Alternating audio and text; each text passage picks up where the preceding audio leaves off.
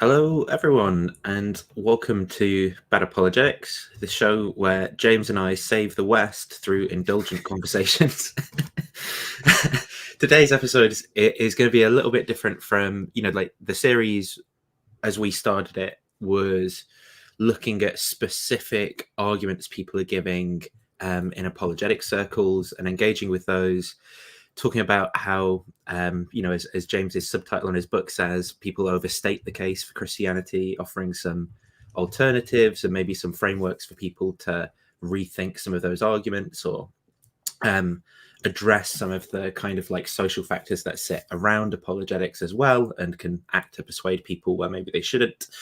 In this episode, we're going to look at some more political stuff, and that's because there's a kind of growing trend that James and I see that intersects quite heavily with apologetics and religious fundamentalism.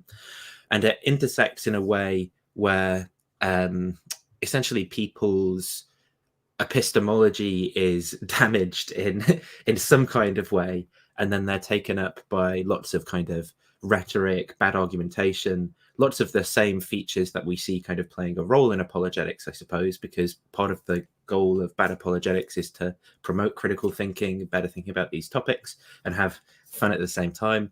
But then also, I suppose, we'll offer a little bit of analysis about some political issues, about some of the funding sources and key actors and things that will hopefully make some of our audience at least a little bit more aware of these things, so they're able to better engage with these episodes, not these episodes, these these arguments and things as they see them coming up in some of these religious and apologetic circles, right? I don't know if you want to have an opening spiel as well, building on that. Yeah, that's pretty much what I would have said. I've been saying for many years now that apologetics and counter-apologetics and religious discussion matters because these things influence people's worldviews directly and indirectly, which then has an effect on political and social views and policies. And we're really seeing that being manifest in the last few years, especially. So, kind of hate being right all the time, but I think that it's, it's time to address that more directly than we have. We sort of alluded to it in the past, but we thought we'd do an episode on this and try to save Western civilization. So let's go.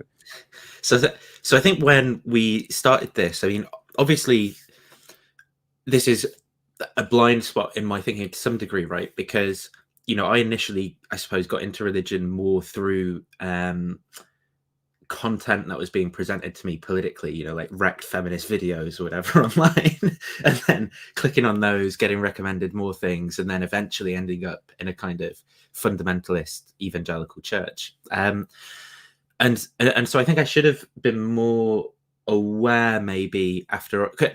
So for me personally, I ended up deconstructing the apologetic stuff, but then maybe not being as aware initially of some of the political things that had gone into, motivating me to even investigate any of this stuff in the first place, right?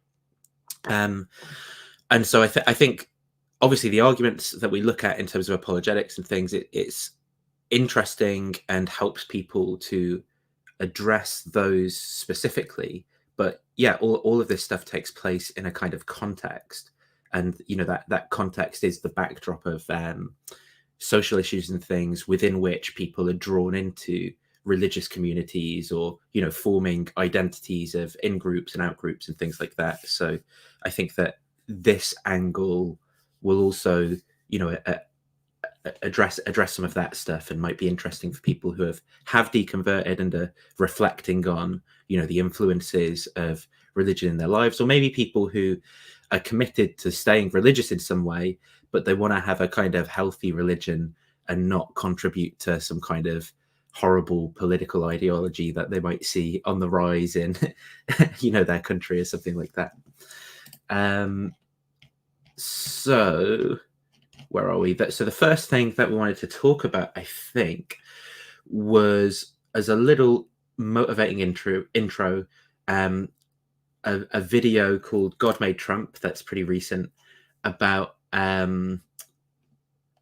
basically how evangelicals view Donald Trump's the importance of re-electing Donald Trump from the perspective of like a kind of American nationalist, great Christian past mythology, right? And Trump as kind of God's chosen politician to, you know, enact his will or something like that. So I think that this acts just to kind of prime people for the type of thing that we're trying to engage with here.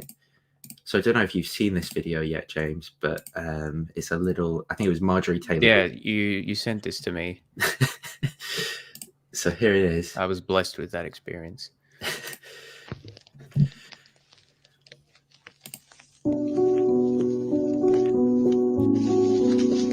And on June 14th, 1946, God looked down on his planned paradise and said, I need a caretaker. So God gave us Trump.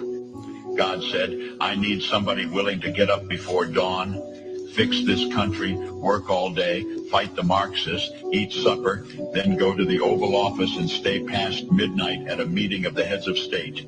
So God made Trump. I need somebody with arms, strong enough to rustle the deep state, and yet gentle enough to deliver his own grandchild.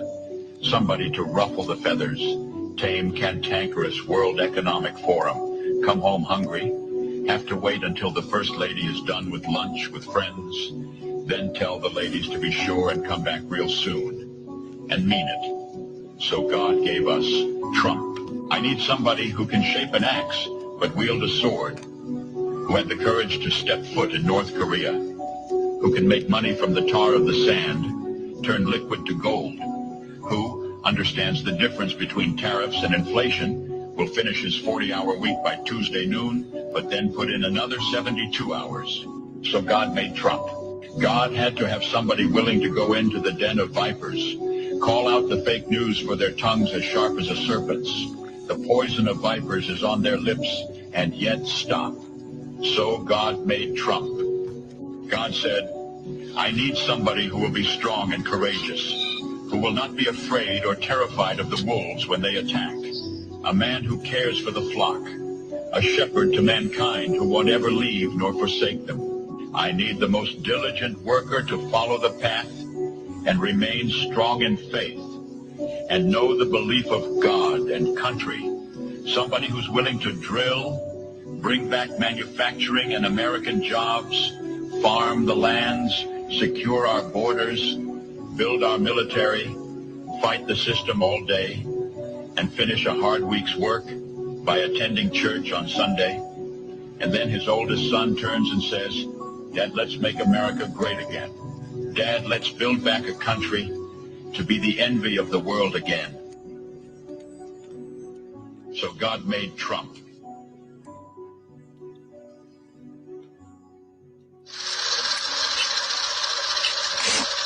So, well, what's this last bit?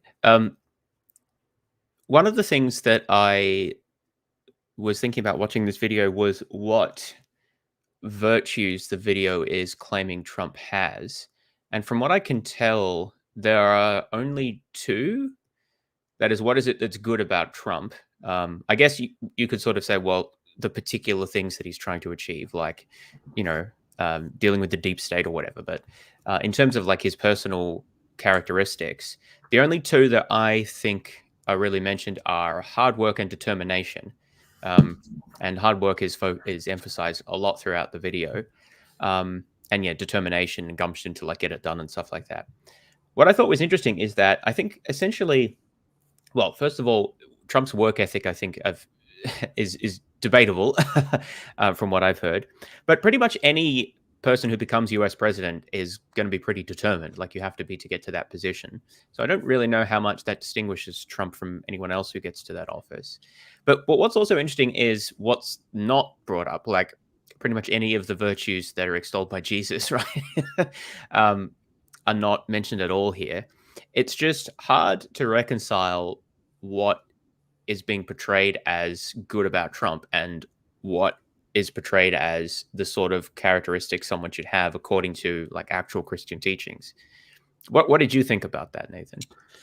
Yeah, so with respect to that in particular, I mean, I think that the type of US evangelical fundamentalism that's the the basis of the voting group that's being appealed to here has it's a complicated phenomenon in general, right? Because it's not like it's just one small recent denomination or something, but you could probably do you could definitely do a kind of history PhD on the historical connections between different theologies and individuals and in America, leading to the various fundamentalist sort of sects that sit around.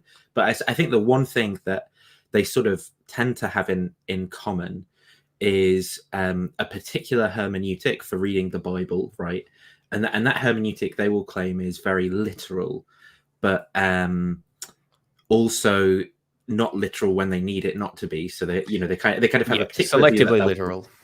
Yeah, and so their view of Jesus is maybe going to be very, when you or I are maybe applying a different hermeneutic to the text and reading Jesus in a certain way as having a certain type of ethics, and that might be an interesting conflicting ethics, right? Because you might say, on the one hand, Jesus seems to really care about supporting the poor and the outcast, but then also he kind of seems to have these weird racialist views of Jewish superiority in some places where he says weird things to the woman at the well or whatever, but it's still nice to her because it doesn't matter that she's a prostitute.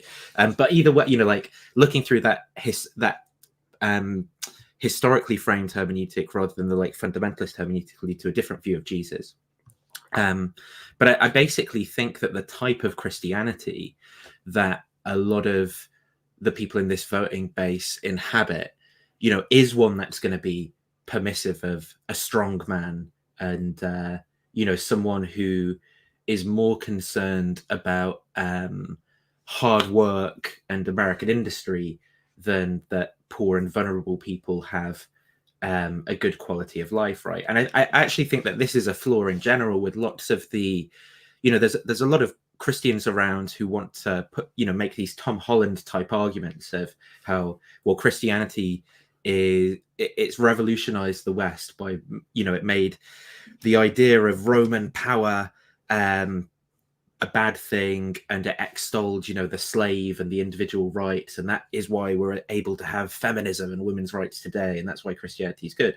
But I think that all too often what's not done by these types of people is calling out how that doesn't actually apply for so much of this fundamentalist type theology that so many Americans are voting on the basis of, right? They tend to really not care about, that the reason that their politics is so isolationist, for example, is because they don't have any sense of obligation towards, the outcast maybe they care about converting people, but they don't care about, helping them in the sense of maybe having any kind of welfare programs or any kind of foreign aid. Well, there's certainly nothing about that in this video, for example. Yeah, well, yeah, that's true. So those are my thoughts on that bit of the video. Yes, and the idea that Trump goes to church every Sunday, where did that come from? It's just a blatant lie. I don't understand how people convince themselves that that's the kind of person Trump is. It's very strange. So I read a little bit into this, right? Yeah. And I think that the way it's viewed, basically this is one of the problems with using the Bible as this kind of authority that fundamentalists do, is that there's so much different stuff in there that you can kind of get what can act like a Rorschach test. You can just get whatever you want out of it. And so I think the way that people view Trump is as one of these almost Old Testament kings like Cyrus, who's kind of reluctantly, kind of imperfect in a bunch of ways, but reluctantly delivering God's will, as a kind of Christ type figure. And I think that that's the way they view Trump. They're yeah, so he's imperfect in all these ways, but we can dismiss that because, we've got some model of that in the Bible and these kings who are imperfect or whatever, but are still enacting God's will. Yeah, that's true. But you don't extol the virtues of Cyrus just because he, fulfilled God's plan by allowing the Jews to return, right? It's okay, that's a good thing. And it's what you do is you say, how great is God that he's able to use, imperfect humans to achieve his ends, right? You don't pump up Cyrus as being this amazing figure in this sort of video, right? I've never gotten that from my readings of the Bible or anyone else that I've talked to, right, that's the attitude that like the Jews would have had, or that we should have in retrospect. So it's, even if you go with that argument, I don't think this attitude towards Trump makes a whole lot of sense. And also Cyrus wasn't a Jew or like a believer in any kind of orthodoxy that would be recognized by people who wrote the Bible. But that's being attributed to Trump, at least in this video, as a church-going person, even though he isn't. So I feel like the best case to be made is the Cyrus type kind of figure, but then the attitudes and the discourse surrounding it typically don't match that at all. At least, like, this video is a good example of that, and lots of other. Another one would be that image where he held up the Bible in front of that church, right? Like, I'll leave a ghost. I've got that in the thumbnail. Yeah, that's just. I mean, and so I do know some Christians who were critical of that, but a lot of people lapped it up. It must be said, right? And I think that sort of thing is hard to square with it's like Trump as the Cyrus figure. And I think this is where, though, you can't purely read people's actions here then, or what appeals to them here off of the fundamentalist theology, but this is where you have to also take into account maybe the kind of social factors for people who are fundamentalists in America, where they feel like their values are under attack because more and more people are becoming progressive or liberal or whatever. More and more people are leaving the type of Christianity and being tolerant of gay people and things like that that make them feel very threatened. And so because of that way that they feel that their values are under attack, they want a kind of strong man or something to make sense of the world for them, or to fix things. And I think that's then where some of the more lazy political analyses and conspiratorial explanations, like the deep state that's behind it, which then tends to fit together with maybe being like the Jews or something like that for a lot of people, and the World Economic Forum, for example, being used as it's the elites, the globalists in the World Economic Forum that are controlled by usually the Jews, but maybe some other things for some other people that are trying to push a great replacement, or you get these kind of conspiratorial explanations that then appeal to these people who feel threatened, and they're like, so we need our imperfect king to drain the swamp and do God's will. Yeah, there's a lot to unpack there, but it might be good to do that progressively over the course of the discussion. We should maybe say, just before moving on, so that video, it was not produced. It's not an official Trump campaign video, but he did share it. Yes, on Truth. Which makes it true. I think we can regard it as Trump endorsed. So just for clarity there. Mm-hmm. Okay. So there were I thought maybe it would be worth talking as well at the start of the video about the topic of like the culture wars generally, but I also don't know how useful that framing is anymore, because so if you go on like the Wikipedia page for the culture wars, it'll give you this kind of historical spiel about people in the 50s and 60s trying to create various like wedge issues in politics and stuff.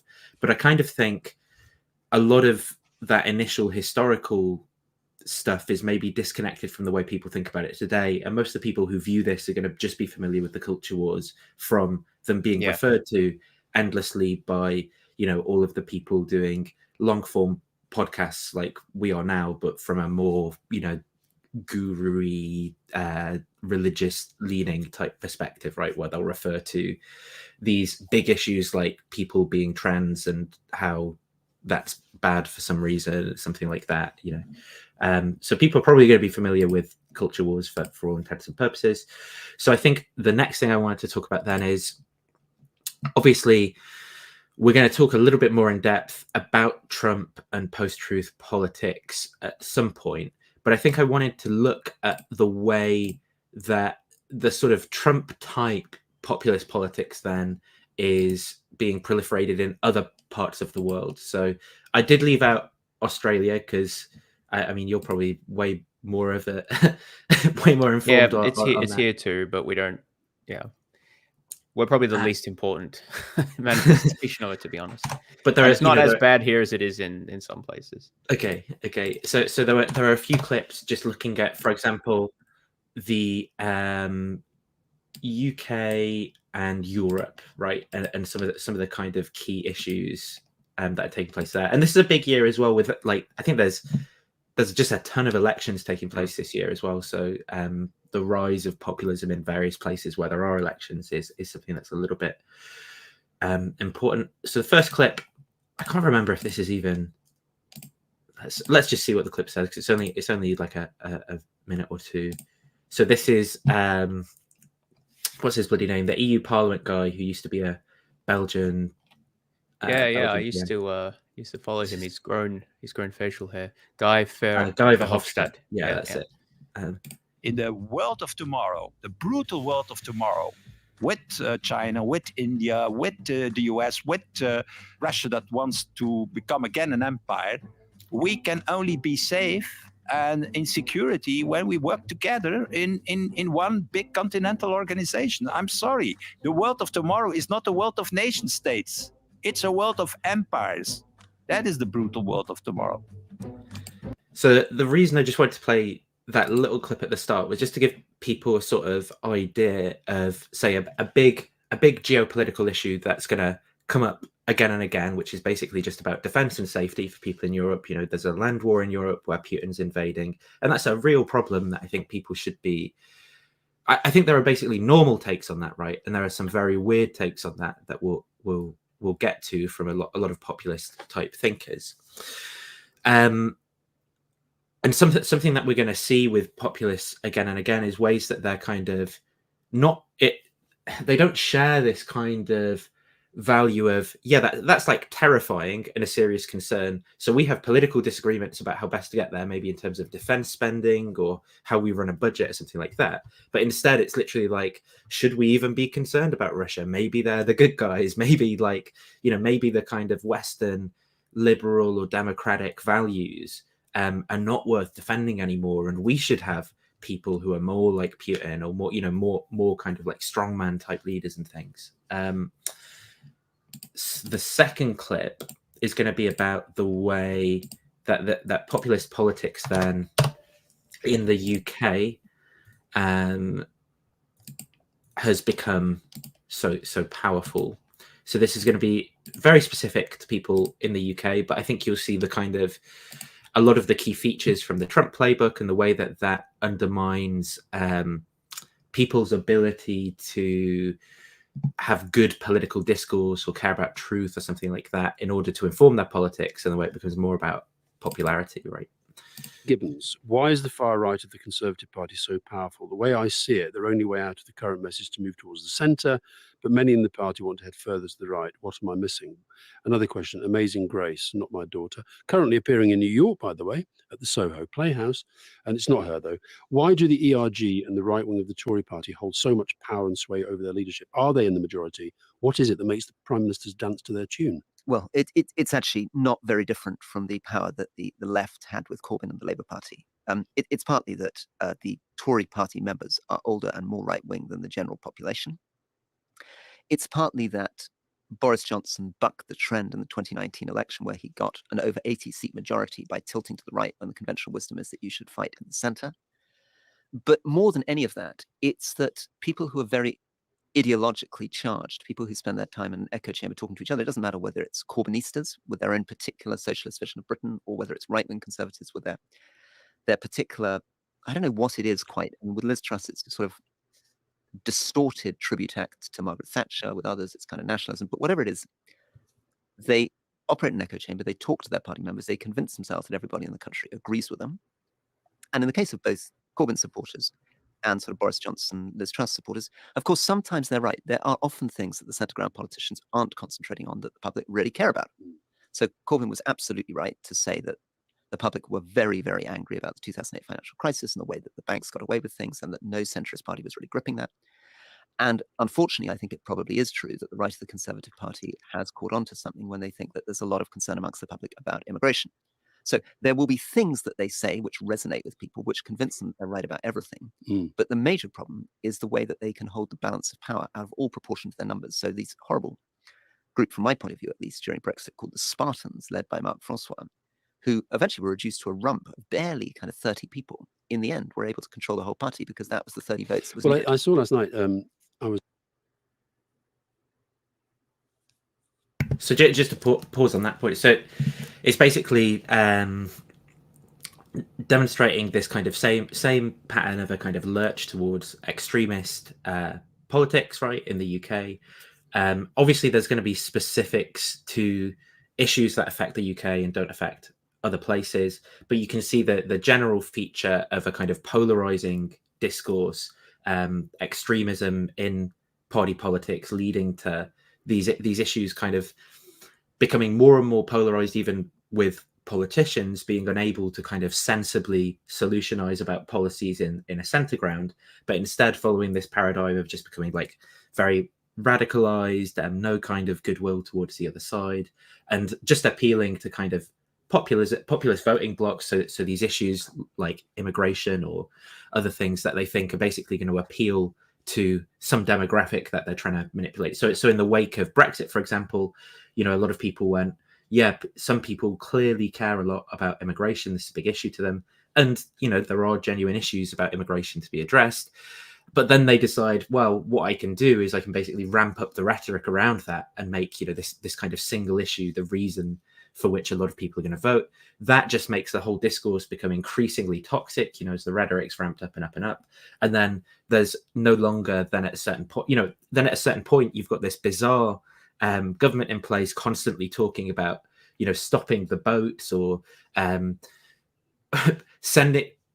overriding the court's decision to rule that Rwanda's an unsafe country, just in order to send people to Rwanda randomly or pull out of, human rights conventions that we're signed up to in order to be able to treat people in fleeing asylum in weird ways. And that's a degradation of politics, right?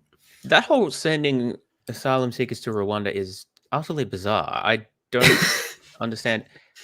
So are these people whose applications are being processed or who have been granted asylum but are then being resettled in Rwanda? This is actually, this is part of the so the idea is that people who are being granted asylum can be resettled in Rwanda, whereas typically we would have considered them as legitimate asylum seekers, and so we would have said Britain has an obligation towards these people. Well, that was my understanding under international law, that if someone is a legitimate asylum seeker and then it's your obligation to resettle them. I'm not really sure why. I mean, is the UK getting that many asylum seekers? There's a lot of people who are coming in. I think that it was like something like 600,000 in the past year. People. Oh, wow. That's not asylum seekers, that number. That's people trying to migrate in. But basically what the response has been is horrible from the way that the Conservative government's kind of dealt with it. Is they've artificially made the admin process not work, right? So they can kind of indefinitely keep people in processing and then talk about how the system... Well, that was our idea. We did that first in Australia. You can't copy that. And then they'll talk about how, the system isn't working, so we just need to be tougher at stopping the small boats and things like that, right? And then there's all sorts of horrible things that have happened around that. So, for example, they've built these like concrete flotillas on rivers that then they put people in, and then like people have been dying in these like concrete, these concrete blocks that are just floating on rivers that they've built to keep people while they process their applications. But just. And then another thing we've done is pay France a load of money to police their to police their border. But then, you can say, could that money could have been invested in, a different sort of solution in terms of maybe helping to process these applications better, building some better system for that, in terms of funding people in the NHS who can help some of these people who are coming over. And then the framing, obviously, from people on the far right is that all of the people coming over are fighting age young men, and they're coming to destroy our culture and things like that. And I think that that does rightly frighten people, that rhetoric. And obviously some of the people coming over are going to be, you know, not the best people in the world. But I think that's kind of, that fear is disproportionate, right? Because there's also people coming over who are, you know, doctors or skilled workers and things like that. I was looking at some data actually the other day about economic productivity in the UK, and actually non-EU migrants, so migrants from Africa, contribute more to UK economic productivity than EU migrants contribute to economic productivity, which is actually interesting, considering, you know, the rhetoric around migration is like, well, you know, the good European ones coming over, that they'll obviously be good, right? And all the ones coming over, they're just scrounging, fighting age young men who want to claim benefits and rape and kill our women or something. Yeah, so there's a lot to say, obviously, about, you know, policies about immigration. Yeah, I want to sorry, make I went off on a. No, well, it's very important, because I think that's probably one of the most important issues for these sorts of movements. So it's important to sort of highlight a few points. One is that, you know, there are different views about how to handle migration from developing to developed countries, and, you know, the right amount of that and so forth. And, you know, having concerns about the amount of immigration, or being relatively, I mean, I'm pretty in favor of fairly large migration myself, but just because someone disagrees with that doesn't necessarily make them a supporter of these movements by itself. But what I think is sort of distinctive of these sort of right-wing populist movements is the way that the issue is framed. And it, I think, is very reminiscent of a lot of rhetoric that we had in, well, that's appeared in the West multiple times. So particularly in Australia and the US, there was this sort of Chinese scare in the like 1890s, like before World War One, about, you know, this coolie labor coming in from China and being willing to work for extremely low wages and taking everyone's jobs. And there was, you know, this scare about corrupting the white race as well. So there was a racialized element. And then in Europe, particularly between the wars, especially after the Great Depression, there was a real opposition to the ruling establishment, which had been seen to, and I think reasonably so, fail a lot of particularly working people with high unemployment and economic difficulties. And often that was, so the issue there was not so much immigration, because there wasn't much immigration at that time, but it was typically directed against domestic ethnic or religious or racial minorities, so often Jews, but also like gypsies and other peoples, depending on the place. And much of the rhetoric is sort of similar.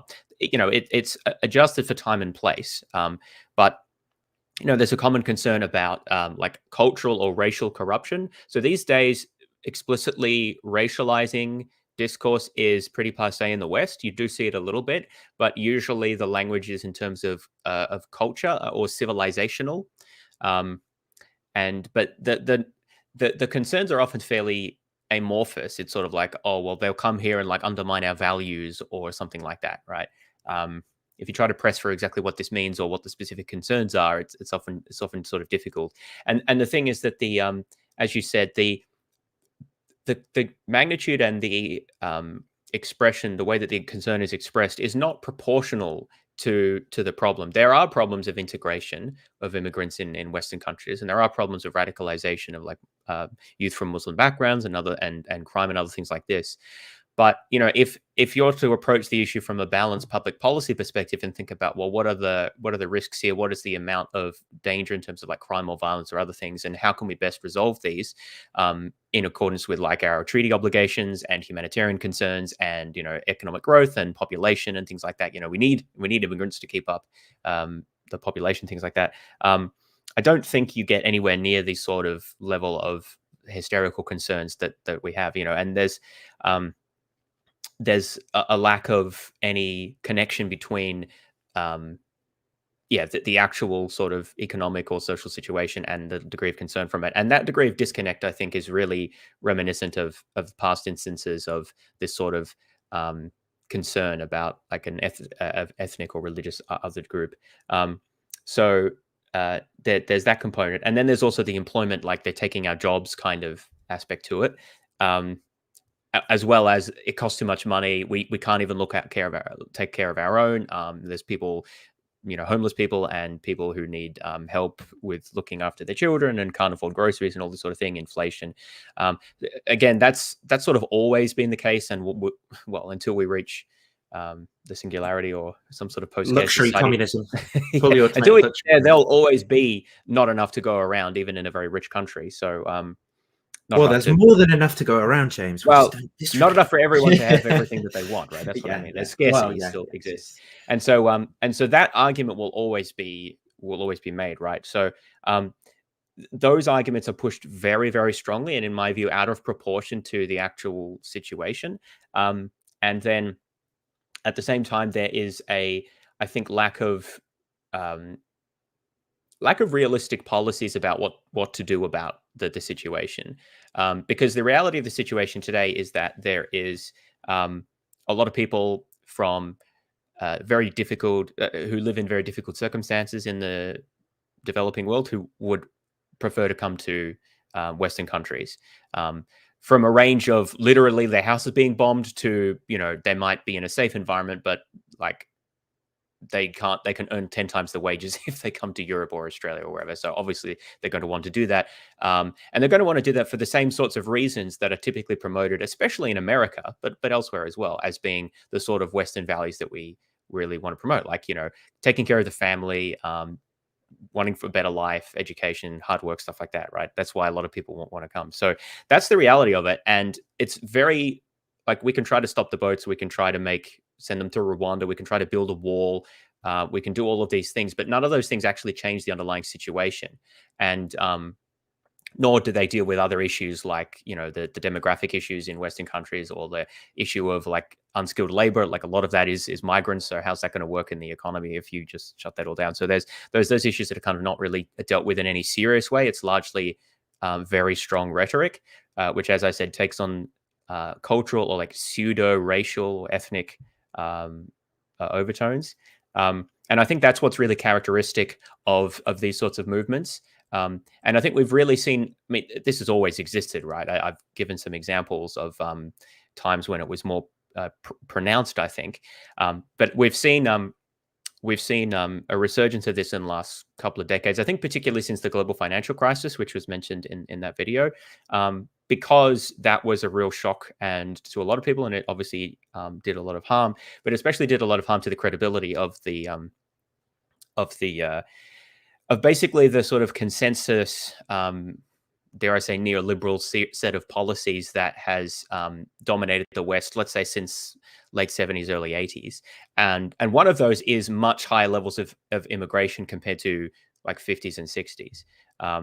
Well, like Australia, we had the White Australia policy, for example, where we just like didn't let non-white people in. And America had lower levels of immigration than subsequently as well. So, and Europe, I don't think was still rebuilding after the war, so I don't think they had as much demand for that. But so the point is that part of that sort of consensus, which I think was bolstered by the collapse of the Soviet Union, and there was a sense that, like, this is the future and this is the way we go about things with the European Union and NAFTA and other things like that. Part of that was, a higher level of migration and reliance on private markets and things like that. And that was really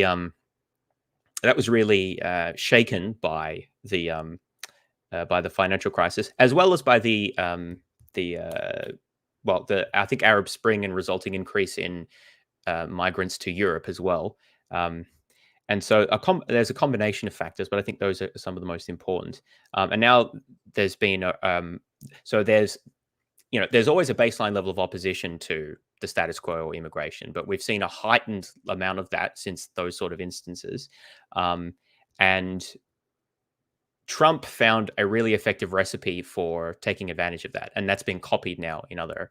I think Trump and the Brexit lot, probably the two big pioneering groups in the West that had a lot of success with this around the same time. And now we're seeing a lot of people adopt that same rhetoric. So that's how I think it's helpful to frame what a lot of this is. Not so much in terms of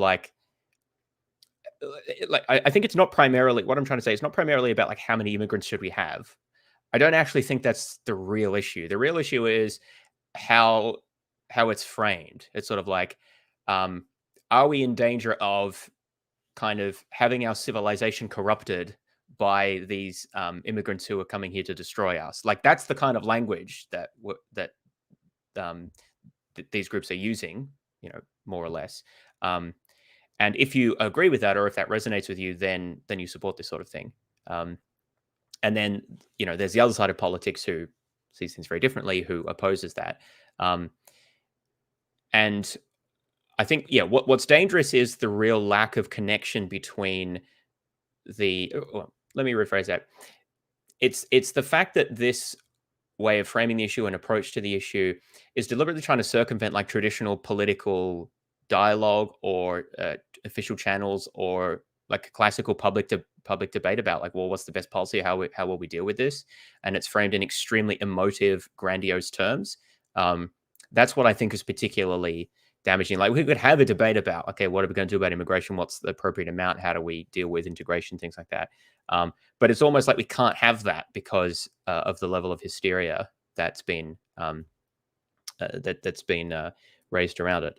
And of course, then there's a reaction to that when the other side, I guess the left in politics, then there's also a lot of very emotive terms that rise there, so that any issue that's any legitimate concerns that might be associated with people on the right are then dismissed by people on the left, because it sounds like the sort of things that the right-wing populists say, even if there may be legitimate concerns there, but you can't discuss those, right? So I think that there's a polarization that then has damaged the political discourse. So that's what I think is not, nothing's entirely new, but has been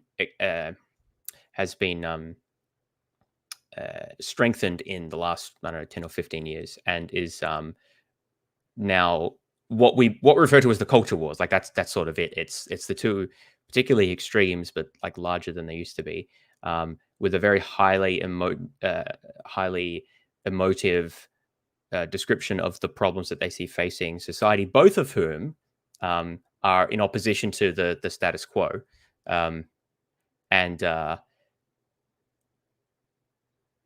Because of that, it's difficult to discuss things in a sort of more procedural, traditional way. Like, okay, let's talk about the public policy issue, because that's not seen to get it. Like the heart of it from these perspectives isn't really, at least it seems to me, it's not a disagreement about public policy. It's more of a disagreement about like which crusade, or like which side you're going to fight on in a crusade. And at that point, like you it's not about like debating the numbers of a particular policy. So that's the kind of framing that I think is helpful. I we've seen this happen before. I think Europe in the 1930s is a good case study where a lot of this sort of framing was typical. And I'm not saying that it's that bad, but I think that there are parallels.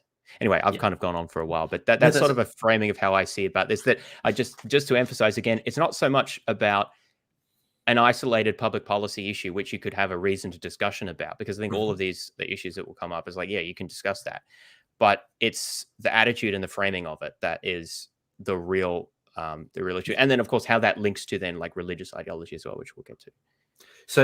So like to build on that and yeah, like link it back to the kind of purpose of this bad apologetics, right? I think with an issue like this is one example. But with this issue, we know with a pretty high degree of certainty that it's only going to become a bigger and bigger issue, basically due to like climate change displacement, right? So at the minute, we've got wars and economic conditions leading people to want to move countries for to flee those wars, or for a better type of life, or maybe for a small minority of people to subvert the Western culture or whatever. But we know that there are hundreds of millions more people who are basically going to have to move due to their countries being like completely flooded or turned to deserts and just being completely uninhabitable, right? And that sort of thing is going to lead to geopolitical instability, which is going to worsen a whole bunch of other problems as well. So it's not just the migration that sits on its own, but it's things about like trade, supply chains, even how stable the kind of like law and order is in certain countries, or how stable like certain institutions are. So that's it, it's a big issue that people should be taking seriously. And I think at this point in time, finding legitimate ways to deal with this, where just you're not going to be able to just stop hundreds of millions of people. You're not going to be able to just fly them all to, so like these sorts of solutions are not going to work at that scale. And it's not, and even build if a bigger wall, right? well, even if you do it successfully, like there's going to be some other country that, it's just your neighboring country then that is going to not be able to deal with the problem in a good way. So then they'll have all sorts of problems. And then you think that that's not going to affect your country, or that, building a wall will effectively, if there are a load of problems in, say, Canada and Mexico, and you're in the US, and you think that, things getting way worse there wouldn't affect the US in some way, or for European countries as well. And if things get way worse in Europe, which is one of the second biggest market in the world, that wouldn't affect like the US economy, for example, and their ability to do things. Yeah, I mean, to take an extreme example, if the drug war in Mexico got worse because of lots of climate migrants from like Central America or whatever, and political instability there, and that escalated into, well, it already kind of is a full-scale war, but like even more of a full-scale war, then that's certainly going to have a lot of negative implications on the West, and like on the the United States. I don't know what I'm saying there. Like spillover effects. So the point is, this idea that we can kind of isolate our countries or regions from the rest of the world, which I think is maybe a comforting idea that some people have. It's just not realistic. And so we need to then engage with the issues, seriously and thoughtfully. And the issue, and I think the fundamental problem with these sort of right-wing populist movements is that, they may identify some issues that haven't been properly addressed by, let's say, the neoliberal establishment. But I don't think they have anything substantive or concrete to really add to that, to discussion, or like realistic, reasonable proposals. Maybe there's one or two that someone could find as counterexamples, but like it's not prominent amongst what they talk about. It's mainly highlighting issues in an extremely emotive, provocative, and I think us versus them manner, which is, I think, really damaging. And as we'll see, I think also it damages our institutions and trust in institutions and our ability to even just think about things effectively, which is kind of the opposite to what we need to be doing. In the apologetic space, right? This is something we increasingly see as well, where the kind of the clash of civilizations narrative that partly stems from, like, say, the migration issue in particular, but also, an inability to genuinely engage with questions like, what is Islam, what do Muslims believe, and what are their values, and how do they integrate into society. It then becomes this like major point for people who are part of these religious in-groups, and are kind of thinking, well, how do I, from maybe a more fundamentalist or a religiously polarized way of viewing the world, make sense of some of these issues? Well, I do it through the perspective of like a clash of civilizations narrative with these, undesirables who don't share Christian values, whatever, coming over here. And then you even get people converting right to these religions on the basis of that type of narrative. So people like Ayaan Hirsi Ali recently, and we've got a couple of examples that we'll look at in a minute. In a bit. So it's just to draw it back to, I mean, I was going to try and make a joke about how this obviously vindicates a part of Marxist economic thought or something. That it's the economic conditions that underlie the thought superstructure that sits on top of them. But obviously, in some sense, our ability to think about these issues collectively is connected to how stable our politics are, the quality of discourse in our politics, and the kind of economic conditions and things that we're in. And I think that what we want to promote overall and resist, that we see coming out of both atheist and theist type thinkers who are also polluting the discourse, is a lack of like good critical thinking, a lack of serious thought and good debate between people who strongly disagree to solutionize, move things forward, extend grace to the other side, and try and take their concerns seriously, and really think about these issues to problem solve and make the world a better place, instead of just aggressively kind of counter the other side, and do so using tools outside of discourse and rationality and reason and so forth. Okay, so on that point then, what was the next thing to go on to? Yes, so we have the rise of populists in Europe. So this was, well, oh, did I not bloody... Oh, let me find it.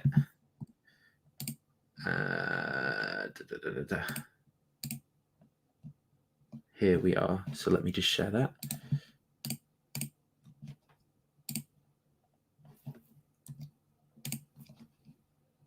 Just the first couple of minutes of this, I think, was... Chapter 2, The Rise of the Populists. The classic definition of populism is a form of politics aimed at ordinary people who feel their concerns are not addressed by the elite. The elite is an easy target because it's such a vague term that it can be interpreted as comprising anything and anyone who seems to lie outside the direct experience of ordinary people. Ordinary people is a nice vague phrase too. Most people consider themselves to be ordinary, yet of course no two people are the same. The double vague combination lends itself well to exploitation by politicians who seek to persuade anyone with a grievance that it is the fault of someone else who has something they don't, be that power, wealth, or opportunity. Then the next step is to persuade them that they should switch their political allegiance from politician A, who tells them that the problem is difficult and complex, to politician B, who assures them it can be solved simply by turning against this mythical elite, represented by that MP, that civil servant, that institution, that banker, that business, that judge, that academic, that diplomat, that anything or anyone who does not share your own worldview.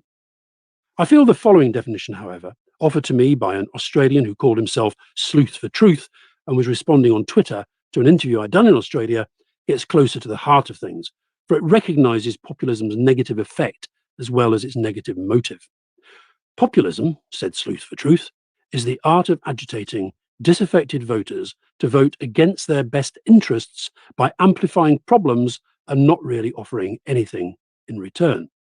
Voting for a populist party, he added, is like diving headfirst into an empty swimming pool because you're angry that there's no water in it. Oof, savage. So yeah, I just wanted to put that clip in because I think at the same time as us offering our commentary and so forth, like I also want to try and bring like put information out there for our audience that maybe will get them to think about like political issues and things in a way that maybe they haven't done so before at the same time. So identifying, you know, what is populism and how does it act in a kind of democratic system, right, as well. So one thing I wanted to look at then, which is an example of this, an example of a populist Italian politician, but then how they're being amplified by, you know, Christian apologists with a kind of maybe a distorted version of theology. So obviously not all one thing I don't want to make this about is that because you disagree on theism/atheism, right, that axis means that your politics is completely broken or something like that. I think what it is that there's an analogy between the type of sort of distorted epistemology that we sometimes see apologists have, driving them to accept claims and things that they shouldn't, or amplify like bad scholarship and things like that, and basically the type of political thinking that people engage in. I want to draw the parity between that, but there are plenty of Christians who, you know, their values inform their politics and so on, but their politics is perfectly rich. So, you know, the person who was on the podcast before talking about conservatism in the UK and how it's and his analysis, like he is a Christian, but it, you know, his politics is incredibly normal. His analysis is very you know, sharp and deep and cutting and so forth. So, but this person in particular, Jonathan Peugeot, who we've talked about before, his sort of Christianity, I would say, is one not to be taken seriously, and one where the epistemology has all sorts of problems, right? That leads him to the beliefs he has, and so basically his worldview just doesn't equip him with the tools to be able to interpret or understand political events and things happening globally. You know, we'll look at this a bit later with Alexander Dugin as well, and some of the things that people say about him and his politics. So this is Giorgia Meloni who was recently last year or the year before voted in as the Italian Prime Minister, and I think she's basically the successor to Mussolini, and adopt some of the rhetoric, right, about this being a I'll let it speak for itself, right, and then we can commentate, people can form their own views. Potrei farne tante altre di queste domande. A monte c'è quella che ci facciamo oggi: perché la famiglia è un nemico? Perché la famiglia fa così paura? C'è una risposta unica per tutte queste domande: perché ci definisce, perché è la nostra identità, perché tutto quello che ci definisce in questo tempo è un nemico, per chi vorrebbe che non avessimo più un'identità e che fossimo solamente schiavi, consumatori perfetti. E allora è sotto attacco l'identità nazionale, è sotto attacco l'identità religiosa, è sotto attacco l'identità di genere, è sotto attacco l'identità familiare. Non devo potermi definire italiana, cristiana, donna, madre, no. Io devo essere cittadino X, genere X, genitore 1, genitore 2, devo essere un numero. Perché quando sarò solamente un numero, quando non avrò più un'identità, quando non avrò più radici, allora sarò lo schiavo perfetto in balia della grande speculazione finanziaria, il consumatore perfetto. E questa è la ragione per la quale oggi noi facciamo tanta paura. Questa è la ragione per la quale oggi questo appuntamento fa tanta paura. Perché noi non vogliamo essere dei numeri, noi siamo qui per dire che noi non siamo dei numeri, noi difenderemo il valore della persona umana, di ogni singola persona umana, perché ognuno di noi ha un codice genetico unico e irripetibile. E questo, piaccia o no, ha del sacro. Lo difenderemo Dio, la patria e la famiglia, che fanno tanto schifo a qualcuno. Lo faremo per difendere la nostra libertà, perché noi non saremo mai schiavi e semplici consumatori in balia della speculazione finanziaria. Ecco la nostra missione, ecco perché oggi sono venuta qui. Scriveva Chesterton ormai più di un secolo fa, vediamo se ve lo trovo: fuochi verranno attizzati per dimostrare che 2 più 2 fa 4. Spade verranno sguainate per dimostrare che le foglie sono verdi in estate. Quel tempo è arrivato, signori. Siamo pronti. Grazie. So I think it's time to discuss the F word here, and that was mentioned by what's his face in the post. So I think it's fair to say that this speech is fascism, insofar as anything is, in mainstream politics these days, right? So we have to be very careful with the word fascism, right? Because it's difficult to define even in careful scholarship, right? So there are differing views about that, and in kind of less careful political discourse, it basically just means someone you don't like. And so I don't mean it in that sense. That's essentially meaningless. But there are a couple of characteristics that I think are we should think of fascism, like many things, as a kind of family resemblance concept, right? So there are only really two regimes in history that are unequivocally agreed to be fascist, and that's Mussolini in Italy and the Nazis in Germany. And so typically when people are deploying this concept, they look at what characterized those regimes and those the parties that supported them, and what was characteristic about them relative to other regimes or also their opponents. And then we look at to what extent does the person or the party or the ideology that I'm looking at now, to what extent does it resemble or reflect those core aspects that were definitive or important for Nazism and fascism in Italy. And a couple of those things that I identify in this speech. So one of them is explicit anti-capitalism, which we saw here, and reference as well to an elite group of, I think they were referred to as financial speculators. So different language can be used. Global finance is another one. Well, I wasn't. Yeah. So sometimes, I mean, back in the day, it was more common to explicitly identify them with Jews. Now, that's not typically done these days, at least not by mainstream political figures. But Kanye West. Sorry. So there's definitely that that connotation there. But whether or not that's to what extent that's explicitly drawn, there's definitely an opposition to sort of global finance in some way. Often we also see anti-communism. I don't think I observed that in this particular speech, but that's another thing that's characteristic of fascism, is an opposition to both capitalism and communism. But other things that we saw here was a focus on identity, particularly national identity, in a fairly kind of vague way, in a sort of romanticizing manner. So that was definitely appealed to here. We also had traditional appeals to like God and the family. Now those are conservative tropes as well, but fascists also appeal to those, although they have their own way of discussing them, or of appealing to them, which is a bit different to traditional conservatism. But we had those appeals. There's also the highly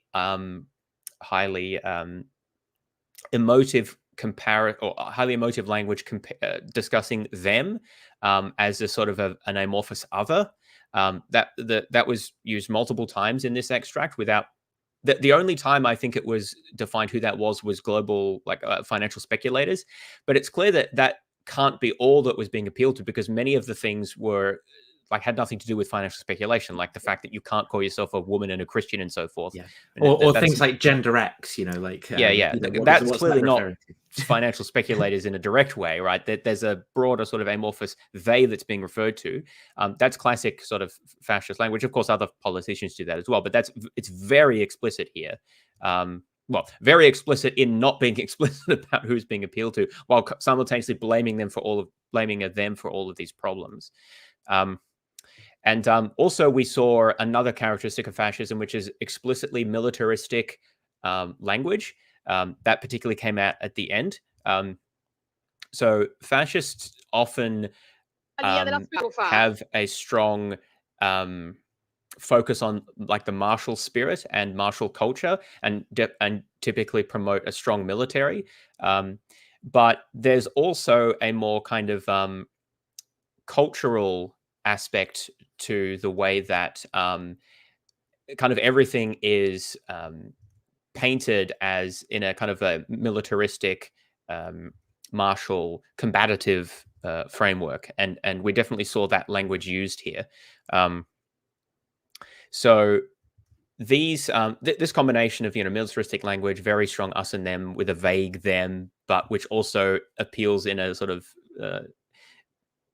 indirect way to potentially Jews or other such groups, the opposition to global finance, as well as the promotion of national identity and the perceived need to defend that against they who is attacking that. These are all very classic fascist tropes or the sort of things that they appeal to. Now, any one of those things aren't solely appealed to by fascists and doesn't make you a fascist, right? But I think this speech has such a density of them, plus, in the context that, we know of that it's being given in. I think it's, there are a lot of parallels, and it is, the reason I think it's useful is because it's actually, I think, analytically helpful to understand the phenomenon in the light of past movements which have a lot of similarities with these sorts of movements. And those are fascist movements, right? That doesn't mean it has everything in common with past fascist movements, or that it's like a perfect copy or something like that. But I think analytically, that there is value there for making that comparison explicit. And I would apply that up to others as well. But I think this speech particularly well emphasizes that. Now, the other thing I wanted to address is what was what's his name? Who shared this? Jonathan Peugeot. Peugeot, that's the one. He said, I'm being told this is fascism. This speech is beautiful. So what's fascinating there is this idea, this apparent idea that if something is beautiful, it can't be fascist, right? The fact that fascism appealed successfully to so many people was in part because they were good at presenting their ideas in a way that appealed to lots and lots of people. I mean, that took the form of speeches, but also films and cinema, like Triumph of the Will being the classic propaganda example of presenting the imagery of, yes, exactly, financial speculator. There's very, not very subtle there, but of presenting the movement in a way that does appeal to people. And the fascist movements also used appeals to like youth and beauty and the physical fitness as well as being important, but is also so symbolic of the kind of rejuvenation that the movement was allegedly bringing about nationally. So, I don't find this speech beautiful because of all of these things that I'm thinking about. But if I just look at the surface level, a lot of, some of the lines are fine. It's like, individual rights and freedoms, like, who can disagree with that, right? And, family and motherhood, things like that.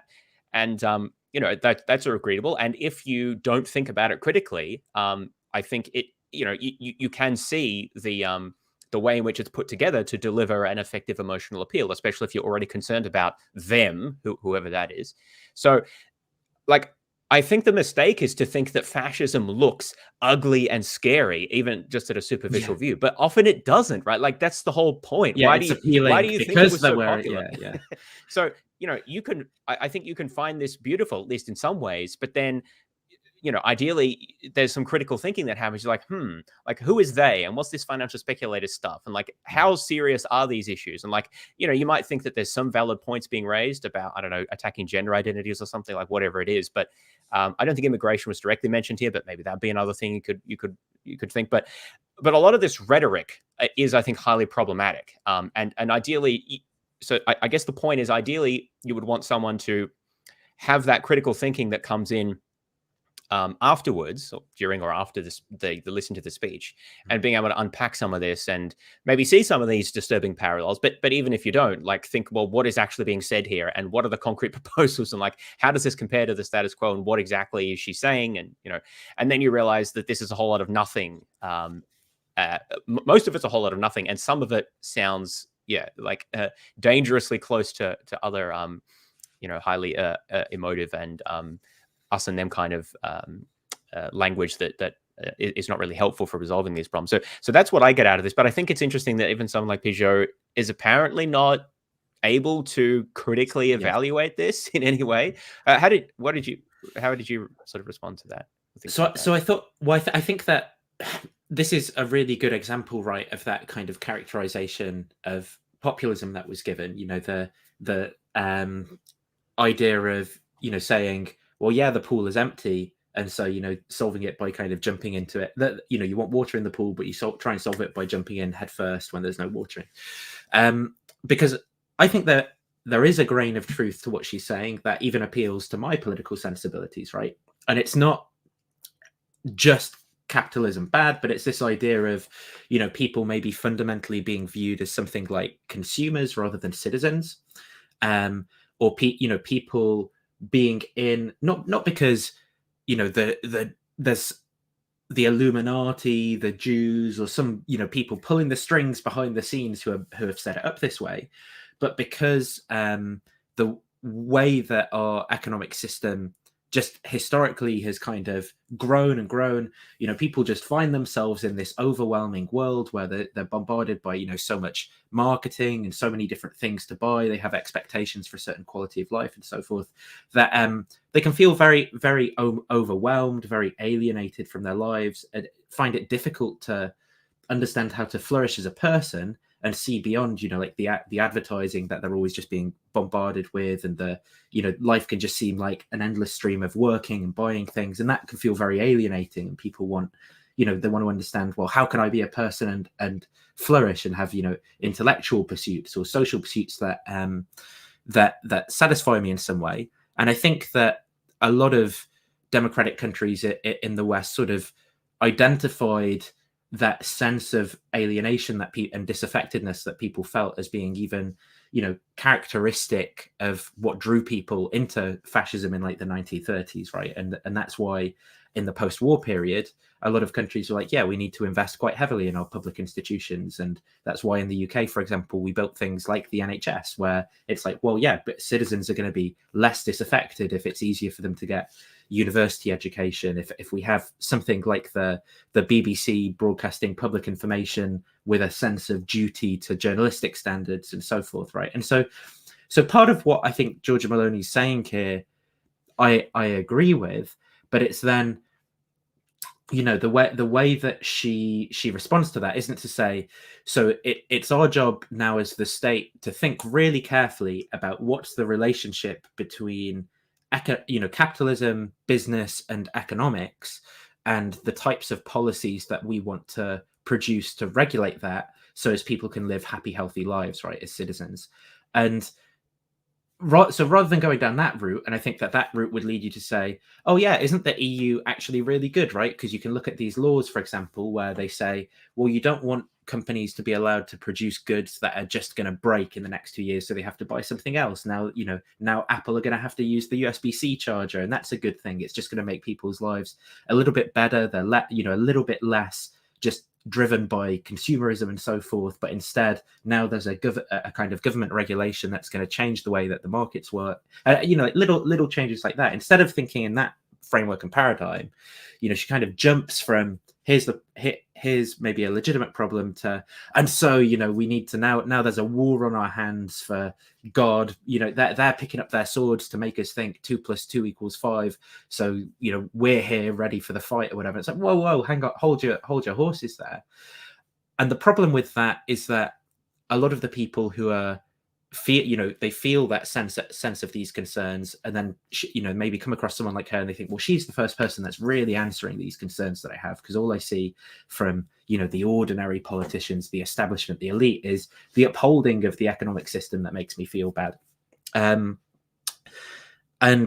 so then they get taken in by the rhetoric, and then that's what you kind of see in the discourse, right? Is that, suppose that, say here on YouTube, and trying to have a nuanced conversation about some issue that touches on politics, well, then a lot of the comments and things that I'll get through from people who disagree, rather than it being, yeah, let's have this conversation, disagree agreeably so we can understand each other's side and move forward, instead is going to just be like this random slander about how, because you're saying something I don't like, you want 2 + 2 to = 5, and you don't know what reality is, and all this, and it just, I find, pollutes the discourse, doesn't allow a space for for reasonable disagreement, for figuring out what's actually true, for moderate policy and so forth. And then on that, from that wider lens perspective, I agree that it's not helped that then it's amplified by a lot of these kind of figures like Peugeot, who have a following and kind of guru types. And then not only is it amplified by them, but they're kind of contributing some sort of theological justification to this type of populist politics, right? Because then you're going to have someone like Peugeot hosting podcasts and so forth with various guests where they'll talk about this issue or his tweet and people's responses to it. And now, in order to justify saying this speech is beautiful, and people's criticism of, well, obviously the financiers are, sort of like, that's not a very good explanation and it's very tribalistic and so forth. Instead, it's going to become, well, no, now what we need to do is provide an analysis in terms of theology that justifies, supporting this type of thing. And she said she was pro-God, so we should be with her as well. And, and the family and the wokies do want to destroy the nuclear family and so forth, right? And I think that that's all very, very unhelpful and bad stuff. Yeah, it's also interesting. Fascism is anti-communist and also anti-capitalist, but it's anti-liberal as well. Now, liberalism is also a bit of a difficult term. But liberal, it's easy to understand in the context of 19th century European politics, where liberals were often nationalists who opposed the conservative monarchies who ruled much of the continent at that time. And they often wanted written constitutions, representative democratic governments, equal rights for everyone under the law, well, at least men. I mean, one thing at a time. There were a series of revolutions, particularly the 1848 revolutions, that were mostly led by liberal groups, and the perceived failure of this politics eventually led to the rise of socialism and Marxism in some countries more than others. But anyway, the point is that liberalism of that sort of tradition was explicitly opposed by fascism, partly because of these reasons that were given in that speech, because it was alleged to be, well, first of all, it's really just all for the benefit of the global financiers, right, the speculators. That was one opposition, but also because it's allegedly dehumanizing, right? It reduces everyone to, a worker, a consumer, a voter, and that it doesn't recognize your identity as part of like a nation and a people and as a religious group and so forth. I mean, that's a long-standing critique of liberalism, but that's definitely something that that fascists argued for, and they also argued for the importance of the nation as almost an entity beyond any of the particular people that made it up. Hitler certainly thought that nations were the fundamental unit of history. Like, Marx thought it was class struggle, and Hitler seems to have thought it was like a racial struggle between different nations, that the strongest would ultimately win. And not everyone might go that far, but that there's a focus that's away from the individual in existing in a civic society, which is the focus of liberal political discourse. And instead the focus is on some collective. And she mentioned a number of them in the speech, associated with religion and nationality, potentially gender as well. It's maybe a little bit different, but so I'm not saying that if you are religious or identify as with your nation or something like that makes you a fascist. I'm not saying that at all. Like many things, it's the way that they're conceptualized and the type of language that's used to appeal to them. But the point is, I think that the logic of at least most modern Western societies is very much an individualized, if you like, atomized individual that interacts with corporations, government, or other institutions as an individual, right? So I go to, in Australia, it's Centrelink, where they, deal out welfare, and I interact with them as an individual with a certain set of characteristics, right? And likewise with my employer, likewise when I vote. I'm not seen, I'm an individual with a bunch of characteristics, but I'm not seen as an exemplar of my religious group or like part of a sort of a nation that has its own wants or or as an exemplar of my class, for that matter, either. None of those things are really exemplified in the way that Western constitutions typically work, at least in most countries. Like we don't have seats in government based on religion, like seats in parliament, based on allocated to different religious groups, or a school system that is explicitly divided up on religious grounds. Right. I think this is a sort of, in your very useful, I thought, like characterization of discussion about how to characterize fascism, right? One of the things is that it tends to be very hierarchical, and the way that it justifies that hierarchy is typically a strong man at the top type of thing, but also in terms of a natural order, and that natural order is typically based off of those types of analyses of people, collectives, in terms of either gender or social caste or class or something like that as well. Yes, and the point I'm trying to make there is that there is a logic to the critique of the liberal framework is that it reduces everyone to consumers and individual atoms, and that it's dehumanizing, things like that. And I don't want to say that that's entirely wrong, but what I want to say is that there's a fundamental logic to doing it that way, which is things like protecting individual rights and allocating legal responsibilities and protections to individuals, and not like a family unit or a village or something like that, where you have the concern about like abuse of power by the husband or by the chief or by someone else like that. That allocating rights at the individual level is designed to protect that, even in an employer relationship as well. Likewise, when it comes to the economy, well, we're concerned about individual well-being, and we think about the effect of economic policies on the income brought in by individuals, right? And we want to ensure that in their interactions with their employer or the different companies that they buy from, that their rights are protected and that those transactions are governed in an appropriate way, right? That's the fundamental logic of the capitalist sort of liberal democratic system, that it is very individual focused, and that it does abstract from all of the complexities and identities of individuals and treats them in a somewhat sort of genericized manner. And the point of that is precisely for fairness and equality, or like that's sort of the justification of it. Now that can have negative side effects, right? But then the question then is, well, what alternative system do we want to build? If the concern is about the World Economic Forum or the World Trade Organization or the EU or the global financial speculators, what types of policies do we want to implement, and what effects do we think that's going to have on people feeling like they're just consumers? Do they want to pay more for their electronic products or food that they buy? I suspect that they don't, right? And so, well, is there a way that we can have all of this free trade and financial flows without people feeling like they're consumers? They're like just consumers. I mean, I don't really know what that looks like. You could try to go back to a world where it's mom and pop stores, and you have more of a personal relationship with people you buy from, and things are more made locally and more things are handmade. You can do that, right?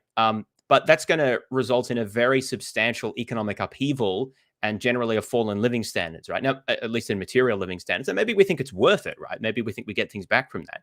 I'm not taking a strong position on that. But my point is that if you're to reject a certain... what you can't do is take a society that's ordered on like individualist, liberal, like capitalist lines, and then identify certain specific aspects of the social impact of that you don't like, and then only rail against those without then exploring, well, what implications would it have if we tried to fundamentally change the system in a way that would allegedly improve those things? Well, how would you order a modern integrated economy like Italy or the US or elsewhere? And along with all of the trade links and employment links and treaty obligation things that it has, how would you do that whilst making people feel less materialistic or less like consumers? I honestly have very little idea. I suspect it would be more of a cultural civil society thing and not a government thing, but maybe I'm wrong about that.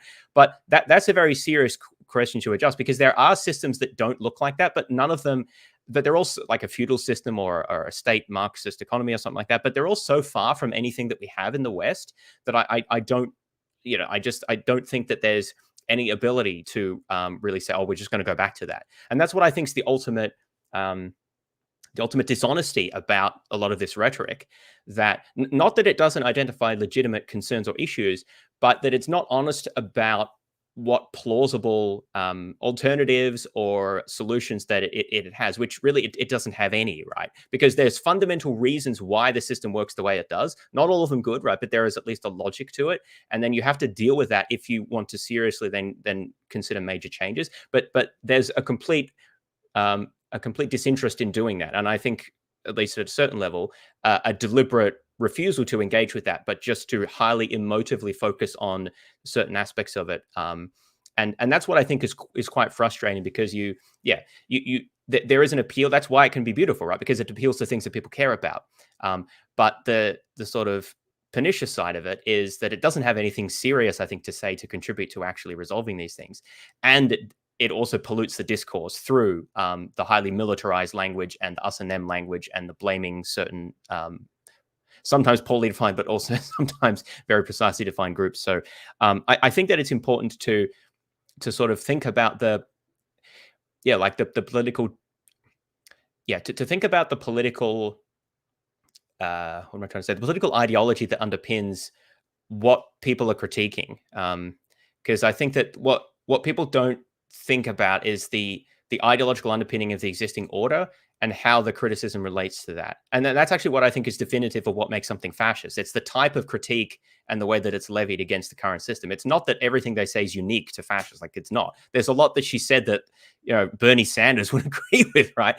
But that's not what's distinctive of it. It's that the current the liberal system essentially provides a framework within which what's supposed to be facilitated is serious thought and debate on these issues, and then an informed population deciding on who they want to represent them with regards to resolving those issues. And I think that then the analysis of a lot of these kind of populists, and particularly populists who lean towards authoritarianism, is that, well, here's a very emotionally driven analysis and solution to the problem, and part of that solution then is for me to engage in a type of politics that undermines those institutions that facilitate debate and actual solutions to the problem, but instead institute this vision of a hierarchical society that just enforces certain values and things like that, but is probably actually also going to lead to a lot of bad outcomes in the short to long term, even if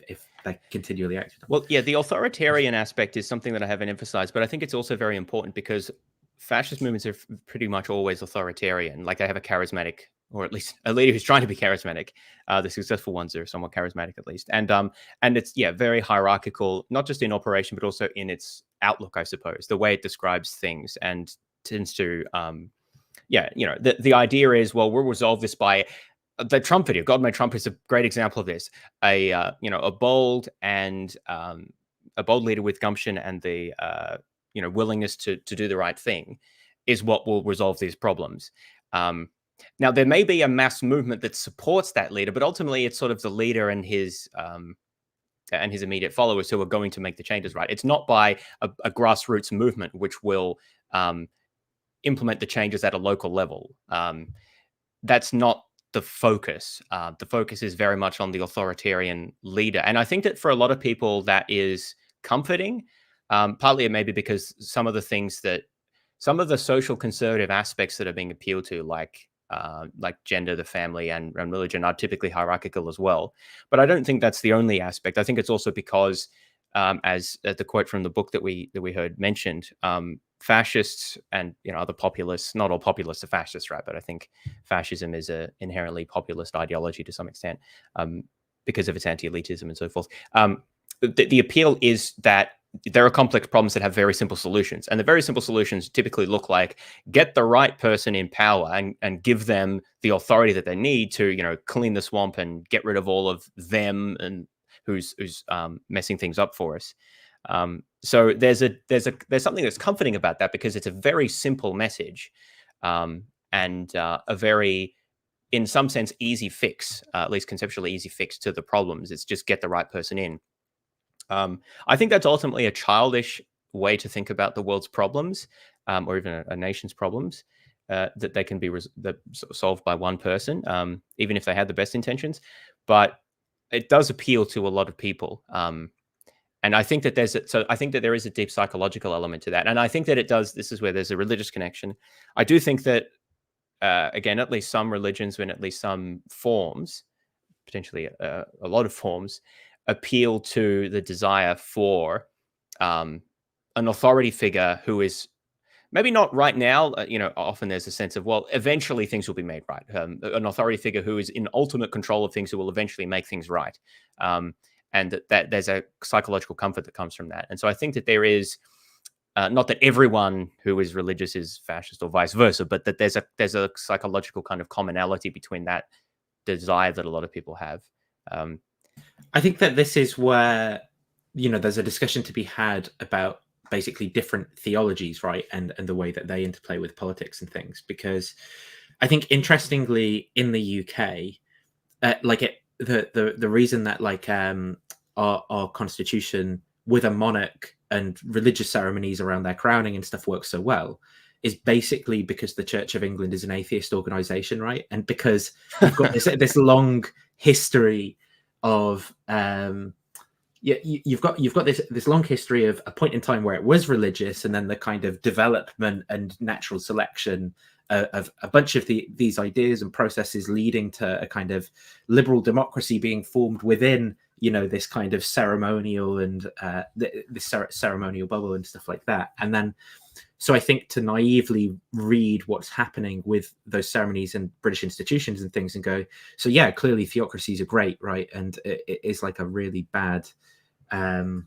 analysis of what's going on there, because you want to view those things, I think, as a modern person as but that stems from having basically a modern or a postmodern theology, right, within your church that you can adhere to, that enables you to kind of be a modern person simultaneously and a religious person, rather than a sort of fundamentalist theology, which is telling you, you've got this special secret knowledge, the world is evil, you need to battle the principalities and powers and so on. But we will get into some of that stuff, because I've got some things to look at. But there was one last point, I think, on the fascism point, because I think that fascism's obviously got a very strong pejorative force as a word, right, still, and that's been watered down somewhat, but I think it still does have that pejorative force where essentially, people can, in collective consciousness of the West, you can point to something like fascism and Hitler, right, as this clear example of evil and something that, you know, you don't want to do. Obviously, you can find some people who are going to be counterexamples and say that that's good, but I think pretty much collectively, you know, everyone's like, yeah, we don't want that again, right? So fascism has, as a word, has this place in politics, which is to sort of, it completely delegitimizes a position and takes it off the table as something that people should be voting for, taking seriously, thinking about, and so on. And I think that part of the problem with the watering down of the term, or people not being clear, is that there's always this plausible, that part of the problem with the term being so varied, right, and difficult to characterize, is that there's always then a plausible deniability that people who are pushing for like fascist type politics can take, where, as you rightly said before, you know, they can point to some historical disanalogy between some particular policy that, say, Mussolini's government was pushing for, and you know, contemporary policies today that people who adhere to fascism might want. They'll say, look, Mussolini cared about, you know, this particular thing that was happening in Italy. Well, we don't do that. So and the argument there relies on this kind of essentialist characterization of fascism, right? Yes, where exactly. Like, here are the necessary and jointly sufficient conditions for something to be fascist, and, you know, this modern type of politics doesn't embody that, so you can't call me fascist. What's your definition of fascism? You know, and they'll ask for an essentializing definition and then produce some kind of counterexample in their politics to say, I don't satisfy that. And I think that this is where I think that there's something correct about that criticism, which is that we ought to be careful about our use of terms. And I myself am guilty of not always being as careful as I could be, because then that waters down the pejorative force of the term. But additionally, I think that the concept should be viewed as a family resemblance concept, right, or a Bannon concept, and then that's the only possible way that you can kind of look at the way that fascism is legitimately used and applied to, you know, differing ideologies like, you know, Franco's politics, Hitler's politics, and Mussolini's politics, because if you go for that essentializing characterization, you're not going to be able to draw out, well, what are the kind of characterizing features of those types of politics. Instead, you're going to say, well, look, you know, it's only Mussolini who's using the Italian term fascisti and all that. And there's a little video I wanted to play on that before, that's kind of making the case against the use of fascism, to then offer our thoughts, because I think it's important people be informed on this, so the discourse around the use of the word fascism is kind of improved, right? So people can correctly identify it and push back against it when they see it. So I'll play that. I think it's a few minutes long. Satisfy the definition of fascism, which may sound rather boring and technical, but that's the task of historians and political scientists. But the word fascism has become released from the ivory tower and now flows around as a slur word, an expletive, a pejorative word, a way of putting people down. Anybody who reminds you of authoritarianism, dogmatism, fanaticism, you even get phrases like health freak or fashion freak or fashion fascist, health fascist, my parents are fascist in inverted commas, etc., etc. This is using the word which has come out of the context where it's called technically by people who study semantics a floating signifier. It can actually float around and be applied to all sorts of things. And weirdly enough, it's been used within the history of communism to discredit forms of the party line which were dismissed by the center. So that, for example, it's used under Maoism, it's been used in Russia, etc., to discredit forms of the party dogma which the person in power didn't want. So by that time, fascism just meant people trying to impose their values on you. And unfortunately, that term coexists with its use within political science. Right, and people trying to impose their values on you to exclude other groups, to try and create kind of ideological conformity, to invade other countries, that's as old as the hills. Oh, absolutely. And that's why it makes sense. Some adjectives just have a sort of therapeutic value. They're cathartic. I mean, if you get to Calais and somebody starts questioning whether your wife can come into the country because there's a stamp missing in a passport, it comes out of the subconscious to think he's a fascist. In that context, it's obviously not a technical context. So what I'm trying to say is that there's a technical use of the term and a colloquial use of the word. And if we're going to start writing articles about Trump or Putin being a fascist, we have to be very careful to distinguish between the expletive and cathartic use of the term and the technical use of the term. Do you get angry about the cathartic use of the term? I feel the term welling up in me in various confrontations with bureaucracy. Oh God, I thought you were about to say now, Roger. You feel it welling up. It makes me laugh because I can still feel myself. I mean, it gets to a point where I sort of double think about it, but it's still there as a colloquialism to use. But I've built my career on trying to sharpen up its usage in academic context so that we don't just fling it around for any form of authoritarianism or populism. So is fascism serving a useful purpose, or is its ambiguity now too dangerous? We have got democratic backsliding, Modi, Orban, Putin's, Trump. In that context, how should we feel about the use of that word? It's a powerful word. Does it alert people, or is it losing its any kind of power because of its reproduction? It's become a semantically blunt word. It's a blunt tool to express negative emotions. I'm quite happy for people to call anything they want, really, unless they're actually provoking illiberal behavior or whatever. But if we get into its use in human sciences, we have to be careful. If people don't quite know what a virus is and they call everything a virus and it's not technically a virus, it doesn't really matter outside, but it does matter if it's your GP. Now, me, as somebody who's lived a life on the margins of academia, I gave myself this rather weird task, probably requiring a psychoanalyst's insight, to actually try to give the term a precise, it's called a heuristic value. That means a discriminatory value when you use it to distinguish between different types of movement. And I do think it matters, because if you get headlines in quality newspapers saying fascism is on the rise, you want to know what's on the rise. And if it's just being as a loose term for right-wing behavior or racism or loss of liberal values, and that is a very different statement from a statement that evokes memories of the interwar period and the rise of Nazism. Do you share the concern that in India, in Indonesia, in Hungary, in the US, in parts of Europe, there has been threats to liberal democracy? And have we got another adjective we can use? Oh, absolutely. We've got a lot of adjectives.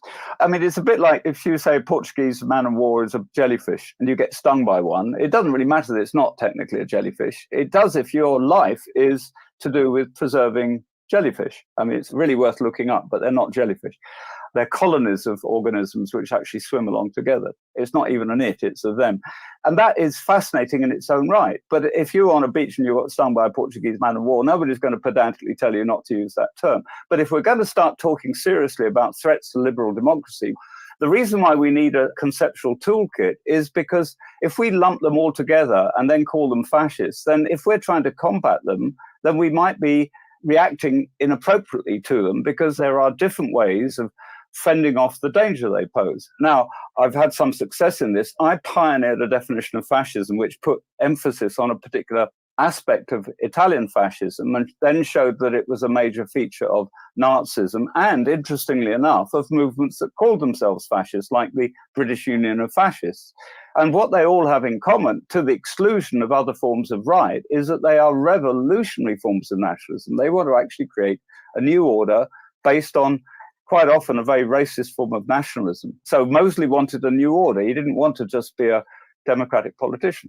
Modi and Trump have no intention of destroying the Constitution and creating a new order. They may pervert the Constitution. They may actually get rid of the liberal dimension of liberal democracy and deliberalize democracy. You get Viktor Orban in Hungary actually proudly affirming that Hungary is now an illiberal democracy. He's actually quite bright there, because that's exactly what he's done. But it's not a fascist state. And I think if anybody's been to Hungary now, I mean, if you are not one of the minorities who are discriminated against, it's a perfectly modern part of the EU. So it matters whether we call a country like Modi's Hindu party, radical party, fascist or not. And it also matters whether we call ISIS a form of Islamofascism, which is a term that's been used, because if we're trying to tackle it at the level of counterterrorism or counter-radicalization, we have to know what we're dealing with.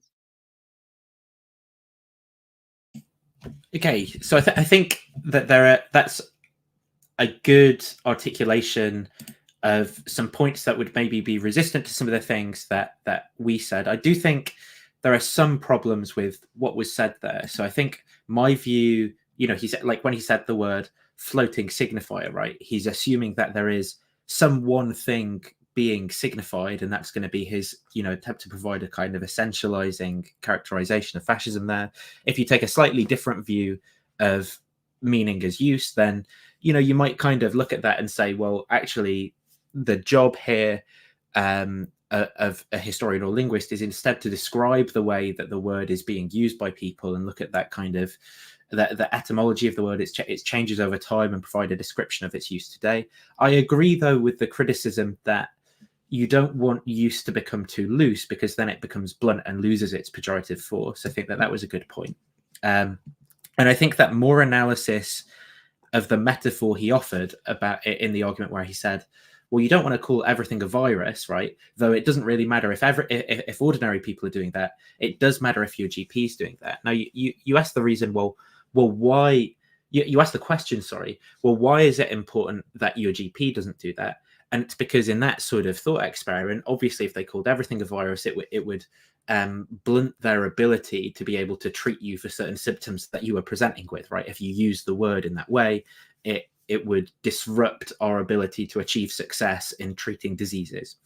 And I think that if you take a similar view of, well, why do you not want to call everything fascism? It's, again, because it disrupts our ability to do something in the world to prevent a certain type of politics, which is harmful to human flourishing, from taking seed, right, in certain countries, and from undermining certain institutions and disrupting people's lives in various ways. Now, I don't know if the correct cure to that is necessarily to then provide an essentializing characterization of fascism that you're able to use all the time, but I certainly want to be sympathetic to some of the kind of concerns that he's raising there, and at least for people who are using the word fascism to take those kind of criticisms seriously, and maybe just think, you know, before using it.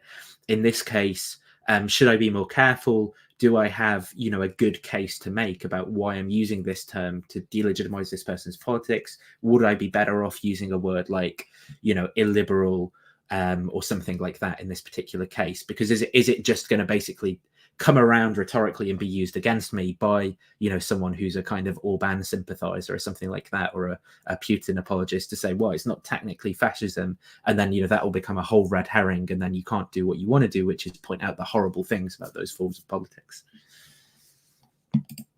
Don't know if there's anything you want to say on that, James, but happy to. Yeah, I agree. We should be cautious, and that's one of the reasons why generally I wouldn't, in general context, I wouldn't generally describe these sorts of movements as fascist. Like if it comes to Trump, for example, I don't think Trump has any coherent political ideology, so I probably wouldn't call him personally fascist in that sense.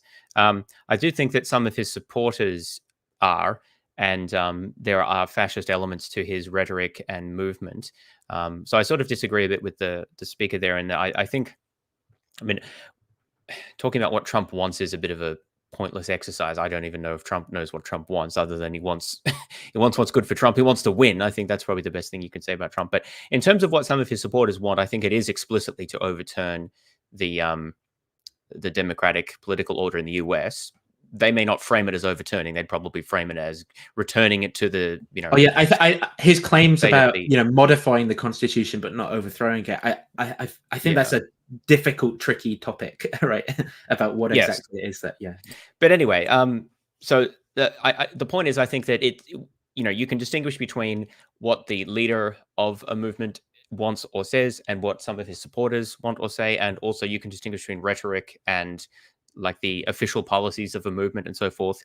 I think that fascism is a useful conceptual tool to understand some relevant commonalities of some of the right-wing populist movements, but it's not always the right tool to deploy. It depends on your purpose. It's usually not useful to deploy in any kind of political conversation because it will just be taken as a pejorative term. But when it comes to analyzing ideology and like trends and historical comparisons, I think it can be useful because otherwise we can use terms like right-wing populist, but I don't think that does that is sufficiently precise. Or well, fascism is not always precise, but I don't think that is sufficient as an analytical tool. Fascism has analytical value that I think can be deployed there, particularly when we come to thinking about things like anti-establishment, militaristic, ultranationalism. I think that those core elements do describe a lot of what we're seeing. And so it can be helpful to conceptualize the ideological space there. But yeah, should be done with a lot of caution. And there will be plenty of reasonable disagreement about exactly how to deploy that term. But so I would just say that the speech that we just listened to, I think that does the speech from the Italian politician, I forget her name, she Giorgia Meloni. There are a lot of what I would regard as characteristically fascist elements to that speech. So in terms of where to go next in the document, I'm thinking of maybe moving out of just because of time concerns and things, moving out of analyzing some of these sort of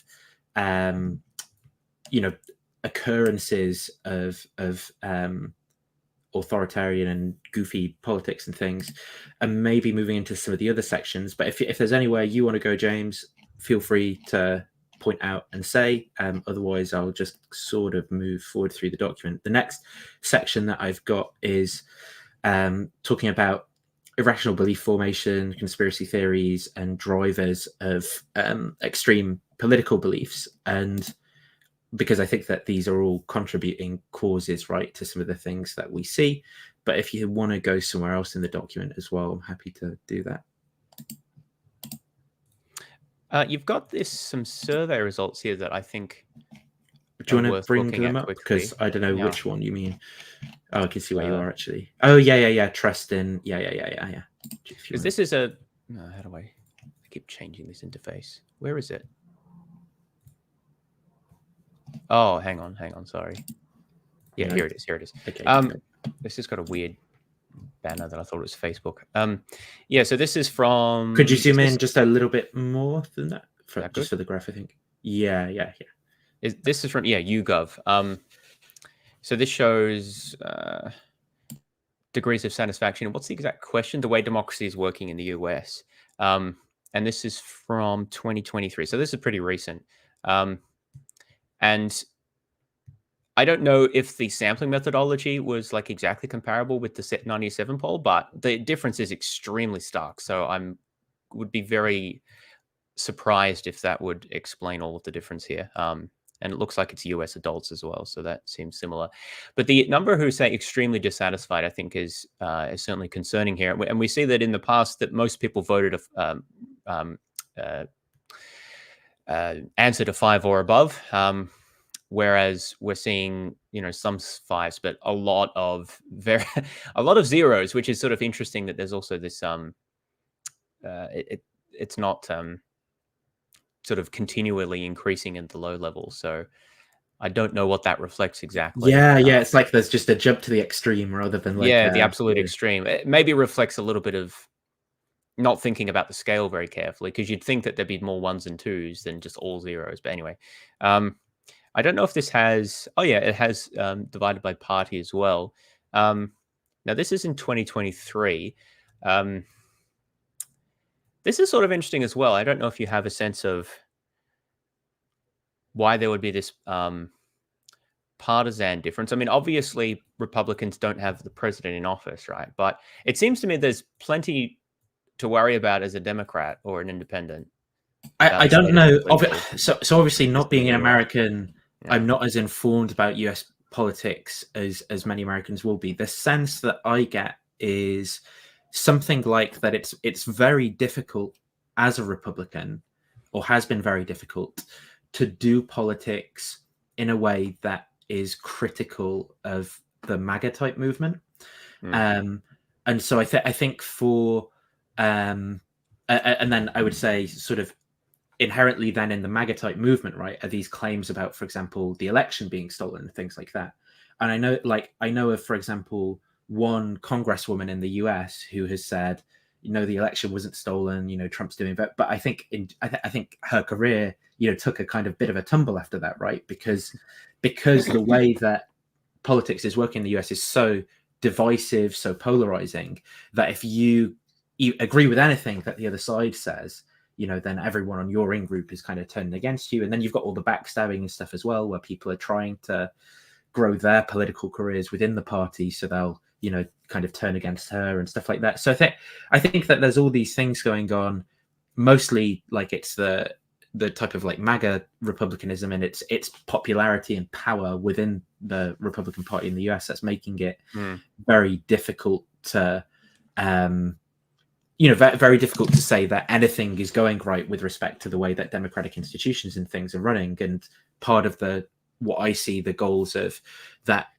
type of republicanism as being include, changing the way that democracy and institutions work in the US as well. Yeah, which goes back to the question we were talking about before about the goal of Trumpism as a political movement, about whether that's, how revolutionary that is about, changing the way the system works. And certainly a zero on the having an attitude of a zero on this poll is consistent with that. That's it doesn't seem like you want just reforms. If you answer that, this is also an interesting one that I saw, that these are comparing two polls asking what words Americans would use to describe other Americans in 48 to 2023. In the 48 one, it was mostly positive words that people chose. Generous and confident were the two leading ones. Whereas this year, last year, it's selfish, spoiled, gullible, undisciplined, intolerant, reactionary. Where's the first positive one? Moral, insecure, pessimistic, liberal. Let's call that neutral. Idealistic, yeah, we'll call that positive. Generous is still there, but down at 12. Again, maybe there's some other differences about how people respond to pollsters over time, but still, like that's a huge change, which I think reflects a very different attitude about how Americans see America and Americans compared to in the past. They still use terms like selfish and spoiled, but those weren't as dominant as they are today. That's interesting. What's this one? Cannot be trusted during times of danger. Yeah, so this reflects a decline in social capital, I think, which people have written about, which element of which is trust in other citizens. So these results are sort of consistent with what we've been saying about a decline. What was the one before there? Sorry, sick and tired. Sorry. Yeah, sorry. The majority of Americans are sick and tired of hearing people attack patriotism, morality, and other traditional values. So this is, so the question was the way you feel. You're sick and tired of hearing people attack patriotism, morality, and other traditional American values.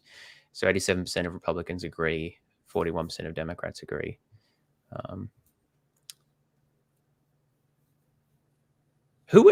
This is an interesting question. Who attacks morality?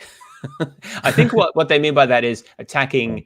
They're probably thinking like trans or gender stuff, I'm guessing, or maybe even abortion. Yeah. That's an interesting way of phrasing it. Like no one attacks morality. Actually, kind of Hitler did, but not so much in public. But anyway. But I think if you think about the way that, like a lot of people who are in the apologetic circles think about, firstly, their distorted concept of moral philosophy, meta-ethics, and so forth. And then imagine how they're thinking about their politics, given the rhetoric that is around when they discuss these topics philosophically. I mean, I think I've heard, people talk about how, woke people, which is just anyone who kind of disagrees with their politics, whatever, are attacking, morality, and then they'll use things like moral realism as tools to try and justify why they're right or wrong, despite, moral realism not really having any particular implications for any of those first order ethical issues. But yeah, I think again that is that very strong militaristic language of attack and us and them type of language about attacking morality is concerning, because the frame is no longer this person disagrees with me about the morality of such and such an action, or they have different moral values in a certain area. Instead, they're attacking morality itself, which is a very different thing. And I think that that framing is extremely problematic. Again, I'd say characteristic of fascism, but independent of that, very problematic. I mean, not unique to it by any means, but yeah. So like, the point is that there are, I mean, that's just one example. There is evidence from polls and other sources that there is increasing distrust in the political system, especially in the US. I don't know what results like this would be in Europe. I'm guessing probably less extreme, but maybe similar. That would be my guess. Yeah, distrust in the political system, increasing distrust in like fellow citizens, and yeah, concern about the overall direction that the country is going in, I suppose. And yeah, there's going to be multifaceted as to the reasons for that, a combination of economic and like social factors. And that kind of social situation is ripe for, I would say, exploitation by populists, both on the right and on the left. It seems that the right have been more successful in recent years. Yeah, and then that links to what we've been talking about, which is also ideologies that support these sorts of political movements, you know, like some forms of conservative evangelicalism, for example, or whatever it is that Peterson, that Jordan Peterson supports. I don't know. Do you have a word to describe his ideology, Nathan? I don't even know what to call it. That is actually very difficult. I think maybe I just call Peterism? I think maybe I want to refer to it as something like intellectual dark webism or something, but like, you know, like the intellectual dark web. I tend to use the term sort of like heterodox guru type, because I think that there tend not to, I suppose there are left-wing gurus, right? Maybe you'd consider like Noam Chomsky as someone like one of them, you know, who there's kind of like a bit of a cult following. Yeah, but I think generally it tends to be a more right-wing phenomenon, at least currently, you know. And so when I talk about like heterodox podcasters, whatever, I generally mean like people who get all their views from like Peterson, Sam Harris, and Brett Weinstein or something like that. And that, you know, is a very particular like characterization of the type of things that they will claim are, you know, political issues and things like that, and that they won't. Was there? I'm just having a look at, because I did skip over a lot of links. Yeah, I think that's fine. I think that that's useful because the next section is talking about some of the psychological aspects of this. So I think that you can, I sort of think of it as there's an undercurrent of concern, fear, worry, distrust, which for a lot of people is more of an emotional, sentimental response reaction, maybe justified to things happening in their life, maybe not, like either way. But then the effect that has on people's positions or voting behaviors and other things is filtered through various psychological mechanisms that then have an impact on how this is manifested. And so I think that then forms a link to this next section.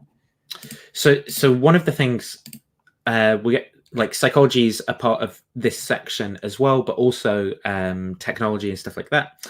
So there's this article from The Guardian that's more than 2 years old, as they point out. I think the reason that I wanted to highlight this, right, is that because this is from before Elon Musk's purchasing of Twitter, and obviously since his purchasing of Twitter, there's been a clear lurch to the right in terms of the content from where it was, as he's unbanned explicitly like neo-Nazi accounts, like certain phrases and things that went against the terms of service, like anti-Semitism and stuff like that.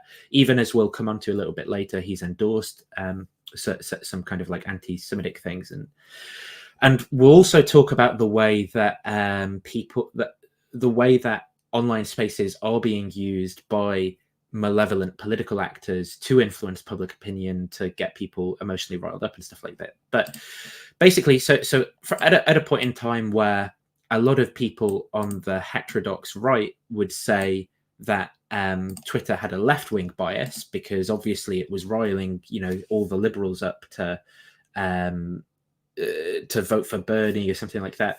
Actually, at that time, internal studies within Twitter were showing that there was an excessive propensity for right-wing content to be amplified into people's timelines, right? Because it drove engagement more. So Twitter has admitted it amplifies more tweets from right-wing politicians and news outlets than content from left-wing sources. Just to say the date, it was 2021. That this was October 2021. The social media platform examined tweets from elected officials in 7 countries: UK, US, Canada, France, Germany, Spain, and Japan.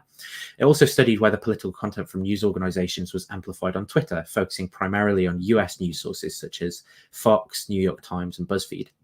The study compared Twitter's home timeline, the default way its 200 million users are served tweets, in which an algorithm tailors what users see, with the traditional chronological timeline where the most recent tweets are ranked first. The research found that in 6 out of 7 countries, apart from Germany, tweets from right-wing politicians received more amplification from the algorithm than those from the left. Right-leaning news organizations were more amplified than those on the left, and generally politicians' tweets were more amplified by an algorithmic timeline than the chronological timeline. According to the research document, Twitter found a statistically significant difference favoring the political right wing in all the countries except Germany. Under the research, a value of 0% meant tweets reached the same number of users on the algorithm-tailored timeline as on its chronological counterpart, whereas a value of 100% meant tweets achieved double the reach. On this basis, the most powerful discrepancy between right and left was in Canada. Liberals 43%, Conservatives 167%, followed by the UK, Labour 112, Conservatives 176%. Even excluding top government officials, the results were similar, the document said. So I don't know if it's worth saying much more about that. Yeah, this is interesting. I wonder how this well, I guess probably not going to find out. I wonder how things have changed in the last 2 years, but I do have a bit of an issue with the framing of this as algorithmic bias. I guess depending on how you define it, you could use that term, but we don't. I mean, even Twitter, I don't think knows how their algorithm works, so maybe it could be biased. But if the algorithm is correctly driven in the sense by engagement, the fact that conservative tweets drive more engagement is not itself bias, right? That might be giving the people what they want, so to speak. Now, we might think that has negative effects, and maybe the algorithm shouldn't work like that. But I think that there is a bit of a distinction there. And is the algorithm giving people what they want, or is it actually biasing more towards conservative, even in excessive like clicks and interaction? Maybe that's possible, but until you know how it actually works, you can't say that just based on these data.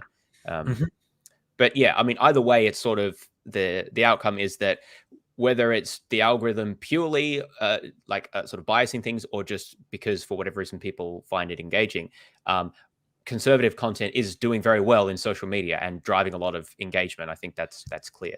Yeah, and I think then the point, the further point to that is that then there's going to basically be a kind of incentive if you want engagement to move towards, the more kind of polarizing or extreme type views that exist in that space, right? If you want to have lots of people following you, clicking on your things and so forth, well, if you can create a kind of sensationalist headline that ticks those boxes of right-wing populist type talking points, then that's what you do, right? Okay, so, and then there was this article as well, is it too late to stop populism taking over politics?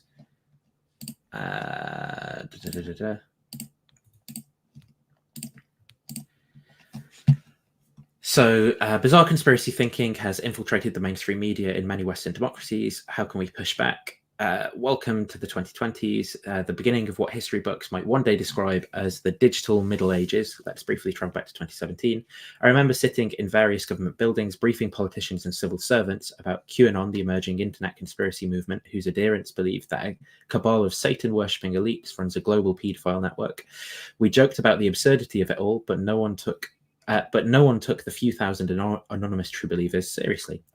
Fast forward to 2023, significant portions of the population in liberal democracies consider it possible that global elites drink the blood of children in order to stay young. Recent surveys suggest that around 17% of Americans believe in the QAnon myth. Some 5% of Germans believe ideas related to anti-democratic Reichsbürger movement, which asserts that the German Reich continues to exist and rejects the legitimacy of the modern German state. Up to a third of Britons believe that powerful figures in Hollywood, government, and the media are secretly engaged in child trafficking. Is humanity on the return journey from Enlightenment to the Dark Ages? As segments of the public have headed towards extremes, so has our politics. In the US, dozens of congressional candidates, including the successfully elected Lauren Boebert, have been supportive of QAnon. The German far-right populative, the AfD, is at an all-time high in terms of both its radicalism and its popularity, while Austria's xenophobic Freedom Party is topping the polls. The recent rise to power of far-right parties such as Fratelli d'Italia, that was Giorgia Meloni's one we saw before, and the populist Sweden Democrats bolster this trend. I'm often asked why the UK doesn't have a successful far-right populist party. My answer is because it doesn't need to. Parts of the Conservative Party now cater to audiences that would have been voted for the BNP or UKIP in the past. Just to comment quickly on that as well, in the UK, something that is actually happening is the Conservative Party split between these, one nation conservatives that I would consider myself one of, and like a more populist type of people, as Rory Stewart described them, a bad kind of tribute act to Margaret Thatcher being some of their economic policies, but also, kind of borrowing a lot of these issues that Trump would talk about in terms of social issues, culture war, anti-wokeism, that I think trying to create a ministry creating a minister for common sense to combat the woke and stuff like that, being part of what they've done. But now what's happened is, because they haven't really succeeded in solving any issues, there is a populist party, Reform UK, that has stolen in the latest YouGov poll. If we go to YouGov UK voting intentions right now, it was January 2024. If we just bring it up. Everyone's trying to steal my data. Agree to that. So if I go to, you can see in this YouGov poll, right? So here's Reform UK. So you can see this drop off in terms of voting intention for the Conservatives that corresponds to, this rise in Reform UK, who are kind of populist right-wing party. So, I mean, I think they'll probably win some seats. I don't think there's a risk of them. It's quite clear that Labour are probably going to win our next general election, which will be this year some point. But there is, this article is outdated in the sense that there is now a kind of populist party that seems to be gathering some pace for people who want to vote for those sorts of things. Yeah, I think the broader point is that in most of the Anglosphere countries which have dominant two-party systems, there's a tendency for third parties or minor parties to for their political platforms to become co-opted into the major parties if they're sufficiently successful, and to pull either the left party or the right party, or at least a faction within that party. So that's happened in the Republican Party. It's happened in the Conservative Party. It's happened in the Liberal Party, which confusingly is our Conservative Party in Australia. So it doesn't mean that there isn't a right-wing populist movement. It just tends to either exist within one of the major parties, or hypothetically both of them, or to essentially take it over entirely, which is closer to what's happened in the US case. But then there'll still be new parties that crop up. So then the article goes on. A few years ago, the far-right Britain First claimed that 5,000 of its members had joined the Tory party. Not unlike the Republicans in the US, the Tories have increasingly departed from moderate conservative thinking and lean more towards radicalism. In 2020, Conservative MP Daniel Kaczynski was asked to apologise for attending the National Conservatism conference in Rome. This event is well known for attracting international far-right figures such as Italy's Giorgia Meloni, Hungary's Viktor Orban, former Fox News host Tucker Carlson, and the hard-right US presidential candidate Ron DeSantis. This year, an entire delegation of leading conservatives attended the same conference in London. It might be hard for extreme right parties to rise to power in Britain, but there's no shortage of routes for extremist ideas to reach Westminster. Language is a key indicator of radicalisation. The words of Conservative politicians speak for themselves. Home Secretary Suella Braverman, we'll talk about language and radicalisation in a second. Suella Braverman referred to migrants arriving in the UK as an invasion on our southern coast, while MP Miriam Cates gave a nod to conspiracy theorists when she warned that children's souls were being destroyed by cultural Marxism, using far-right dog whistles such as invasion and cultural Marxism. That's, we've seen that with the Petersonism, postmodern neo-Marxism as well. The worst kind invites listeners to open a Pandora's box of conspiracy myths. Research shows that believing in one makes you more susceptible to others. I sometimes wonder what a QAnon briefing to policymakers might look like in a few years. What if the room no longer laughs at the ludicrous myths, but instead endorses them? One could certainly imagine this scenario in the US if Donald Trump were to win the next election.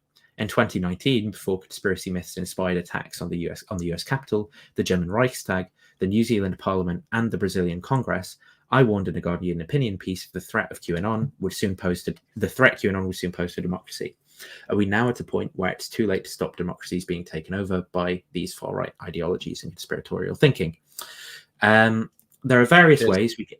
Someone in chat just preempted what I was going to say. The term cultural Marxism is pretty much just a rebranding of the term cultural Bolshevism, which is a Nazi term, which had, I think, an equally unclear references to what it exactly meant, but generally referred to sort of anything vaguely progressive that they didn't like. Yes. That was corrupting youth, particularly. I don't know actually of any work on the way that terms like this kind of, and I suppose part of this is similar to the criticism of the use of the term fascism, right? But it's the kind of just othering of the out group. So it doesn't matter about the fact that, maybe someone's a liberal Democrat and maybe someone's, someone's a different type of conservative to you, and maybe someone's just a kind of normal centrist in some way, and then maybe someone is genuinely a Marxist, right? Instead, everyone's just woke. They're just anyone who disagrees in any way is woke, is the way in which the term gets used by people who are being taken up by some of these some of these ideologies, or they're postmodern neo-Marxists if you're kind of Peterson fan or whatever. And that term, it just means you disagree with me basically about something, right? It doesn't really mean it. You might believe in universal basic income, you might not. You might believe in progressive taxation, you might not. You might be more of a laissez-faire capitalist who just disagrees with some of the kind of social policies that are being advocated for, right? I think these terms appeal to. I don't know to what extent these terms are used in continental Europe, but I would guess that their appeal in the Anglosphere relates to the fact that both, just similarly to how fascism is used as essentially an insult. Likewise, Marxism is widely discredited in, especially the English-speaking world. I mean, it's broadly discredited with the collapse of the Soviet Union, but especially in the English-speaking world, it was never very popular. And so anything that can be branded as Marxist is thereby discredited simply by association, right? So I think that there's something similar to that going on as well. But yeah, it's interesting that how there's the historical similarity there. So just to go on then with the article, there are various ways we can try to prevent and reverse the spread of extremist narratives. For some people who have turned to extremism over the past few years, too little has changed. Anger over political inaction on economic inequality is now further fueled by the exacerbating cost of living crisis. For others, too much has changed. They see themselves as rebels against a takeover by woke or globalist politics. What they have in common is a sense that the political class no longer takes their well-being seriously and moves to improve social conditions and reduce inequality would go some way towards reducing such grievances. But beyond that, their fears and frustrations have clearly been instrumentalized by extremists, as well as by opportunistic politicians and profit-oriented social media firms. So basically, there's not one cause; it's multi-causal. This means that it's essential to expose extremist manipulation tactics, call out politicians when they normalize conspiracy thinking, and regulate algorithm design by big tech companies that still amplify harmful content. If the private sector is part of the problem, it can also be part of the solution. Surveys by the Edelman Trust Barometer found that people in liberal democracies have largely lost trust in governments, media, and even NGOs, but surprisingly still trust their employers and workplaces. Companies can play an important role in the fight for democratic values. For example, the Business Council for Democracy tests and develops training courses that firms can offer to employees to help them identify and counter conspiracy myths and targeted disinformation. Young people should be helped to become good digital citizens with rights and responsibilities online so that they can develop into critical consumers of information. National school curricula should include a new subject at the intersection of psychology and internet studies to help digital natives understand the forces that their parents have struggled to grasp, the psychological processes that drive digital group dynamics, online engagement, and the rise of conspiracy thinking. Ultimately, the next generation will vote conspiracy theorists in or out of power. Only they can reverse our journey towards the digital Middle Ages. Yeah, I don't really like the digital Middle Ages language, but aside from that, I think. Oh yeah. Well, the myth of the Dark Ages as well is kind of regressive. Yeah, that's part of it. But also I think it's a bit. I mean, I think we face real challenges, but I don't know about a new Middle Ages. But anyway, I think that there is a big issue there with the sort of digital literacy side of things, but a lot of this is just very old appeal to emotions, forms of irrational thinking, and cognitive biases like us and them, and a fallacy of a single cause and things like that. So I don't know that. I think it is amplified by social media, and I mean, my personal take, as I sort of indicated before, is that algorithms are pretty good at giving people what generates engagement. Yeah. And so if we're worried about, not to say that there's never appropriate focus on the algorithms, but just that I think the focus should more be on trying to get people to engage less with those things, rather but this than is the blaming the this is algorithm as where such. we can't just be letting the financial class manipulate people with social media algorithms because we're not just consumers. No, I was trying to draw on the language of Giorgia Meloni and use it there. But... Yeah, well, I mean, it's sort of because you can use that sort of language in that case, right? Which is interesting, and I think indicates that it's hard to sort of keep these things distinct, because there are critiques that can be leveled of truth at anything from any perspective, but it's how you go about that. But I think the focus should be on promoting digital literacy and more generally critical thinking skills. That's easier said than done. I also think that it is important to explicitly engage with the narratives and ideologies that are being promoted by some of these movements. And Nathan, myself, and us together have done that quite a bit with respect to conservative Christian apologetic thinking and its political aspects. I guess we're focusing more on the political aspects here, but there are other manifestations of this ideology as well. And I think it's important to, because what I'm trying to say here, if you teach someone critical thinking skills, that can be useful, but people are very good at deploying those selectively. A lot of people, I mean, there's people at different levels of engagement, right? But a lot of the more engaged people have critical thinking skills. I mean, we can all improve, right? But they have them. They just don't deploy them in certain areas. And so teaching them to learn those skills may actually be not effective or even counterproductive if they only deploy them against ideas that they don't like, or don't deploy them against, ideally we deploy them consistently across all ideas. Now, it's very hard to reach that ideal, but if we learn, because you can teach someone like William Lane Craig, who is very good at public speaking and very good at arguments and devising and writing arguments, but he, from my point of view, essentially only deploys that in defense of a worldview which he came to for non-rational means. I mean, he kind of said that himself, right? That he came. He to doesn't for consistently apply. Means.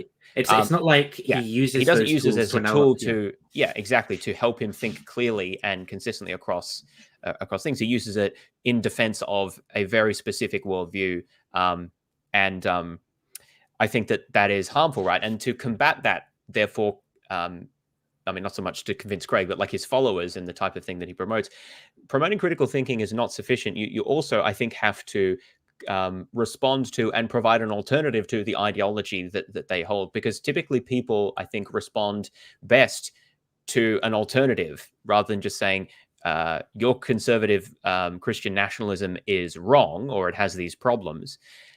You might even get them to see some of those problems. But if you can't, I mean, that's hard enough. But if you can't give them an alternative, then a lot of people are just going to stay with that, right? Because that's what gives their life meaning. That's what gives them a way of understanding the world. That's what gives them hope and purpose, right? So that's why, I mean, this goes a bit beyond what we'll be doing today, I suppose, but that's one of the reasons why I'm a big fan both of defending like naturalism as a philosophical project, because I think that it can act as a counter to people who think you need something beyond, and then that beyond often then has political implications which can be used to manipulate people, right?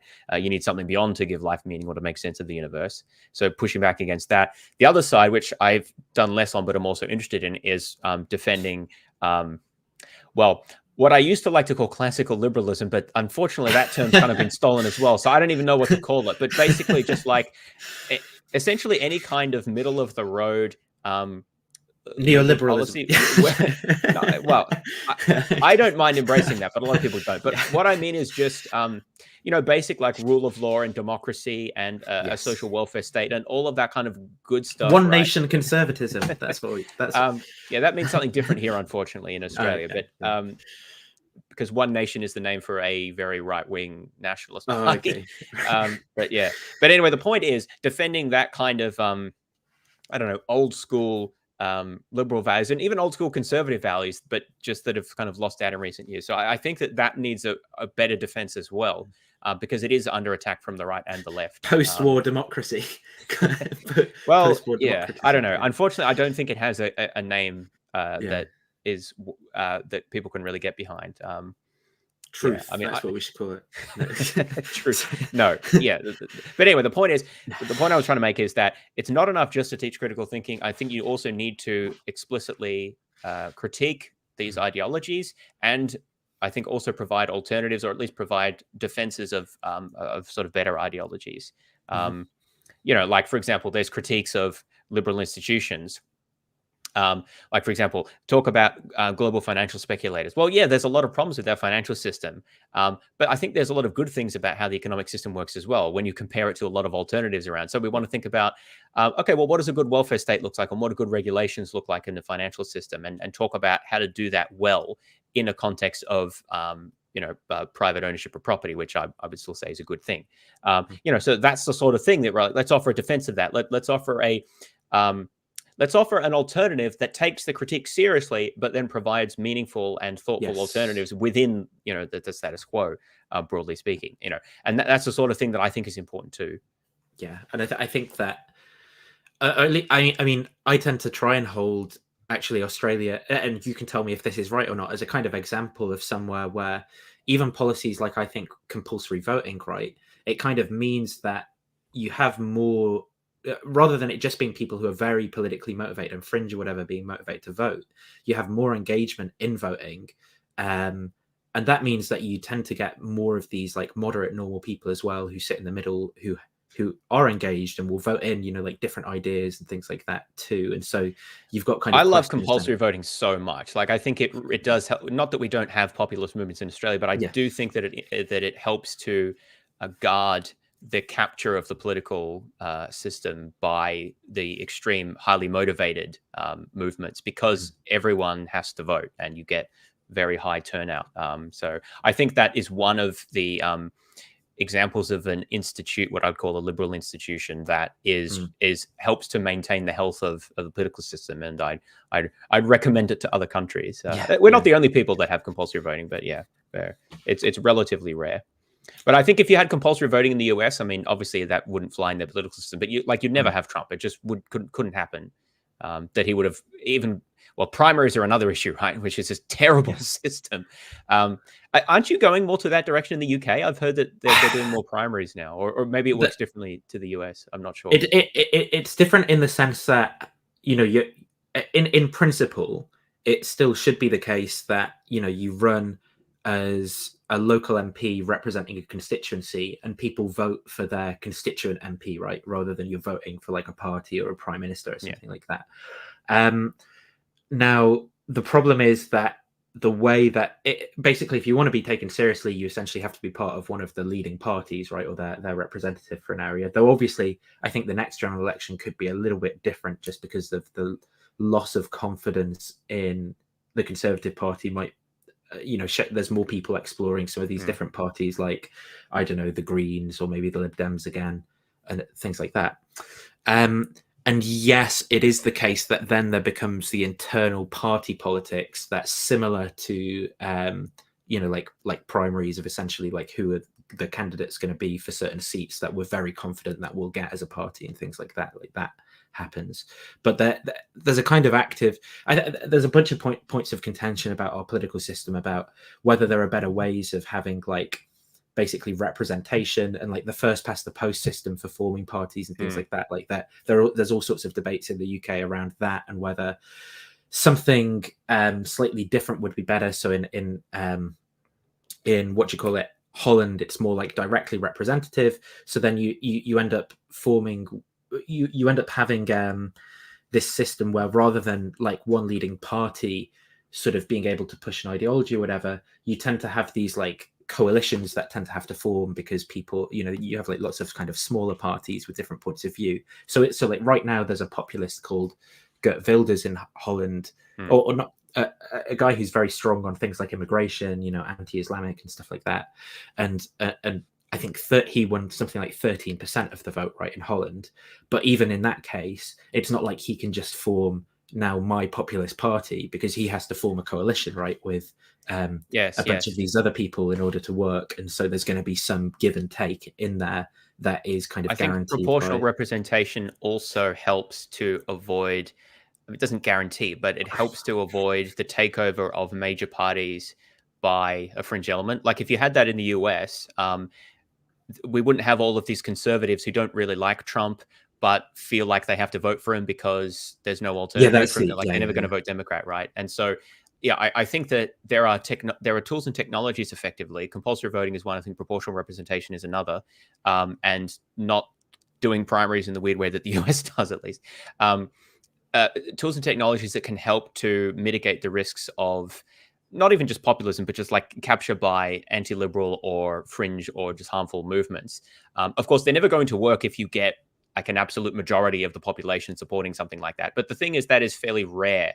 In fact, I don't know that that's ever happened in an established democracy. Like even in one of the worst case scenarios, Weimar Germany. In free elections, Hitler only got like a third of the vote. And I don't think he could have gotten any more for the indications. I think it was maybe 38% in the most successful election, actually got less in the one after that. But so they never got an absolute majority. And I think it was weaknesses in the way that their presidential system worked that enabled the president to basically appoint a chancellor without having to create a coalition government that actually were the key issues there. There was a whole bunch of other things that we could get into about why that failed, but I don't think it was proportional representation. Anyway, the point is that I think that there are means to do this, and unfortunately, particularly the US lacks a lot of these institutional technologies for combating these, or that mitigate the risk of these things. And I think that their political system is in desperate need of reform. I like to think that the current challenges might eventually trigger something that leads to that, but we'll hope that we don't get a civil war first, or even worse.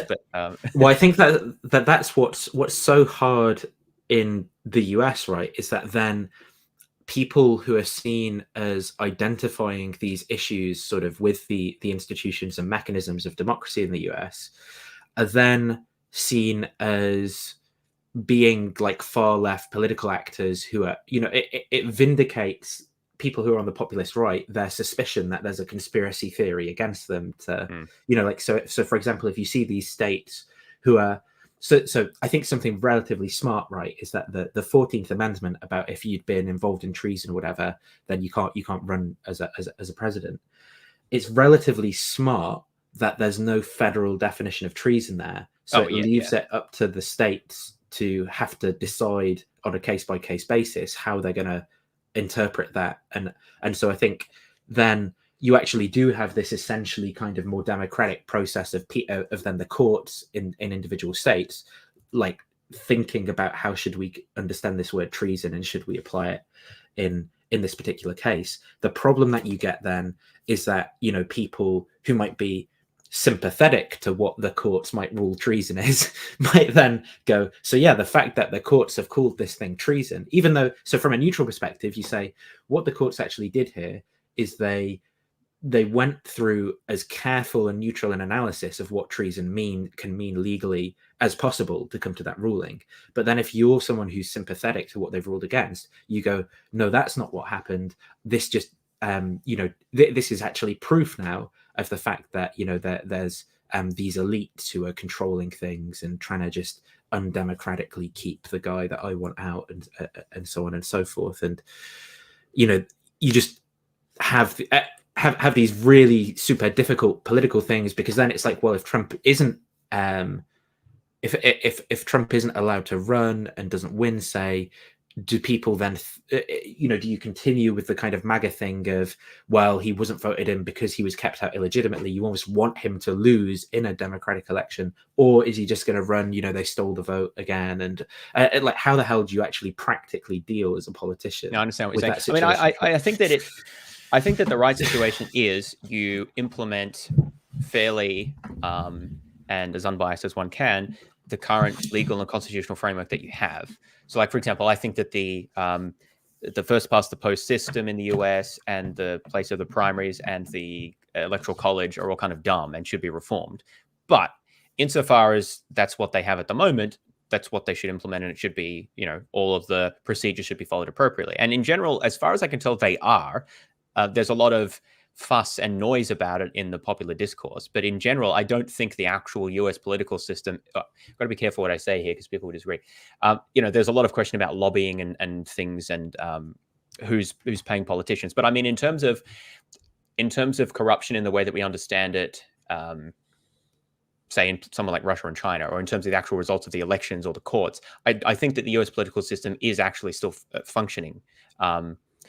I think one of the clearest manifestations of that is that it elected Trump and then Biden, right? Like, you can't really say either side has full control over it, because that just wouldn't have happened, right? Unless you think that it's a bunch of, what is it? The World Economic financial Forum speculators who are in charge of it all, and this is just what they want. But, you know, that gets full on conspiracy theory. But the point is, I think that it is actually the case that the, you know, the court system and the elections themselves are being conducted appropriately, and that is the way that it should be done. That you rely on that system to determine the outcome, right?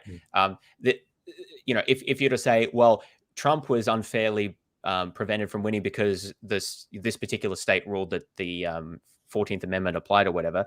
I mean, that's the system, right? It's just as much the system as the fact that Trump was able to win in 2016, even though he didn't win the popular vote. Well, yeah, he didn't, but that's the system, right? So that's the result you get. I think that there is increasing just distrust of the process as a whole. So any time when there's decisions made by, well, really any government, or any court or any government institution, or any findings of like the FBI investigating things, that's just distrusted by a lot of people. And that is a problem, because you have to have those institutions in any effectively governed country. I think that some people want this authoritarian government where it's essentially ruled by the whims of the dictator. Maybe they don't frame it that way, but they like the idea of a strongman who can just cut through the red tape and drain the swamp and whatever else that they want. Whereas really what you need in any effective modern system is rule by institutions and rule of law. And that means that you're going to have like a lot of paperwork and a lot of rules that need to be followed, and a lot of different organizations, institutions making things. Yeah, that's a fair point. I'm not up with the precise. It was me who said it, I think. That's defined. Yeah. Yeah. Thanks for the clarification, Joe Blow. But what was I saying? Yeah. And so the point is that any effective modern democracy will need to rely on institutions and rule of law, and that can be spun, or if there's a lack of trust in those, that can be seen as anti-democratic. Now, I don't think that relies on a false understanding of what democracy is, but people will read it that way if they distrust the system. And so I think that distrust is an underlying problem. And of course, you want to ask, well, why is there so much distrust compared to in the past? What's engendered that? And how do we resolve that issue? I think if you had less distrust in the underlying system, you just wouldn't have the level of support for people like Trump. Okay, so to move on then with psychological drivers of misinformation belief and its resistance to correction. So this is 12th of January 2022. Misinformation has been identified as a major contributor to various contentious contemporary events, ranging from elections and referenda to the response. I think that's the first time I've ever seen the plural of referendum in my life, interestingly. So we talk about that in Australia because particularly recently we had a referendum. So people talk about past referenda. I don't know if you have those in the UK because you don't have a written constitution, so it's probably a bit different. We tend not to, and it, like when we have it, they might call them plebiscite or something else. Brexit, like, was the only time. When people think of referendum, they think of Brexit basically. And but that wasn't a referendum, at least in the way that we would understand it in Australia, because it was an advisory poll that the government had no legal obligation to do. Right? Oh, so you mean that there's actually like a legal obligation? Well, that's how it works in Australia, because we have a written constitution, and if to change that requires a referendum, so you have to pass a bill, which is then submitted to voters, and there will be specific proposal to insert or remove certain words, and that's the referendum. And there've been we don't like have 40 something of it. Yeah, that's what I meant. So that might be why you haven't seen that term. But yeah, it's occasionally used in Australia when referring in the plural to past referenda. Anyway. To the response to the COVID-19 pandemic, not only can belief in misinformation lead to poor judgments and decision-making, it also exerts a lingering influence on people's reasoning after it's been corrected, an effect known as the continued influence effect. In this review, we describe the cognitive, social, and affective factors that lead people to form or endorse misinformed views, and the psychological barriers to knowledge revision after misinformation has been corrected, including theories of continued influence. We discuss the effectiveness of both preemptive pre-bunking and reactive debunking interventions to reduce the effects of misinformation, as well as implications for information consumers and practitioners in various areas, including journalism, public health, policymaking, and education. I just like the word debunking. The word pre-bunking is even worse. Okay, do you want to say why? Oh no, it's purely the word. Like I think the notion of debunk. I looked up that word at one point where it comes from, but it's kind of just a silly. I think it just literally means like, bunk is something that's nonsense, and so to debunk is to show that it's nonsense, something like that. I think it's a little bit too charged. I think it sounds like that's because if you generally with these types of beliefs, right, people are very emotionally connected to the views that they have, and so if you're describing some activity as debunking, right, it's basically like why you're in it. Do you want to? Do you want to know why you're an idiot? Yeah, exactly. Yeah. Which is one of the reasons I don't like to use the term. I mean, if you think something is wrong, just say, "Oh, that's wrong." Like, "Oh, here's why," or "Here's an explanation as to why that's incorrect." Like, you just don't need to say debunk. I don't know. Yeah. But pre-bunk just doesn't even make sense because it's like it sounds like you're making it bunk beforehand, but it's the opposite. Yeah. It should be like pre-debunk, but maybe that just sounds silly. I mean, I think obviously we'll get into exactly. This is sort of irrelevant, but I just we'll get into what the authors of the paper mean by that. But I think it's more like providing people with the tools to understand the common features of these types of theories, so as they can kind of like predict what they'll be, and then when they see them, they go, "Oh yeah, that's a prediction of that." Obviously, that's this kind of like thing that I shouldn't epistemically believe in. Okay, so misinformation, which we define as any information that turns out to be false, poses an inevitable challenge for human cognition and social interaction because it is a consequence of the fact that people frequently err and sometimes lie. However, this fact is insufficient to explain the rise of misinformation and its subsequent influence on memory and decision-making as a major challenge to the 21st century. Misinformation has been identified as a contributor to various contentious events, ranging from elections and referenda to political or religious persecution, and to global response to the COVID-19 pandemic. The psychology and history of misinformation cannot be fully grasped without taking into account contemporary technology. Misinformation helped to bring the Roman emperors to power, who used messages on coins as a form of mass communication, and Nazi propaganda heavily relied on the printed press, radio, and cinema. Today, misinformation campaigns can leverage digital infrastructure that's unparalleled in its reach. The internet reaches billions of individuals and enables senders to tailor persuasive messages to the specific psychological profiles of individual users. Moreover, social media users' exposure to information that challenges their worldviews can be limited when communication environments foster confirmation of previous beliefs, so-called echo chambers. Although there is some controversy about echo chambers and their impact on people's beliefs and behaviors, the internet is an ideal medium for the fast-paced spread of falsehoods at the expense of accurate information. However, the prevalence of misinformation cannot be attributed only to technology. Conventional efforts to combat misinformation have also not been as successful as hoped. These include educational efforts that focus on merely conveying factual knowledge and corrective efforts that merely retract misinformation. For decades, science communication has relied on an information deficit model when responding to misinformation, focusing on people's misunderstanding of or lack of access to facts. So if you listen to, lots of people talk about the way that the internet's revolutionized the world. For example, they'll say, giving access to all of this information at people's fingertips, and it just kind of enables good things then to happen. Thus, a thorough and accessible explanation of facts should overcome the impact of misinformation. However, the information deficit model ignores the cognitive, social, and affective drivers of attitude formation and truth judgments. For example, some individuals deny the existence of climate change or reject vaccinations, despite being aware of a scientific consensus to the contrary.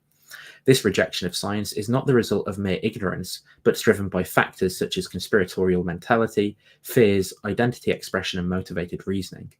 Reasoning driven more by personal or moral values than objective evidence. Thus, to understand the psychology of misinformation and how it might be countered, it's essential to consider the cognitive architecture and social context of individual decision makers. So just so I'm not reading the whole thing, I'll kind of go through. I should have downloaded this and put highlights in, to be honest, to make it much easier to go through. So here we go. Here's a nice diagram. We like diagrams rather than reading because reading is hard. Cognitive drivers, so intuitive thinking. This is the there's research that's been framed in various different ways, right? But the most famous one is like the Kahneman-Tversky like system 1, system 2 model, and intuitive thinking being like system 1, so lack of analytical thinking and or deliberation. Cognitive failures, so neglect source cues and or knowledge, forget source and or counter evidence. So this might be, for example, you might ignore that what you're reading is coming from like Breitbart or something like that, right? And not take that into account when reading some particular piece of information. Illusory truth, so where you might think that something is true based on its familiarity, right? Fluency or cohesion, so cohesion is going to be like those kind of plausibility there's like plausibility fallacies, so that like the Linda one, where people will judge one statement as more probability than will judge a conjunctive statement as more probable than just one of the conjuncts on its own, even though one of the conjuncts would be more probable, and that's basically based on how it coheres with a background narrative. So it makes more sense that it fits with that narrative, but actually from a probability assessment point of view, it is not. So these are like the cognitive drivers, so the kind of biases and things like that cognitive biases that we talk about sometimes. Then socio-affective drivers, so source cues, elites, in-group, attractive, emotive information, emotional state. And we'll talk about these a little bit when it comes to actually targeted disinformation campaigns by malicious state actors and how they are intended to work. And also worldview, so people's personal views and partisanship, coming to the information in the first place. So one big thing behind this, for example, is when you look at COVID-19 misinformation or people's propensity to engage with misinformation, one of the big drivers was their personal, how personally they'd be affected by the type of policy decisions that were the upshot of believing that COVID was actually, a real problem. So if you owned a business, for example, or if you were an athlete who was being told you're not able to go to the gym and train, things like that, they were predictors of whether people would buy misinformation, because you're being negatively affected by the type of policy decisions that governments are making, maybe more so than the average person, by not being able to meet in person and do sort of things. Yes, and under worldview also comes, religious apologetics and religious beliefs as well. So that's another reminder of how that fits into the picture. Okay, so let's see. This so that diagram is basically a description, I think, of just what's going on in these sorts of these paragraphs. Yes, and I think that just to emphasize, so the information deficit model of science communication, or also political communication, or of the the websites of what do they call it, fact checking and things like that, yes, are typically predicated on, or substantively predicated on, are that model is severely lacking because it neglects all of those factors of why people hold to misinformation. And so if you don't try to address these other factors as well in a more holistic way, then mere provision of information is unlikely to be very successful and can even be counterproductive. Yeah. So then the next thing is barriers to belief revision. So a tacit assumption of the information deficit model is that false beliefs can be easily corrected by providing relevant facts. However, misinformation can often continue to influence people's thinking even after they receive a correction and accept it as true. This persistence is known as the continued influence effect, CIE. In the typical continued influence effect lab paradigm, participants are presented with a report of an event, for example, a fire, that contains a critical piece of information related to the event's cause. The fire was probably caused by arson. That information might be subsequently challenged by a correction, which can take the form of a retraction, a simple negation such as, it is not true that arson caused the fire, or a refutation, a more detailed correction that explains why this misinformation is false. When reasoning about the event later, for example, responding to questions such as, what should authorities do now, individuals often continue to rely on the critical information even after receiving and being able to recall a correction. Variants of this paradigm have used false real-world claims or urban myths. Corrected misinformation can also continue to influence the amount a person is willing to pay for a consumer product or the propensity to promote a social media post. The CIE continued influence, continued influence effect. The CIA. That was a Freudian slip there. The CIA. I knew it. But I was like, what's the? I was like, continued influence evidence. What? The continued influence effect might be an influential factor in the persistence of beliefs that there is a link between vaccines and autism, despite strong evidence discrediting this link, or that weapons of mass destruction were found in Iraq in 2003, despite no supporting evidence. The CIE has primarily been conceptualized as a cognitive effect with social and affective underpinnings. So I don't know how useful it is to go into like this kind of proposed mechanism bit, but yeah, I mean, we don't have to go through everything here, but I think it's important to realize that there are a lot of cognitive processes underpinning why these sorts of misinformation is so prevalent and spreads so easily. And I certainly don't have any simple ways of resolving that. So ultimately, I think it is influenced by the type of ideology someone ultimately has in their attitude towards information and critical reflection. And there are, I would say, quite a lot of belief systems which don't really value that very strongly. They may not explicitly, I mean, some explicitly devalue like rational reflection, but others claim to value it, but only in a selective way. Like, I mean, the Christian apologetics, I think, is a classic example of that.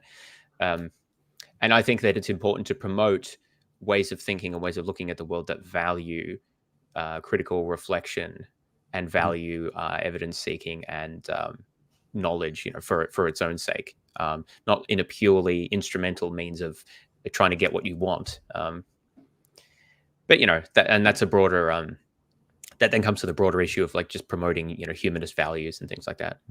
But I think it's all part of it.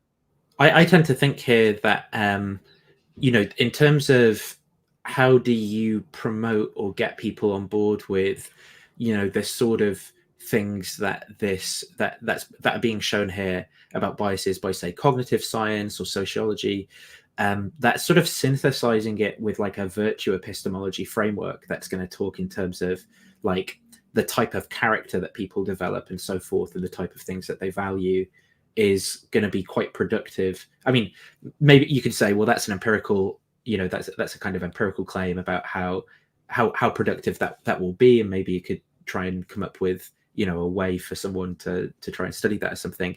But my hunch, so to speak, is that using the language of epistemic virtues that people can form, so like bravery or persistence or humility and openness and things like that, and somehow trying to persuade people to basically value those things is the type of paradigm that you want to use to then combat some of these like cognitive effects that are happening and distorting people's beliefs.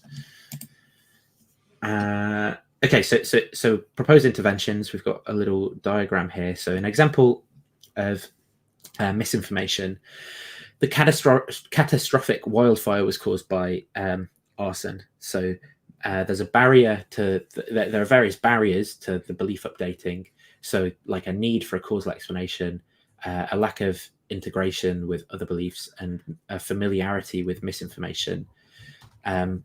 So then there's a proposed strategy to overcome the barrier, a plausible alternative explanation, for example, with regard to the causal thing.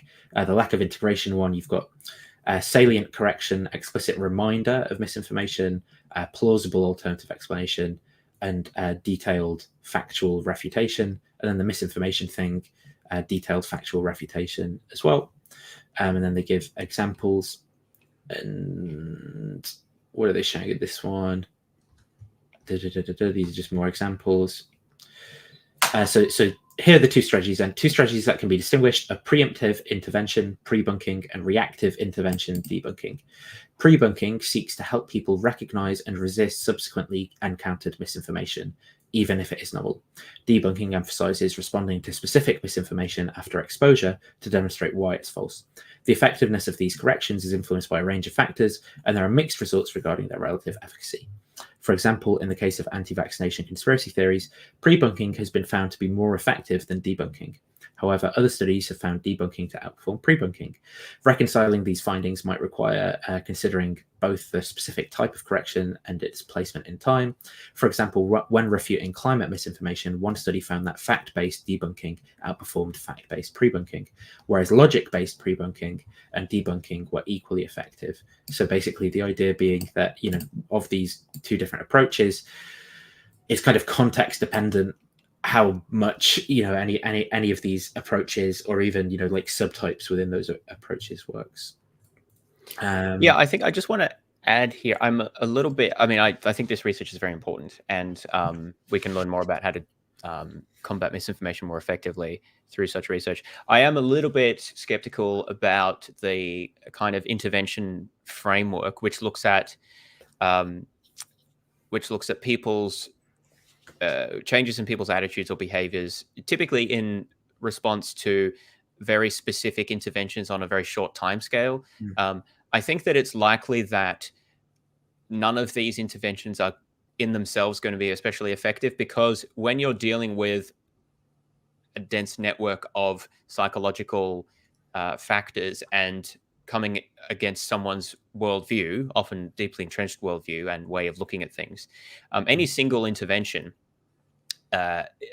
is not likely to have a large impact. And so I think that it's not surprising to me that the results are going to be quite noisy about which variant is better, because I think that it's just going to depend a lot on the specifics of exactly how it's implemented and the exact context. I think to really, what's more interesting and more important, I think, is looking at a more the totality of the influences that shape people's, sharing and belief in misinformation. And, that encompasses like people they talk to at work and their family and what they watch and read and listen to, and, who they follow on YouTube and all of this other stuff, right? And if you then come with one little intervention in a study that they do one day, that's only going to have a small effect on that, which still might be important, right? But I think that, it's like, if you have, it's like these dietary or exercise studies where or a lot of health studies that look at chronic health problems, and they do one small intervention that people do for like half an hour a week or an hour a week or something like that. Anything like that is unlikely to have a very substantial effect on chronic health problems or like mental health problems or things like that are quite deep rooted. I mean, that not saying they're useless, but it's just that I think you need to think about these types of problems in a more systemic way, think about the totality of factors. So there's unlikely to be any single. I guess what I'm saying is I think that it's not surprising to me that there's a lot of noise in the sort of literature here, because I expect that any of these particular interventions is not likely to have a very large effect, particularly long-lasting effect, and that we do need to think about more systemic cultural changes and norm changes. Of course, that's difficult to study, right? But I do think that that's one of the reasons we do this sort of podcast, right? Because it's about adding a new stream to the deluge of epistemically harmful content and norms that are promoted out there, and trying to counterbalance that. This is almost like one of the limitations of like social sciences generally, right? Which is that you're trying to investigate some question with the standards and rigor of science, right? And that involves trying to isolate certain variables so you can accurately compare like counterfactuals to each other and see what has an effect, what doesn't. The problem with that is that you kind of end up, say in these cases, with you found something out, and the thing that you found out is in these kind of quite sterile conditions which aren't exactly analogous to the real world, which is the thing that you're trying to find the effect in, right? And it's very hard then in the real world to, in the same way, control for those variables and vary things and see what the relevant effects are. And so then from the findings of something like this, you're like, well, I'm going to take that into account, obviously, and think about it. But then there's some thinking to do to draw the analogy between whether that's the same as, everyone in the US using social media and Twitter and now being presented with the contextualization square thing that Twitter added that might, debunk a claim. Like, is that relevantly analogous to what was done in these studies, that I can say that that's enacting the same sort of effect, or is it not? And so what should my opinion be about the effectiveness of this thing, right? And that's a difficult thing to do. I think it relates to just the broader point there is that the way I think about this is less in terms of providing specific information. I mean, of course that's important, but not just providing specific information or even like debunking certain things or teaching a certain logical fallacy or critical thinking skill, though all those things are helpful. But it's more about providing an alternative way of, I guess, alternative worldview. That might sound a bit grandiose, but an alternative worldview and providing it in an attractive way where people learn through exposure to just kind of do thinking differently, like without trying to, sound too self-promoting. But like I do things like my podcast, the Science of Everything podcast, is not in, it's not in any way overtly political. I don't talk about like apologetic stuff or. Well, you talked about race and IQ, James. Well, yes, but I did so in a very, very academic, scholarly way without.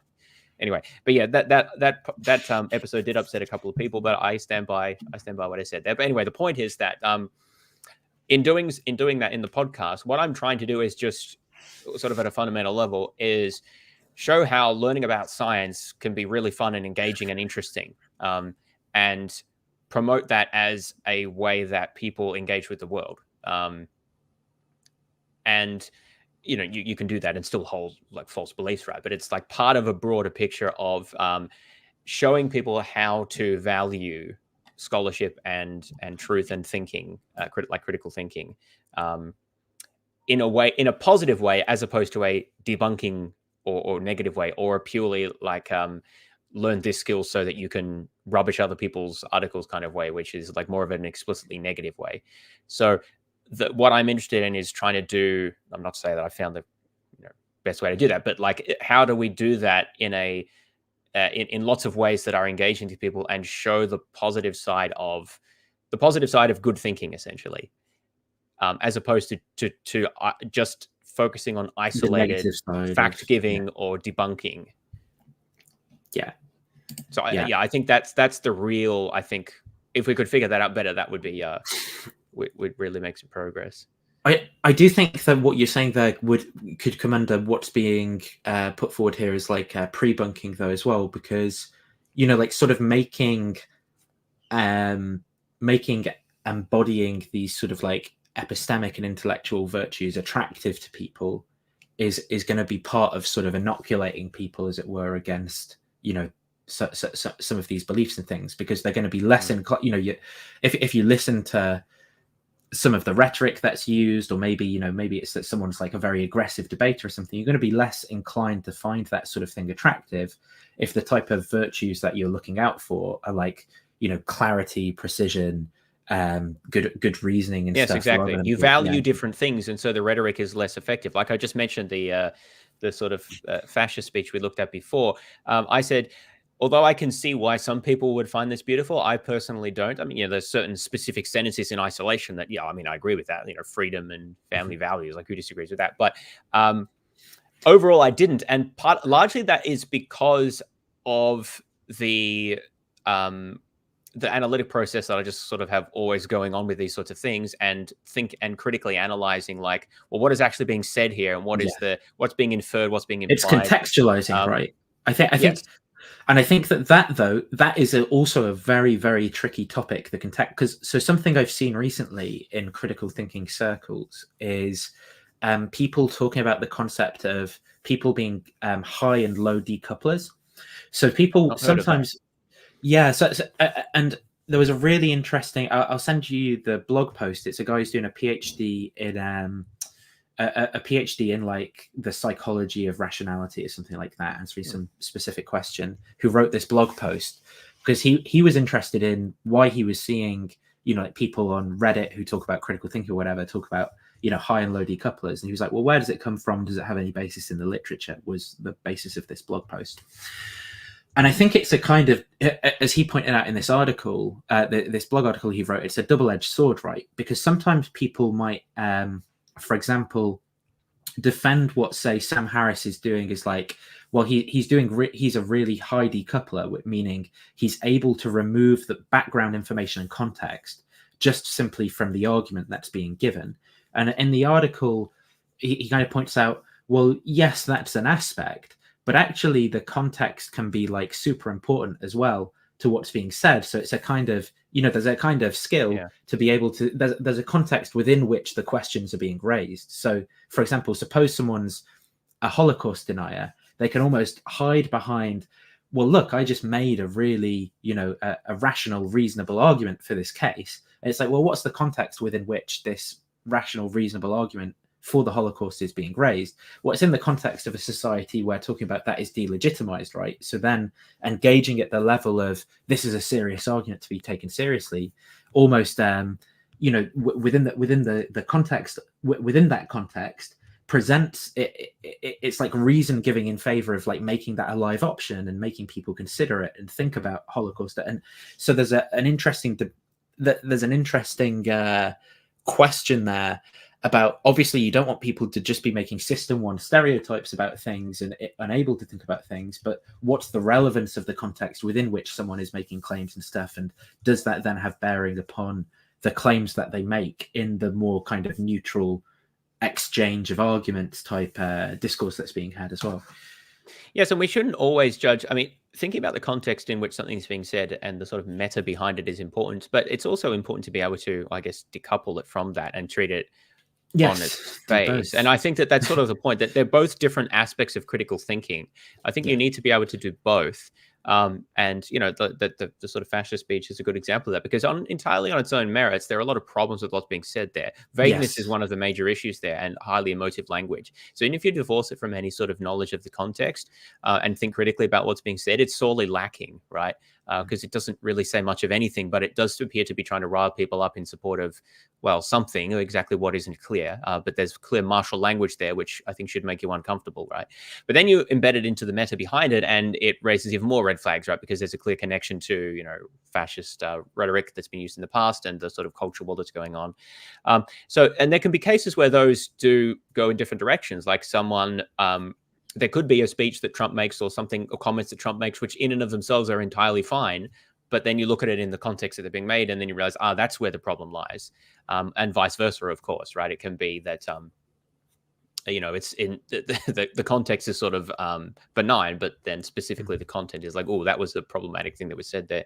So as you know, good critical thinking is being able to engage in both types of reflection, looking at something purely on its face in terms of what it's offering, what has actually been said here and now, but also then looking at the context and being able to think about those sort of separately.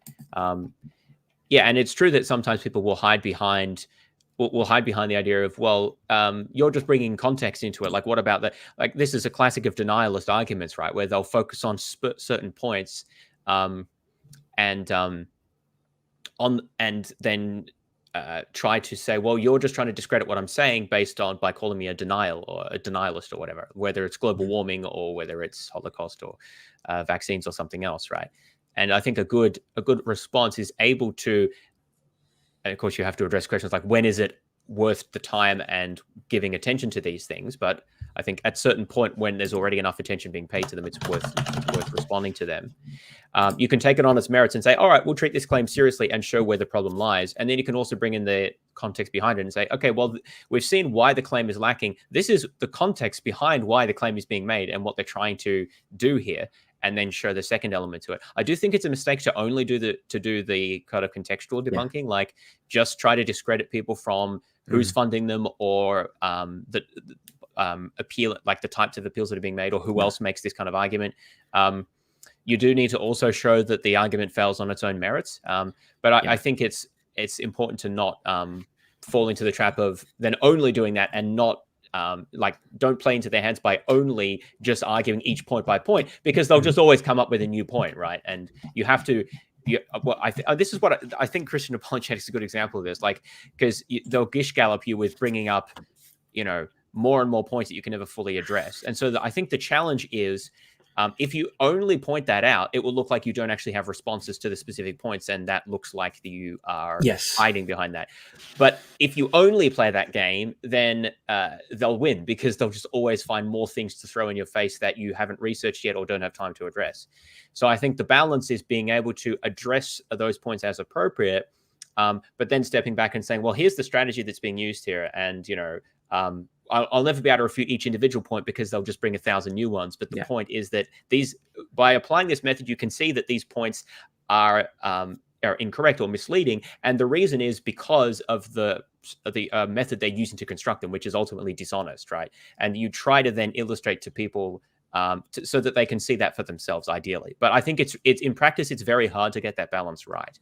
And I think that this is where this kind of I mean, you could obviously disagree on the details a little bit, but this sort of model of the drivers of false belief, right? It has a lot of these different sort of causal arrows, and what you want to do is essentially address a number of these different things. So you want to look at the cognitive failures, maybe in terms of like fallacies of reasoning and things like that, but then also, you know, like presenting that counter evidence, engaging with the arguments and things like that is going to be a part of that.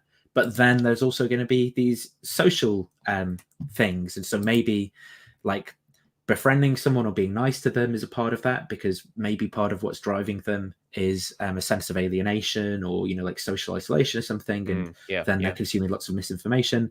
But then also maybe dealing with people's emotional anxieties and things. So how will I get hope, meaning and purpose on this different worldview, or you know, something like that. And so that's where maybe either presenting an alternative or almost therapizing, you know, the person's feelings and things. So then that isn't so much of a problem, and they're able to, you know, not be so scared of how that they, you know, believe in all sorts of other things as well, is a part of that, for particularly for like religious beliefs or something, but also for any of these sort of false beliefs that we will be trying to combat. Yeah, so the Christians say that, talk about this with the problem of evil, that there's an intellectual component and there's an emotional component. Yes. I think that there's sort of a truth to that, although I think that that's used in a sort of deceptive way as well. But in the sense here that, yeah, there'll be intellectual aspects, and then there'll be more emotional or social aspects that need to be addressed as well. Mm-hmm. So in that sense, yeah, I agree with the apologists. So then also talk about, you know, debunking. Research broadly finds that direct corrections are effective in reducing, although although frequently not eliminating reliance on misinformation in a person's reasoning. The beneficial effects of debunking can last several weeks. I guess these are in specific cases, although the effects can wear off quicker. There's also evidence that corrections that reduce misinformation belief can have downstream effects on behaviors or interventions, such as a person's inclination to share a social media post or their voting intentions, but not always. I also think, with respect to these sorts of things, when you talk about like what things can governments or private companies do, well, if they value, if in some sense they incorporate, these values against misinformation, like there are things like it used to be the case, it's not now on Twitter/X, that, if you were sharing a source that was known to contain misinformation, or if you were saying something that was aggressive and contained like swear words and stuff, it'd say, you click send, and before you send it, it'd say, are you sure you want to share this? Users have said this, or other users have, used more productive language or something. I think that would at least, in my case, make me think, oh, do I want to engage aggressively, or actually, no, I'll rephrase that so as it's, phrased in a slightly different way that might be more productive, or not send it at all. And I think that those are positive. Yeah, I agree. As I mentioned before, that I'm a bit critical of the use of the term algorithmic bias. I do think that companies can play a role in promoting good norms. I mean, there's a limit to what they can do and to what they should try to do, but relatively modest things, like, for example, on YouTube, where it will tell you in a box underneath if the channel is funded by a government source, like that's helpful. That's a small little thing. And there's certain types of vaccine misinformation and other things that they don't allow, and it's not perfect the way it's implemented. But the point is that they can, I think it is appropriate, because of the role that they play as facilitators of discourse in society, that they also try to promote at least sort of minimal norms of minimally positive epistemic norms. And I think many of them try to do that. Question how effective that is. But I think that's one of the issues with, what's his face, Musk buying Twitter,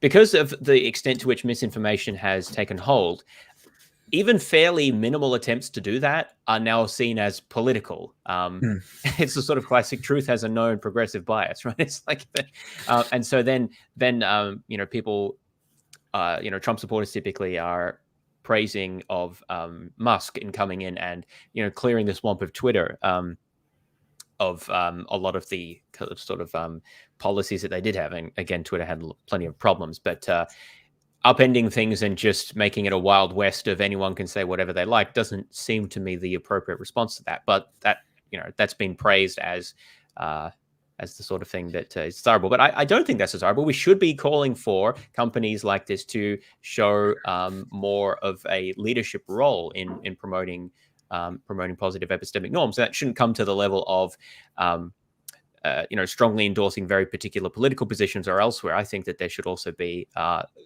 forum for free discourse. But when it comes to spreading blatant misinformation and other things like that, then I think that there is a role for them to play. Yeah, why aren't we getting more algorithmic support for the work we're doing? Come on. Yeah, exactly. Come on, YouTube. So I mean, I think a lot of this stuff, probably from what we said, is probably pretty obvious, but it's just a diagrammatic representation, right, of different pre-bunking or debunking techniques. What was that? Discriminate between facts and opinion. I think that's going to be a tricky philosophical distinction, to be honest, but I kind of get what's meant. It's to do with what is the type of justification, right? And just is it justified by reputable institutions we should trust, like scientific institutions and things like that, versus some others, which is a teachable skill. What most news consumers do not notice or understand content labels forewarning that an article is news, opinion, or advertising. More prominent labeling can nudge readers to adjust their comprehension and interpretation accordingly. For example, labeling can lead readers to be more skeptical of promoted content. However, even when forewarnings are understood, they do not reliably eliminate the content's influence.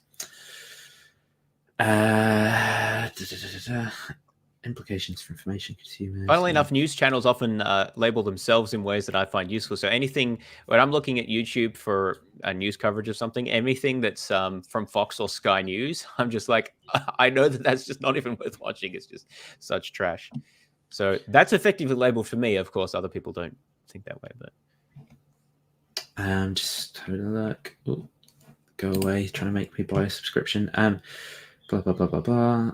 Knowledge of the complex interplay between cognitive and social dynamics is still limited, like we were kind of saying before, as is insight into the role of emotion. Future empirical and theoretical work would benefit from development of an overarching theoretical model. Give me funding and I will do more research, is what that sentence says. Everyone says that. But I really like what it says there about the overarching theoretical model that integrates cognitive, social, and affective factors, for example, utilizing agent-based modeling approaches. So that's sort of what our lab does, and what I work on indirectly, though we don't work on persuasion and things like that, belief formation. But the broader approach of trying to construct better integrative models of cognition and social factors is something that I'm very interested in. And I think that we do need a lot more research on that, and it's becoming more and more important to understand how people form and hold to beliefs. So yeah, I think that this is very important research. Okay, so I don't know, is it worth going into the one of online extremist manifestos? That's just about the way that like radical language is used. I don't read online extremist manifestos, but yeah, that's true. I don't know how influential those actually are, but maybe, because I don't think people read manifestos. But I think, well, the point I was going to draw was kind of about how the language that's used in those online extremist manifestos and how that kind of tells you about their thought process. How it hijacks people's emotions and gets them to believe certain things. How that is analogous or similar to some of the discourse that we see in politics, right? In terms of the type of extremist or fundamentalist language being used, and then like say the religious type language as well, and how. But I think it could be a little bit much to just go into all of that. So if we move on to some of our malevolent influence sources, so the evil World Economic Forum, who we know are behind all of the bad things, have ranked the top global threats of the next 2 years recently. And let me continue reading. So over the next 2 years, the World Economic Forum published its Global Risk for 2024, reporting on the views of 1,500 global experts from academia, business, government, and international community and civil society. The report identified the top global threats of the next 2 years. So first, you've got misinformation and disinformation, then extreme weather events, societal polarization in third. So you could link sort of third and first as under the remit of the topics we're discussing today. Then cybersecurity, armed conflict, economic opportunity, inflation, involuntary migration, economic downturn, and pollution. So I think the reason I put this in is just to kind of highlight that the sort of stuff that we're about to talk to about misinformation, and have been talking about misinformation and disinformation, is considered to be very important, right, to things that are happening in the world. And many of these problems are interlinked. Yes. So misinformation contributes to polarization, obviously, and misinformation contributes not directly to extreme weather events, but it does contribute to misinformation about climate change and policies, which feeds into not doing as much about that. And also, interstate armed conflict is facilitated by autocratic regimes which maintain power through misinformation and disinformation, and also attempt to use means of to utilize cyber insecurities and other methods to influence elections and opinion formation in Western countries, and also to incite and exacerbate societal polarization there. So there's a lot of interconnections between these. So here we go. This was what I wanted to show then, was this little clip from a documentary about how in Russia misinformation, disinformation has been used to control politics. And then, this is the campaign. This is the strategy that Trump also adopted, and the Brexit campaign too, for their political campaigning. So this is from this documentary. Horrific than him. The question before the House today is how we keep the British people safe from the threat posed by ISIL. This is not about whether we want... I'm at the wrong point. I was going to say, I'm not sure what that has to do with it. So this is starting with, at this point, it's about, like this is the Arab Spring, so how social media and information online led to these revolutions. And I suppose there was a sense of optimism that technology was going to lead to, I forget what it was called, the people didn't have access to information, now they did, they'd overthrow political regimes kind of thing. What was it called in the other paper? The information deficit model kind of thing. But then it kind of comes into the way that more malevolent political actors utilize the new technology then afterwards.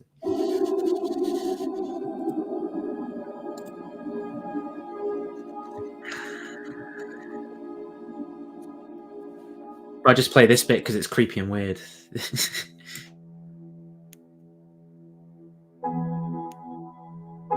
After the failure of the revolutions, it was not just the radicals. No one in the West had any idea of how to change the world. At home, the politicians had given so much of their power away to finance and the ever-growing managerial bureaucracies that they, in effect, had become managers themselves. While abroad, all their adventures had failed, and their simplistic vision of the world had been exposed as dangerous and destructive.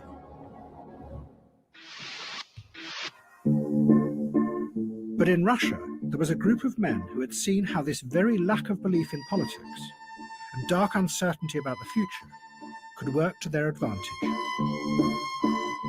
What they had done was turn politics into a strange theatre, where nobody knew what was true or what was fake any longer.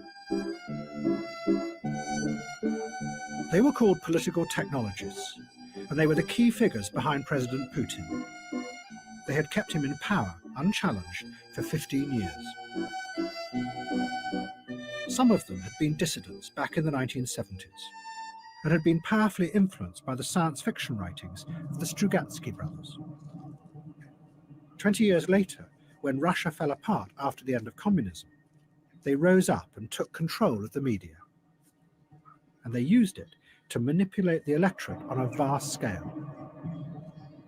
For them, reality was just something that could be manipulated and shaped into anything you wanted it to be.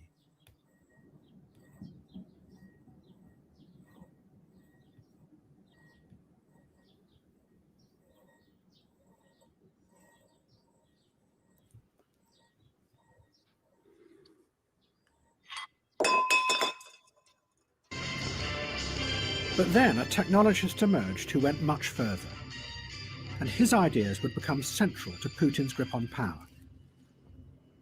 He was called... those computers. Zarkov came originally from the theatre world, and those who have studied his career say that what he did was take avant-garde ideas from the theatre and bring them into the heart of politics. Zarkov's aim was not just to manipulate people, but to go deeper and play with and undermine their very perception of the world, so they are never sure what is really happening.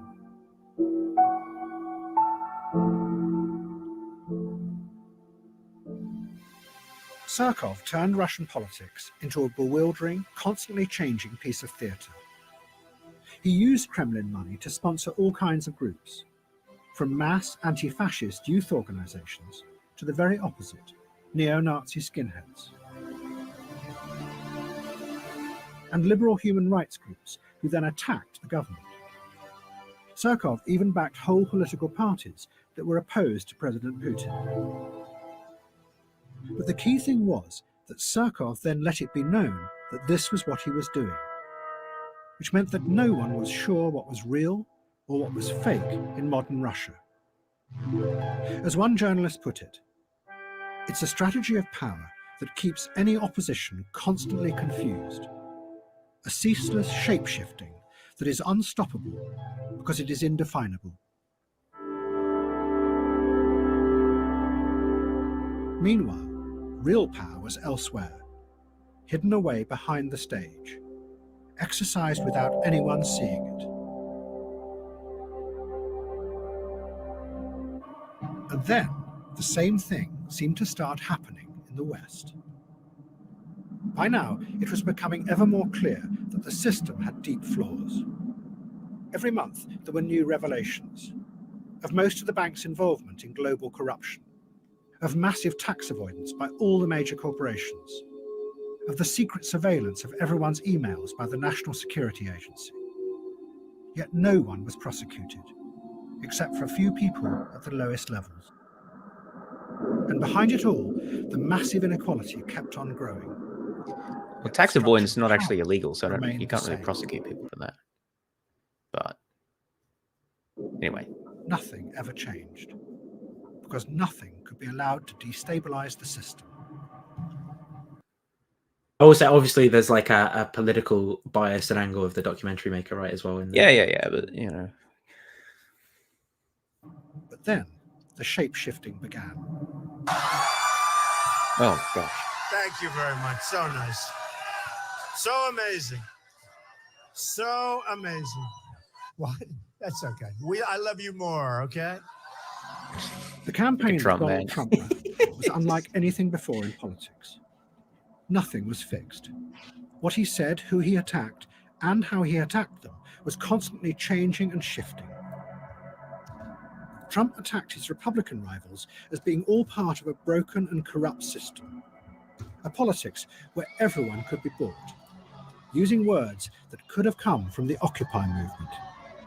You've also donated to several Democratic candidates, Hillary Clinton included, Nancy Pelosi. You explained away those donations, saying you did that to get business-related favors. And you said recently, quote, when you give, they do whatever the hell you want them to do. You better believe it. So what specifically did they do?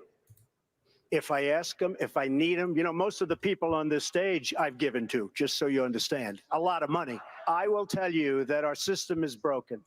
I give to many people. Before 2 months ago, I was a businessman. I give to everybody. When they call, I give. And you know what? When I need something from them, 2 years later, 3 years later, I call them. They are there for me. And that's a broken system. But at the same time, Trump used the language of the extreme racist right in America, connecting with people's darkest fears, pushing them and bringing those fears out into the open. Get the fuck out of here! Our country! Proud fucking American! Made in USA, bitch! Made in fucking USA! That's definitely what the founding fathers were. Oh my god. Did you always said go and make my tortilla and build who are they talking to? I don't know what the context is. I think it's some people like Mexicans or something that are on against building the wall. Oh right. Yes, well.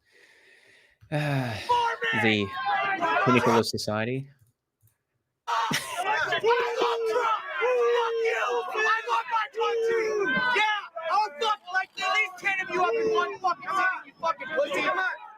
Many of the facts that Trump asserted were also completely untrue.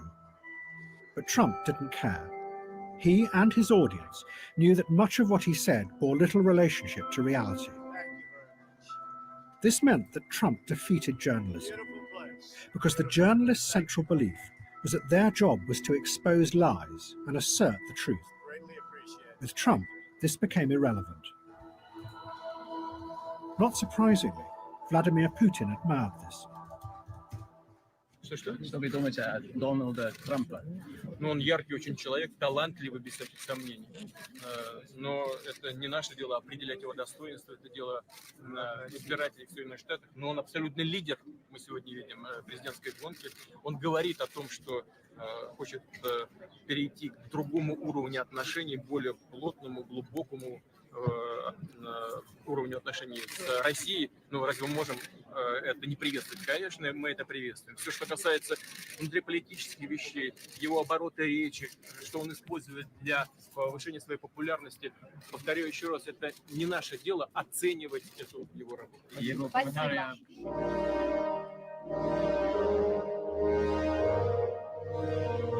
The liberals were outraged by Trump, but they expressed their anger in cyberspace, so it had no effect, because the algorithms made sure that they only spoke to people who already agreed with them. Instead, ironically, their waves of angry messages and tweets benefited the large corporations who ran the social media platforms. One online analyst put it simply: angry people click more. It meant that the radical fury that came like waves across the internet no longer had the power to change the world. Instead, it was becoming a fuel that was feeding the new systems of power and making them ever more powerful. But none of the liberals could possibly imagine that Donald Trump could ever win the nomination. It was just a giant pantomime. And then, of course, there's Donald Trump. Donald Trump has been saying that he will. It appears on This presented was no longer believable. That the stories politicians told their people about the world had stopped making sense. And in the face of that, you could play with reality, constantly shifting and changing, and in the process, further undermine and weaken the old forms of power.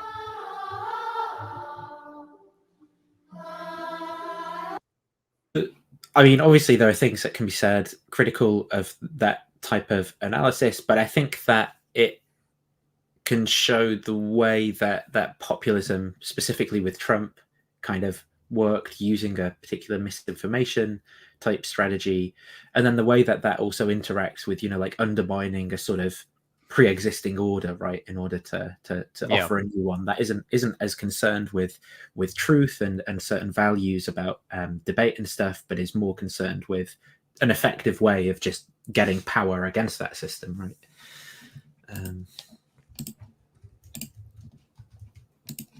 So what else was there?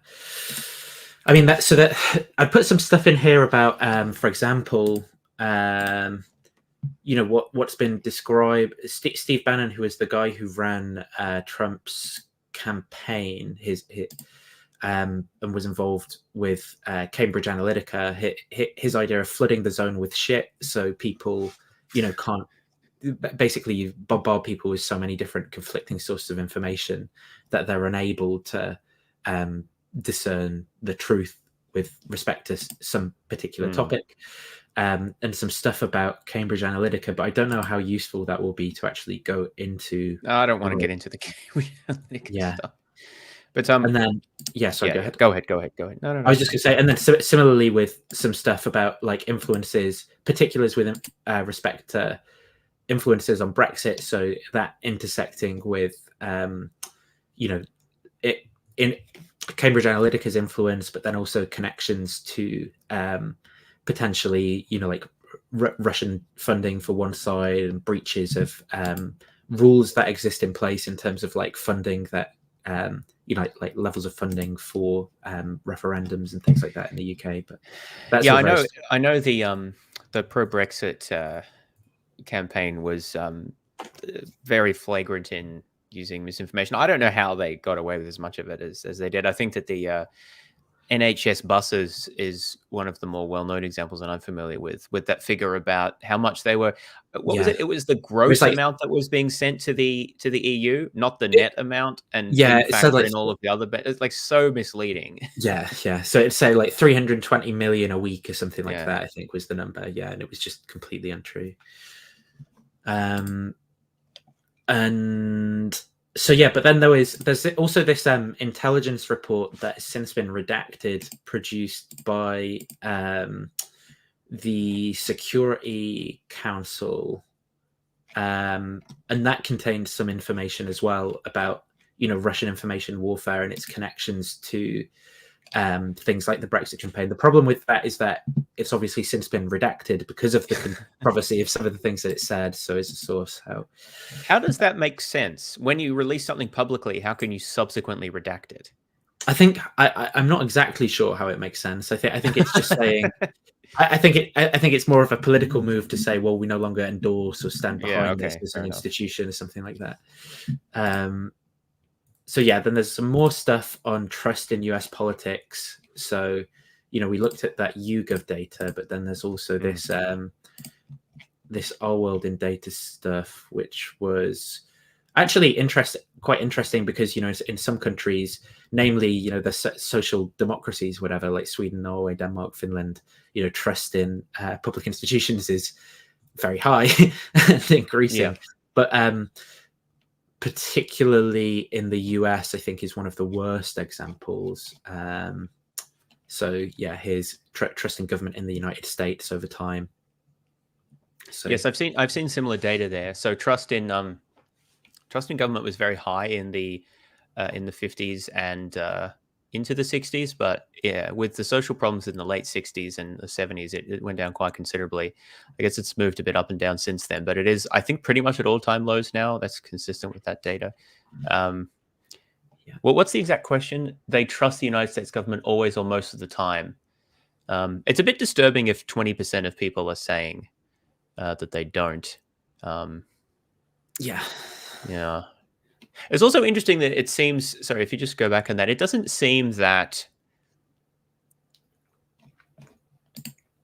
it's very sensitive to, it seems more sensitive to, the numbers there seem more sensitive to, what am I trying to say here? They're sensitive to the particular political issues of the day more so than underlying structural issues. Like if you look at that peak for around 9/11, I mean, I guess it increased. But yeah, yeah, that's what I was thinking. The same thing, and I was like, but what? Hang on. But there is a peak there still. But I mean, the economy in the US was doing quite well in the 90s, and I think that there was a more positive attitude. I'm not entirely sure. Well, there was an early 90s recession, and I know that Bush Senior, there was a Gulf War as well. Maybe there's some factors around there. But anyway, so I think that these data obviously tell us something about people's moods. I don't know that they tell you that much about the actual institutional quality of the government. Right, I don't think that the quality of the US government as a whole, like as an institution, has gone down, fallen by that much in 20 years, to be honest. Right. But yeah, it's interesting that the perception is so different. Yeah. And then this is interpersonal trust. So most people can be trusted. Yeah, but it's a shame that doesn't go back further, because I would guess that in the 50s and early 60s it would be higher than that. But it's still interesting as well, because you don't exactly get the same results everywhere, right? So like in the UK, for example, I was looking at this and I was like, hang on, trust in the civil service has actually increased. I was like, well, that's kind of weird. But yeah, particularly a problem in the US trust. It would be interesting to compare people talking about, because what I understand in the US is that incumbents mostly get back in. And if you ask people how much they trust the government, well, you want to distinguish federal and state, I suppose, but also ask them how much they trust their representative or like their governor or their local, their congressional representative or something, see if that differs.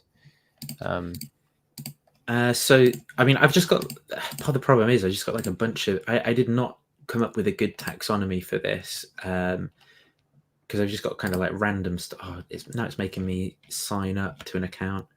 I don't want to do that.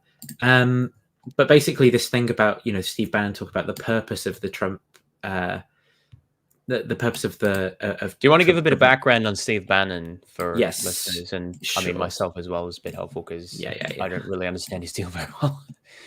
What is his deal? Oh, that's the wrong thing that I'm sharing. His deal, well, I think it's fundamentally basically money, right? But well, in a sense, that's less interesting. I mean, I understand that. He's always been like quite a big player and stuff. So he's quite high up in various different things. Before, what becomes interesting is he gets involved in. He co-founded Breitbart News in 2007. So Breitbart News is obviously that news organization that was basically would promote like Nazi talking points, right? And so he was a producer. It was a Hollywood producer. He was also an officer in the Navy, starting initially. Worked for 2 years at Goldman Sachs, investment banker.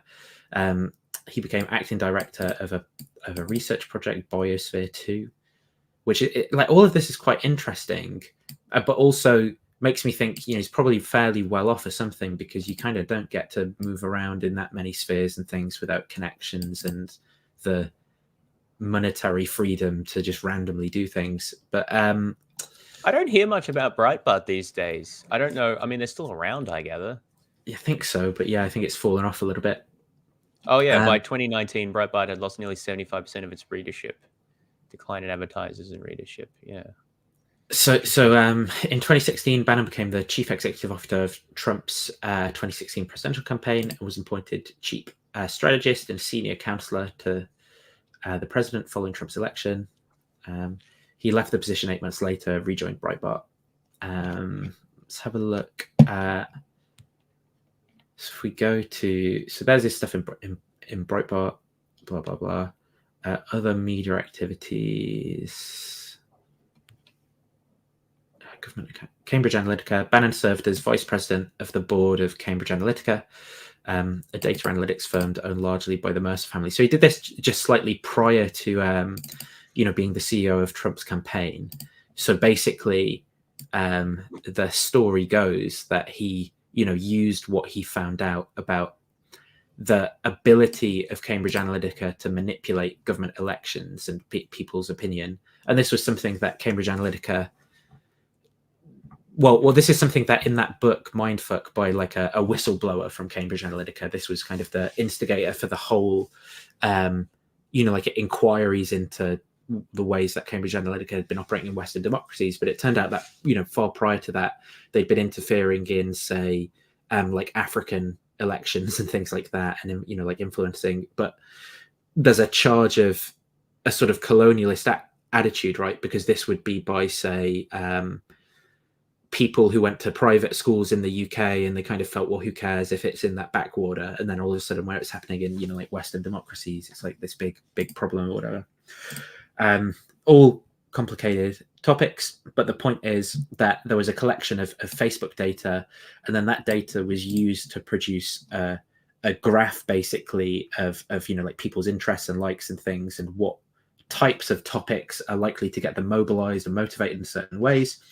So that, this data was then used to target people who were in certain demographics on topics that, they might care about with respect to Trump, for example. So if you found certain pages or something that, someone likes, you could see how much does that predict that they'll care about this policy issue or whatever. And then you target them with certain types of information or advertising that will get them to care about some issue and vote a certain way.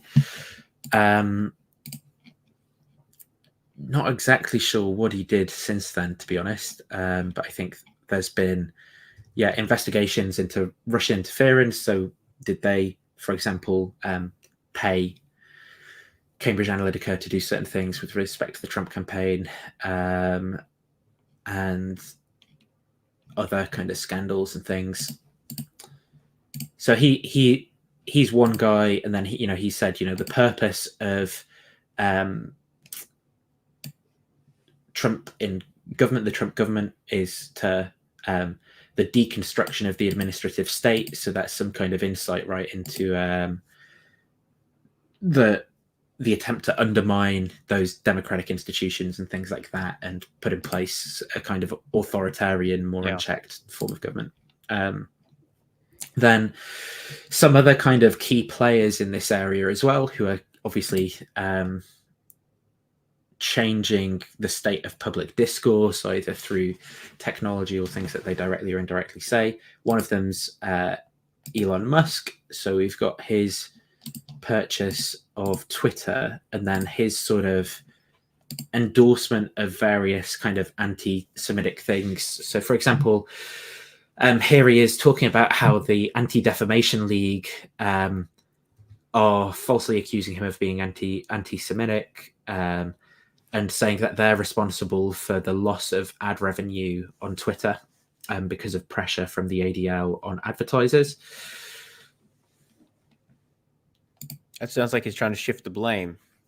Do we really think that ADL would be able to reduce advertiser revenue on Twitter by 60%? Do you think that they're that powerful? I suspect not. So then here we have, people who are like actual neo-Nazis, basically, saying... I don't know who that is, but it based tour, but yeah, that tells you something already. So in under 5 years, we went from having every single one of our guys, so you know what our guys means, right? Banned from the big tech platforms, to the richest man in the world noticing, naming, and waging total war on our largest enemy. That's in response to those tweets against the AfD, while running one of those platforms. Let that sink in. Keep the faith. We are winning. Then 18.4k views on the platform as well. And then you've got, for example, these sorts of things that Musk's been sharing. So to learn who rules over you, simply find out who you're not allowed to criticize. But it's actually, a quote by Alfred Strom, not Voltaire. Not a Voltaire quote. But often this sort of thing is done by, like 4chan style trolling neo-Nazis to sort of smuggle in some of that, like they kind of code it in ways that they find funny, with the like the our guys thing, right, where there's a distance of plausible deniability from what they believe by using this kind of like coded language and stuff like that. Now, whether or not Musk is aware of that, I just have such a poor take of what Musk is, even what his deal is, because a lot of people on the right do like him and seem to think he's on their side. But all he really does is seem to share these bizarre memes or posts, which he maintains this plausible deniability about why he's sharing them. It's like, when you're the richest man in the world, like, why even? What's even the point of all this? Is it just because? Is he just like an edgy 14-year-old who just shares whatever he feels like and he can because he's so rich? Like, is that the take? I don't get him. Like, he's weird, deal? Right? I think it's difficult to provide a full analysis. There's a bunch of things going on there. Like, one of them is, I think, he likes being relevant. And I think he likes being able to view himself as, I think he likes the power a lot as well. So, like the thing about when he turned off Starlink, when Ukraine were going to use drones to attack the Russian fleet in Mariupol. Do you know about that, right? Heard about that. Well, he claims he didn't turn it off. He says they never told him to turn it on or something like that. I don't. Yeah, I don't know what I believe what he says about it. But I think that my view and analysis of his psychology is that he kind of he enjoys being like one of these men of history who's got this power and influence and can shape world affairs, and that he likes all that, but he wants to be liked by people as well, and he's kind of found his in-group in some of these extreme types of politics. And there's just some more stuff about, like, for example, is the German public aware of this? And this is this one. This is a German NGO ships helping people not drown at sea in the Mediterranean, right? And then but hang on, they're expressing outrage that humanitarian groups are receiving government funding to prevent people from drowning. Mm-hmm. Like, what kind of an arsehole do you have to be? So yeah, and then the German Foreign Office responded saying yes, and it's called saving lives. So then Musk says, so you're actually proud of it. Interesting. Frankly, I doubt that a majority of the German public supports this. Have you ran a poll? Surely it's a violation of the sovereignty of Italy for Germany to transport vast numbers of illegal immigrants to Italian soil. Has invasion vibes. Okay. And then... So I've never heard about an invasion being launched by drowning asylum seekers before, but I guess that's the way they perceive it. It's just really weird. And then there was that thing, like that I shared in the community tab the other day, the "you have spoken truth" thing about something that was clearly like pretty weird and anti-Semitic. I think is it this. Yeah, that's from what I've seen. That's the way he does. He just sort of shares something. I was like, this is interesting, or this is true, or something like that. But it doesn't. Yeah, it's kind of like, oh, I just thought I was just sharing things that I think are important for people to. So this is like you a said the actual timeline truth. thing. Yeah. So a post that invoked the Great Replacement theory. That was the one. Flooding their country with hordes of minorities. That's Jews that's supposedly doing that. You have said the actual truth. Nick Fuentes on his America First live stream applauded Musk's engagement with a hashtag ban the ADL campaign on Twitter, including Musk having tweeted 28 times in the 24 hours about the campaign. Musk accuses the ADL of being the biggest generators of anti-Semitism. Musk liked ban the ADL campaign. So then there were, that's who that Andrew Torba is. He's the founder of Gab. And Gab? Gab is, let me have a look. Gab. It's not the Giorgia Association of Broadcasters. Anti-Semitic. Let's see. Gab is a social media platform it's like an alternative social media platform where like neo-Nazis are allowed to express their views. Right. And so so this is some like propaganda thing, some kind of anti-Semitic thing, and Trump's like, yeah, amazing.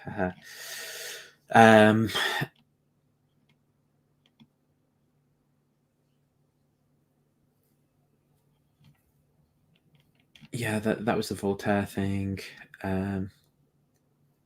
Magneto's experiences during the Holocaust as a survivor shaped his perspective as well as his death. Soros, also a Holocaust survivor, hates humanity. Yeah.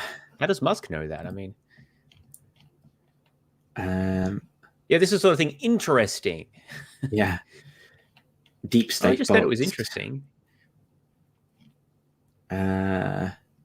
Spamming, whether done by is against the terms of service.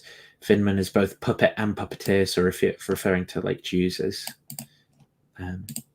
puppets, puppeteer masters. Who pulls these strings? Yeah. Who indeed?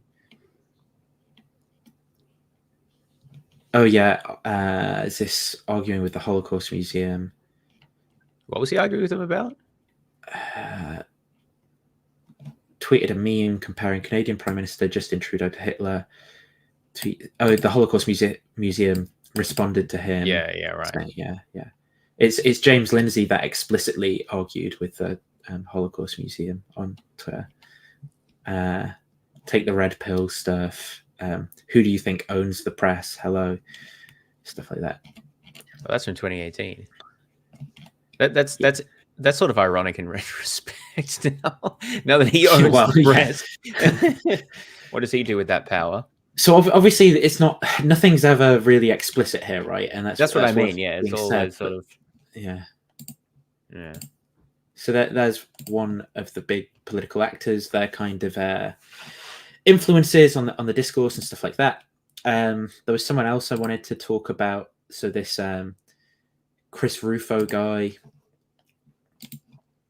So in this article talks about how like you'll see a lot of these it's not anti-SJW anymore. That's this is so this is Lindsay. Again, I don't tell us a bit about him, Nathan, because I didn't really get him either. So he was a journalist, right? So he was, where does it say? Raised by blah blah blah blah blah. What was his first journalistic job? Seattle. He got small grant from a conservative think tank to report on homelessness. Then he ran an unsuccessful campaign for city council.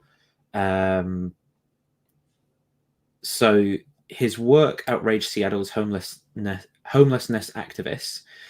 During his election campaign, someone plastered his photo and home address on utility poles in the neighborhood. So I think he got like doxed, right?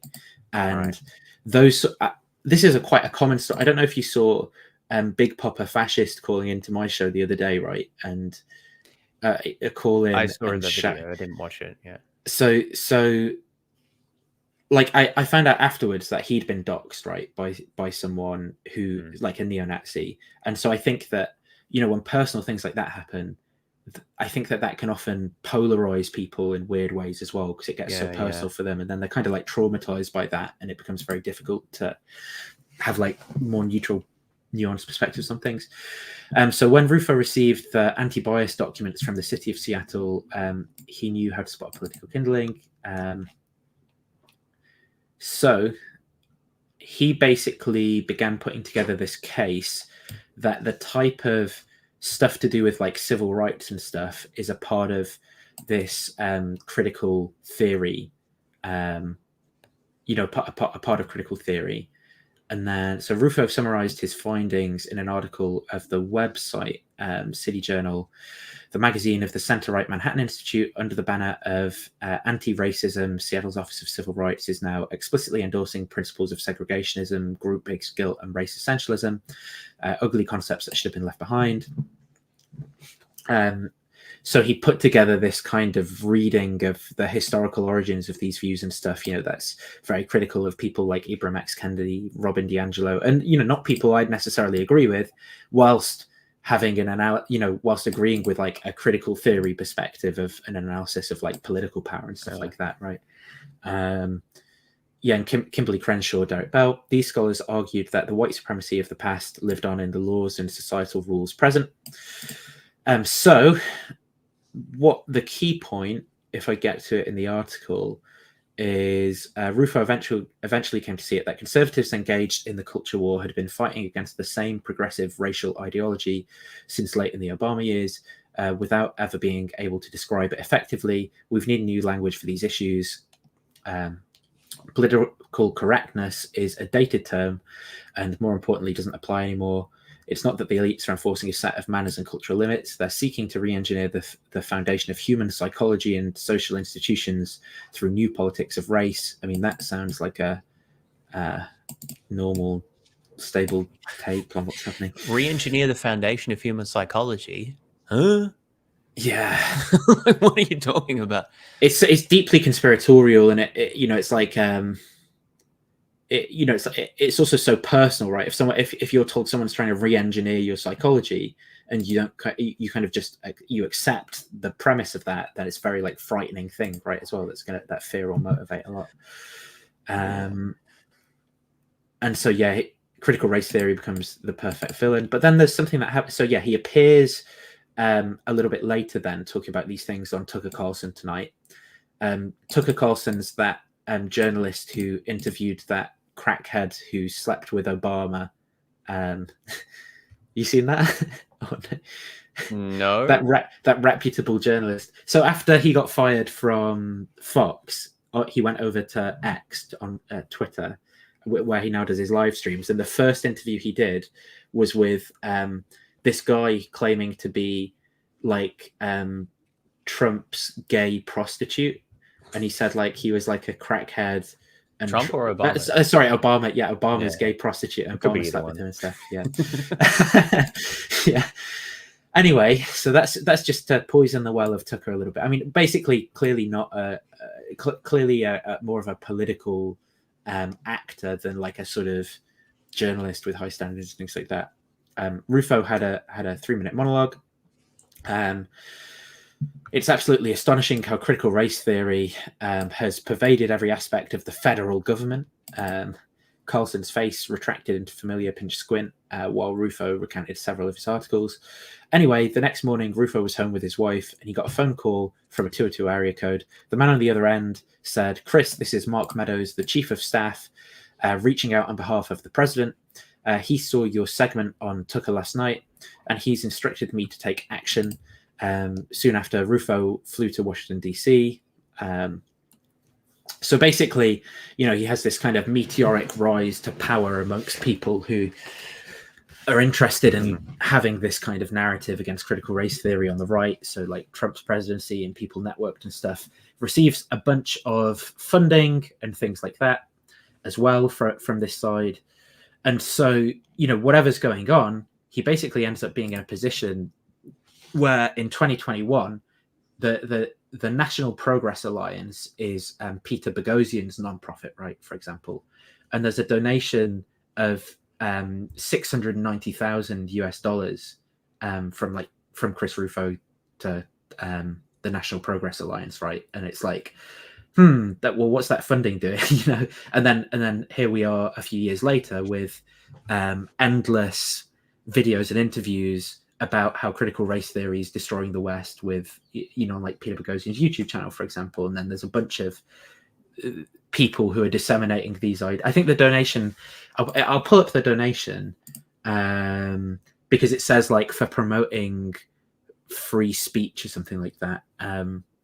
But I guess it just happens to be a coincidence that Peter's ended up aligning on all of the this kind of idea that critical race theory is this kind of boogeyman and stuff like that.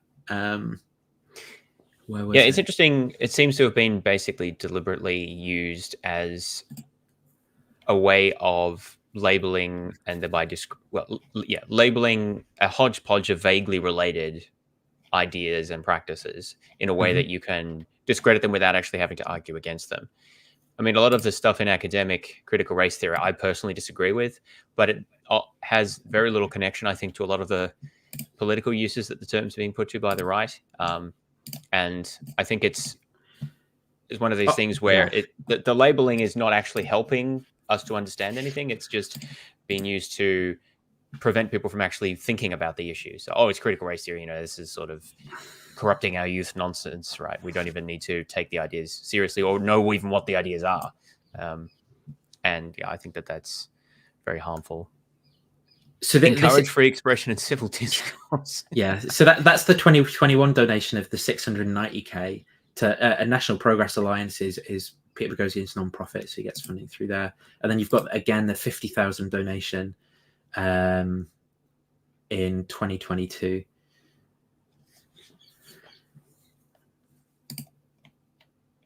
That was in here.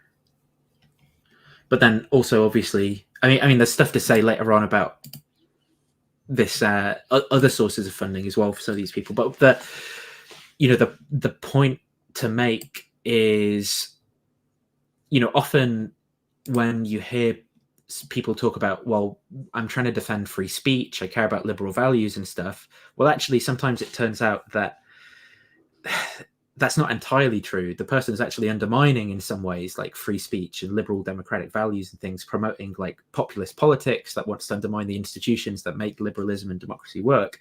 And when you look into it, it turns out that they've been paid large sums of money by nefarious actors and things, which are clearly distorting their ability to think neutrally about these topics too, right? And that's a problem. People should be aware of that when they're listening to these people. Yes, the whole retreat behind the free speech thing I find very objectionable. As someone who is a big proponent of free speech myself, I think that it's unfortunate that like so many things has been co-opted. But also it seems to it's a very strange way of conceptualizing of free speech that defense of free speech amounts to promoting certain fringe ideas, or well, not so fringe anymore, but like conspiracy theories or misinformation or just questionable ideologies. You can campaign for the freedom to express an idea without promoting the idea, and it seems that there's a confusion between those two things.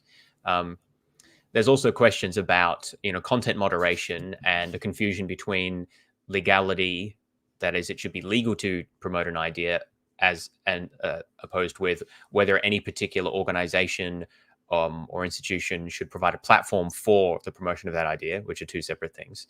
And there's there's a reasonable space to talk about exactly what policies Facebook or Twitter or whatever should have about how strict they should be. But the idea of freedom of speech by itself doesn't answer those sorts of questions. It's a general commitment to free exchange of ideas, but it doesn't tell you what ideas you should be promoting or what you should be giving time to. I think that it's really just a way of trying to. It seems to me that the use of that is a way to try to normalize and legitimize ideas that they want to promote.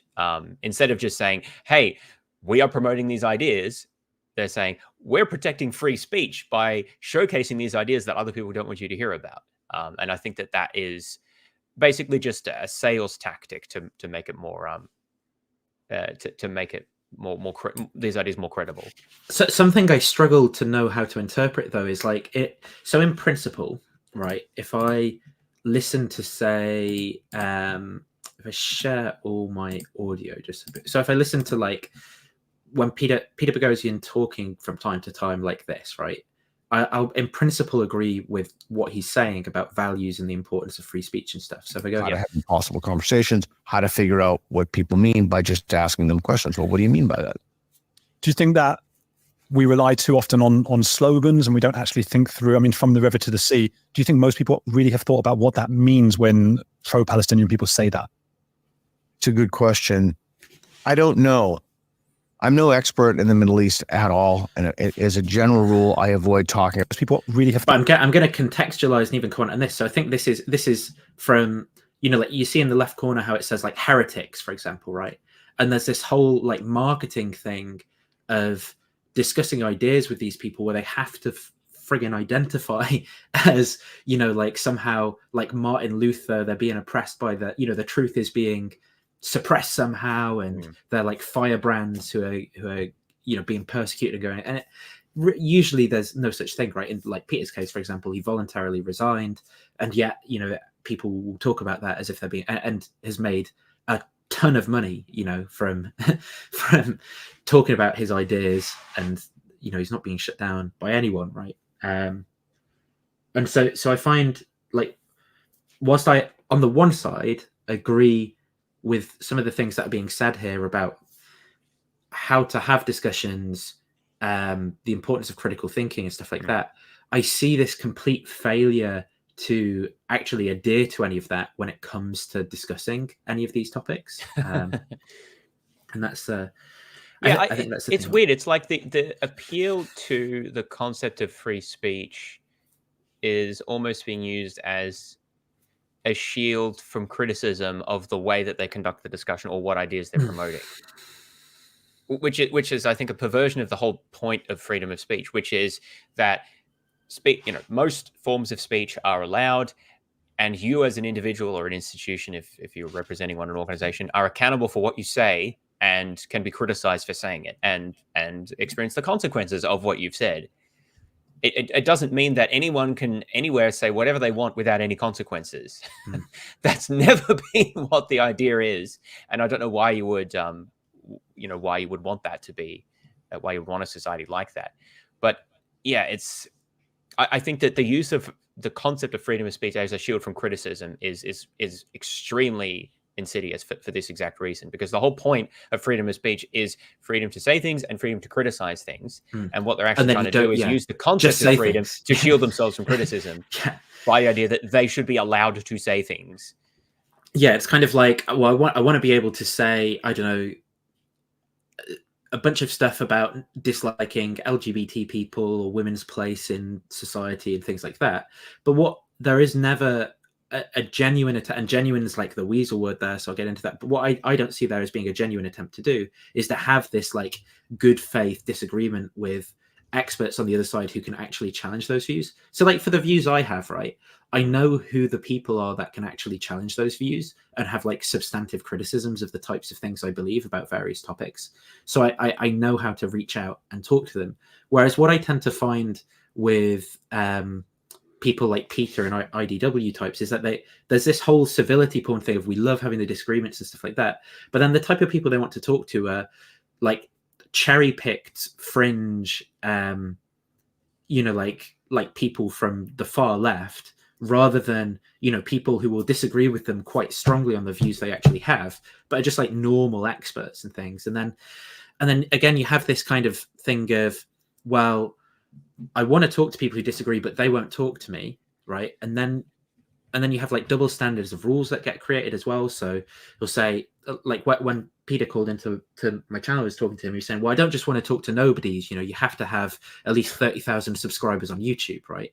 And then, Peter Boghossian, and I was like, well, firstly, that gets in the way of truth, doesn't it? Because that's pathetic, man. That, you know, there's going to be experts out there who don't have that many followers, whatever. But the second thing is he violates that when talking. So he then goes and has interviews with individuals on the what I would consider to be like the alt-right, who don't have that many, you know, followers or subscribers, right? And it's like, it's almost as if this principle is just being created to make it seem to his audience like there's a good reason, for example, to not have an in-depth conversation with someone like me who clearly disagrees with him, right? It's like it's just being brought up on the spot then. But then there's someone who's like a journalist for you know, the Daily Mail and has a profile of a similar size to mine on YouTube, Twitter, and so on, and all of a sudden there's like a 2-hour conversation to be had about, you know, the traditional values of women and how they want to be treated and things like that, right? Yeah, that sort of thing is incredibly frustrating, especially from someone who is allegedly a proponent of both free speech and, you know, rational intellectual discourse. The idea that, well, if you don't have a certain number of followers, you wouldn't have anything worth saying. I mean, yeah, that's just pathetic. But anyways. So there were some further things I wanted to talk about in terms of influences and things like that. So I'm going to play a clip as the introduction to this. Just ignore my polemic title that I've given it. But I would say right now, I mean, Hungary is in a and you were one of the first guys in my world really saying, where are they? With that model, they're actually in London. That Just wondering is if the backdrop's important there. Yeah, it's not important. That's the financial district of like Canary Wharf in the background. So I tell you what it was. It was Jordan Peterson had. So as an alternative to the World Economic Forum, Peterson's creating a think tank called the Alliance for Responsible Citizenship, and you know, sounds nice. Who else to invite to the Alliance of Responsible Citizenship than, you know, like Dave Rubin, who like Brett Weinstein, you know, stuff like that. Yeah, they need to learn how to be responsible citizens. That makes sense. Thinkers for our time, and Jonathan Peugeot as well. You know, the guy who's really good at identifying fascism.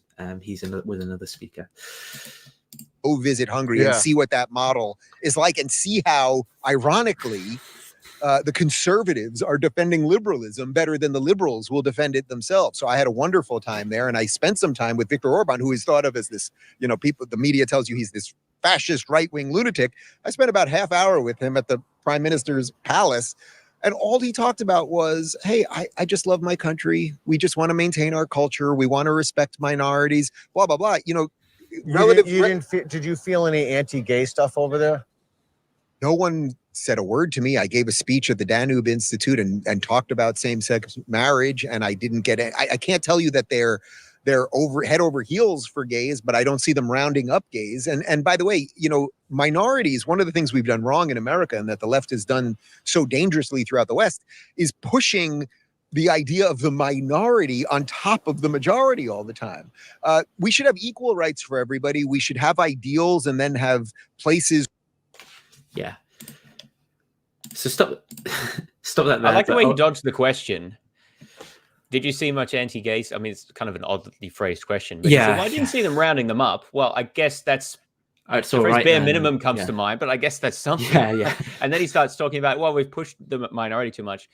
Well, they were very nice to me. So yeah, well, that's the other thing. Like, okay, well, why don't you and your husband move over there then? You know, and that's so stupid. Like, how can you be that thick? Well, actually, I don't think he is that thick, but yeah. Well, similarly for Peter. So that is the intro, though, to something I wanted to talk about, you know, other influences. So this is about Campus in Hungary is flagship of Orban's bid to create a conservative elite. And Orban, by the way, does describe his government as an illiberal democracy, as we heard earlier in that talk about fascism. So the fact, you know, when these people who self-describe as classical liberals say, you know, Orban's defending liberalism, it's quite obvious they don't know. Yeah, by undermining the independence of the judiciary. Like, in what world is that a liberal policy? Well, it's not. Look, Orban knows that it's not. So what the hell are you talking about? So a residential college was granted 1.7 billion by Prime Minister Viktor Orban. This is part of his plan to create a more nationalistic society. Critics say it's legalized theft of public funds. Oh, for God's sake, I'm gonna get. I need to create. I don't want to create an account.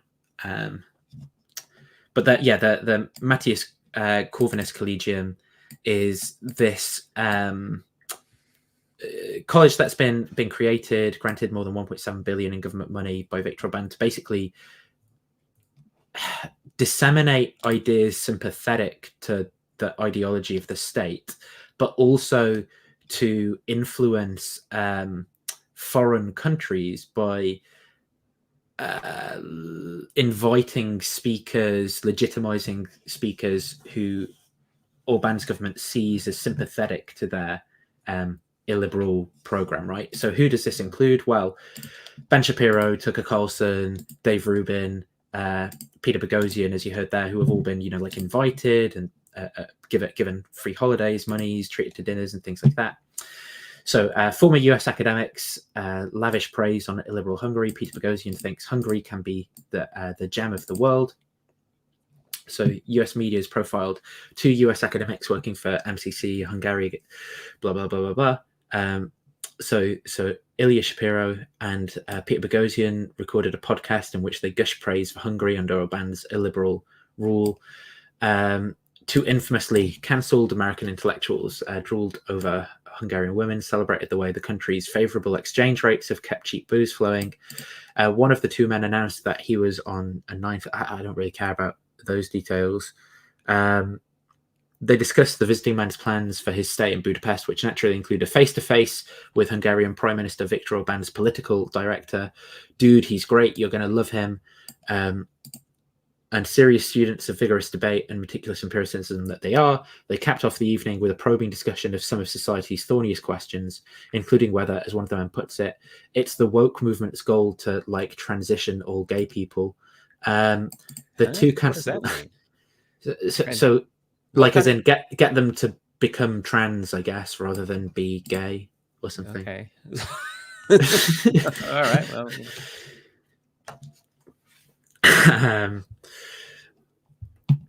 So yeah, blah, blah, blah. In September, the EU declared Hungary had become a hybrid regime of electoral autocracy. The Matthias Corvinus Collegium, a Hungarian educational facility, is a key part of Orbán government's struggle to control Hungarian higher education and is the centre of national conservative activity in the country. The facility, funded by a massive gift of stock from the Orbán government, has sponsored events and teaching positions for prominent US right-wing figures.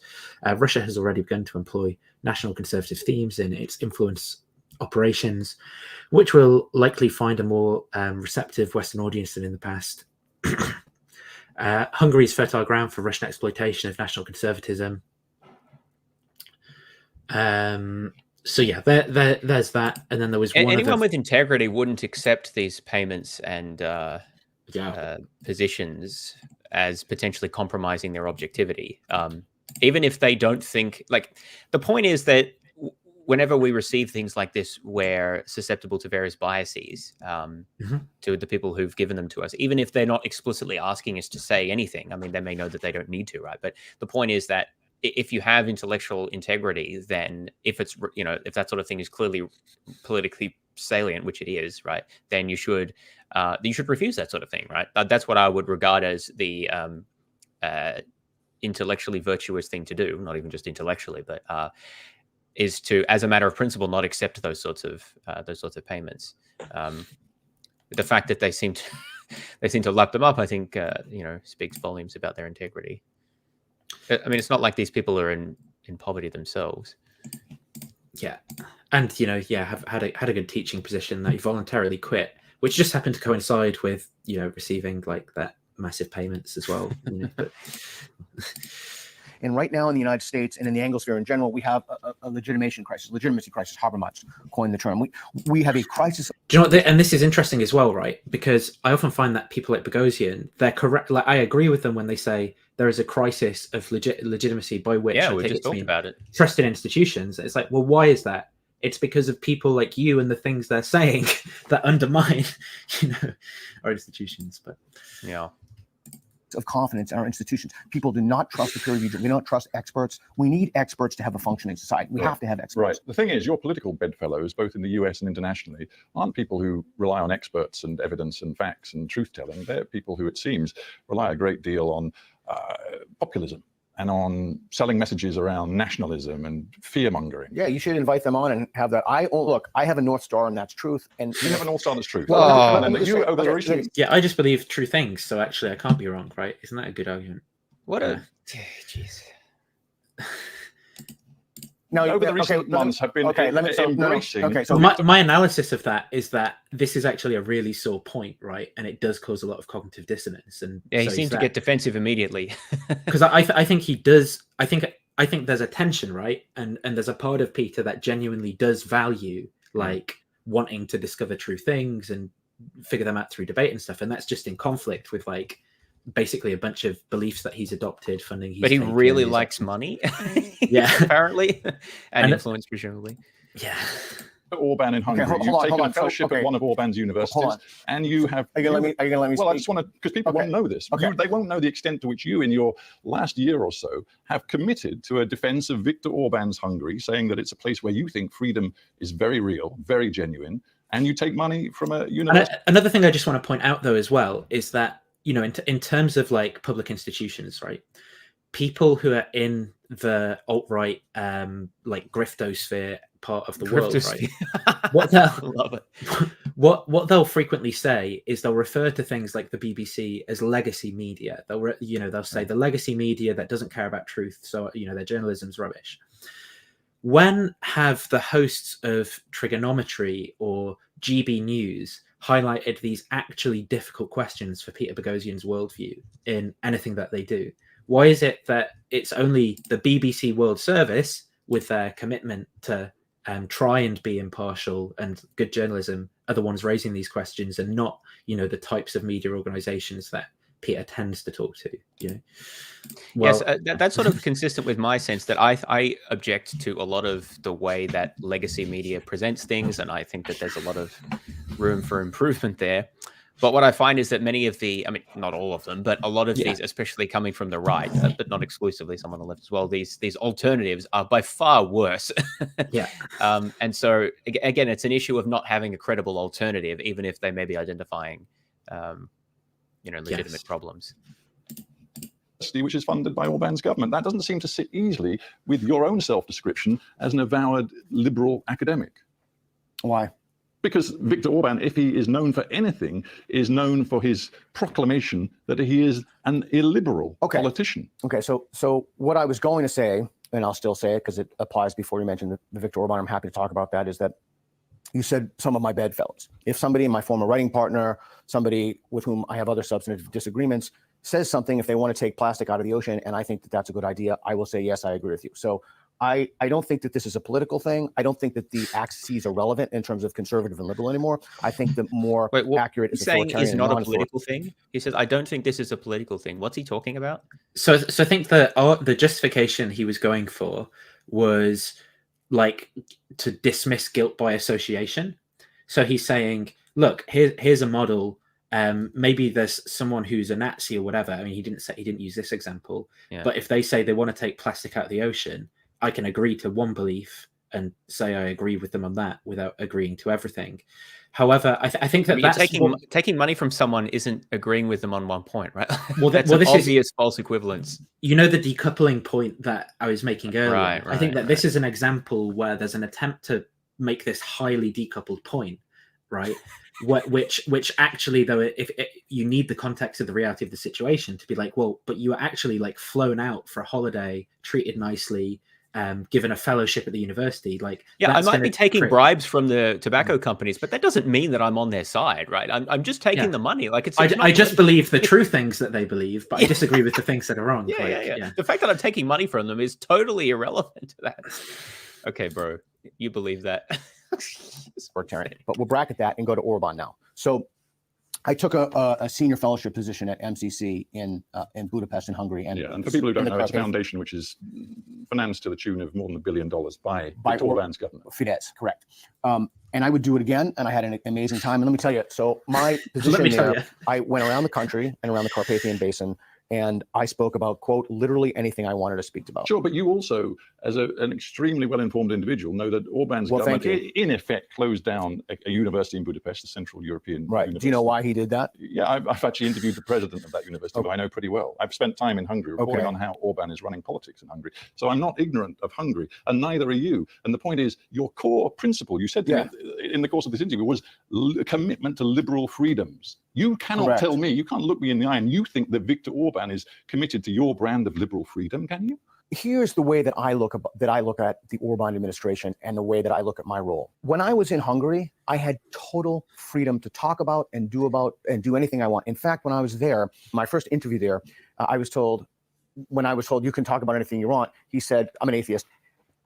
He said, even atheism, you can go around and you can talk about atheism. So in my experience, yes, I've got to talk about my passions. I would do it again. That does not mean that I'm a supporter of Viktor Orban's government. It means that I was in a country that I spoke about things, about my passions, the Socratic method, having impossible conversations, and I would do it again. Sadly, we're almost out of time. I just want to end with one big final thought. I'd be interested to hear what would have happened if Peter Boghossian said, okay, thanks, Orban. I'm going to go and talk about my criticisms as a liberal with the way you've been doing things in Hungary. I wonder how that would have gone. Yeah, yeah. Exactly. I wonder if perhaps Peter Boghossian knew at some level, how repressed it was, that there actually were certain things that he wasn't welcome to talk about. And he perhaps just focused on other things that Viktor Orban might have been more willing to hear. And it's also even the fact that you've got to be like, oh, will it be okay for me to talk about atheism? You know, like, what you're not asking that in the woke West, where, you know, the critical race theorists are destroying everything. It's just a given. Like, of course I can go around and talk about atheism. I'm not going to be like put in prison or shot or something like that. And so the idea of holding up, you know, this kind of as an ideal or something, and also the inability to distinguish between you being treated nicely by someone and like their policies, right, and how they affect that society in general. So, you know, this is something that happened in the US and the UK, you know, in the 1930s, for example, where like people were like, well, the Berlin Olympics were really nice, and, you know, the streets were clean when I was over there, and you know, I had a really nice dinner with Herr Hitler, and they treated people well, from what I read about it. I mean, they wanted to have a good reputation, right? So, and we had a really robust discussion about, you know, the merits of fascism. The point is, as if any of that is any defense against taking money from people like this and allowing them to use you to increase their legitimacy. If he did try to use his position as a way to critique, yes. That's Orban, that would be something very interesting. Obviously, there's an interesting balance there, but it's I've never not seen trying to do that at all. Yeah, exactly. He's not saying, and I'd do it again in the context of like, because I care so much that I was able to, you know, that I was actually platformed by these people to provide pushback against the worldview, and I know that's such a rare opportunity. He's saying like, I do it again, as in like, you know, the caviar was fantastic or whatever. He had a great time. He apparently thought it was important how good a time he had, as if that's relevant to any of the criticisms. Like, oh, you had a great time. Oh, okay, sorry, I didn't realize that you had a good time and you were allowed to speak about things that you like. Okay, well, that's important. States or whether it's Hungary, what we see are societies where there is an increasing inability of people at different political extremes to talk to each other, to connect and communicate effectively. You've spent a lot of time as a philosopher trying to understand how people can better do that. Do you believe you found a way that people can bridge those huge gulfs and can avoid the sorts of clashes which we now define as a sort of deepening culture war? I do. We go around the world and we do something called spectrum street epistemology, street epistemology I coined in my first book. It's how to have civil conversations. So we put lines of tape on the sidewalk. We go all around the world and do that. And we ask people if the beliefs they have correspond to the evidence, their confidence in the evidence. So for example, it's strongly disagree, slightly disagree, neutral, and on the other side. And so we'll ask a question: should trans women be in women's sports? And they start on the neutral and they go to a line, and then I'll basically ask them questions rooted in the Socratic method. I certainly didn't discover this. It's been around for 2,400 years. I've augmented it with the best. Okay, it's very interesting, but we are out of time. From what you've got to... Okay. So I can't remember. I think the reason I left that last bit in was to sort of like show this tension, right, between the thinking on certain things and principles and values around rationality, and then like saying other things of like that I'd agree with, like, yeah, we need to have better conversations with people who disagree. And I mean, you can talk about whether or not he's exactly facilitating that in the way he does street epistemology and so on, and there are criticisms of that, but it's like the principles that he's articulating are the right ones epistemically, and yet still can go, you know, so wrong. I've listened to that interview before, but listening to it a second time, this could be my bias, right? But I really pick up a lot of defensiveness from Boghossian when he's being asked. It was faster as well. Yeah, I mean, it's worth saying though that it was sped up. So you know, it was sped up a bit. Yes, but even so, comparing to afterwards when he was talking, yeah, it does seem anyway. Yeah, it's interesting. So one thing I wanted to kind of link to as well, given, you know, the connection of apologetics and bad apologetics, is how many of the people that have gone down this route, right? And so you can look at some of the same problems with, you know, there's like new discourses that James Lindsay's on, Peter Boghossian's on the board of that with a guy, Michael O'Fallon, who's like the head of Sovereign Nations, a Christian nationalist organization. So, you know, people keep commenting saying James Lindsay is against Christian nationalism, but it's kind of weird that on the director's board he has a Christian nationalist then. But regardless, you know, you can agree with Hitler on taking plastic out of the ocean. Regardless, he was a vegetarian after all. Something that's clearly gone on here is so many people that were involved in new atheists, so this kind of older discourse that's involved in apologetics, counter-apologetics, have gone down this route of essentially becoming like quite politically radicalized in a certain type of way, and that becoming their almost hobby horse for what they talk about and stuff. And then having, I think there are flaws with the religious discourse of like people like Dawkins, Harris, Boghossian, Lindsay, and others. But I think that this also highlights a bunch of things about not inhabiting those intellectual and epistemic virtues in the right sort of way. So clearly for a lot of these people, it's more about being taken to be a legitimate authority or someone with something interesting to say, or like someone who's a member of the intelligentsia who's making relevant talking points, than it is about being corrected when you're wrong, facilitating expert opinion, things like that, right? Which I think would lead these people to very different views on like their political takes and things. And the reason I want to say this as well is because it's not like we've talked about the relationship of fundamentalism on the religious side and how those social effects can, polarize and bias people and things. But I think that we can see that is clearly at play also on the atheist side, right? Where people have allegiances and biases and so forth. And that leads them to have these distorted political views where they're just not correctly extolling intellectual virtue. Yes, it's really disappointing, the legacy of new atheism, I think. I mean, as new atheism, I was critical of it in certain ways, but many of the people who are involved in it have now gone on to, I think, not practice very good epistemic practices in political contexts on the right, but also some on the left. So it's, yes, I mean, I certainly never was of the view that being irreligious or an atheist was any guarantee of thinking well. So we should be wary of tribalism in all forms. So obviously in the order in the document, right, the next thing I've got is like Alexander Dugin and some people, but I don't know, like thematically, is there something that you would rather go to make that would make more sense? Or well, I think where I probably want to finish up soonish. You can keep going, but sure. But there were under the religious political extremism umbrella, there were a couple of links I put up under Christian nationalism of just things that I've come across. Do you want that for the Ayaan Hirsi Ali one? Yeah, we probably don't need to play a lot of that really, because we can just. But if you just bring it up as a backdrop, so this is Rationality Rules. Excellent video about Ayaan Hirsi Ali's conversion. I'm going to put that in quotes because I'm not really convinced it is a conversion in any typical sense. And yeah, I'll just recommend the video to you rather than us just sort of stealing his content here. But where Stephen goes through and shows that in Ayaan Hirsi Ali's public letter about describing her conversion, she really says nothing at all about like Jesus or about Christian doctrine or any type of spiritual experience or any of the typical things that you would think might be associated with converting to Christianity. And really all she says is generic sort of conservative talking points about defending the West and, you know, a crisis of values and things like this.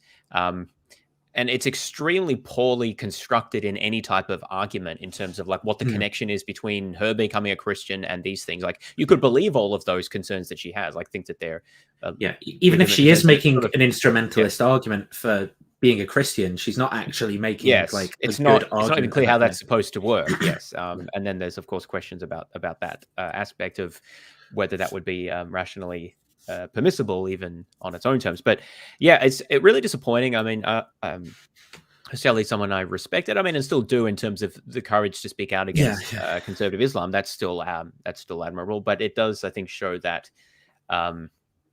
Well, I don't want to speculate too much about her precise mental state at the moment, but I think that there's clearly some blind spots here and some sloppy thinking that's going on. I don't know exactly what her motivation for this is or how she's thinking about it, but it is, it was disappointing to me. I think it does give ammunition to, well, Christian apologists, although I don't think they're typically going to be too, well, actually, that's an open question as to what Christians, particularly like more conservative Christians or apologists, think about politically motivated conversions like this. I've heard sort of conflicting things on that.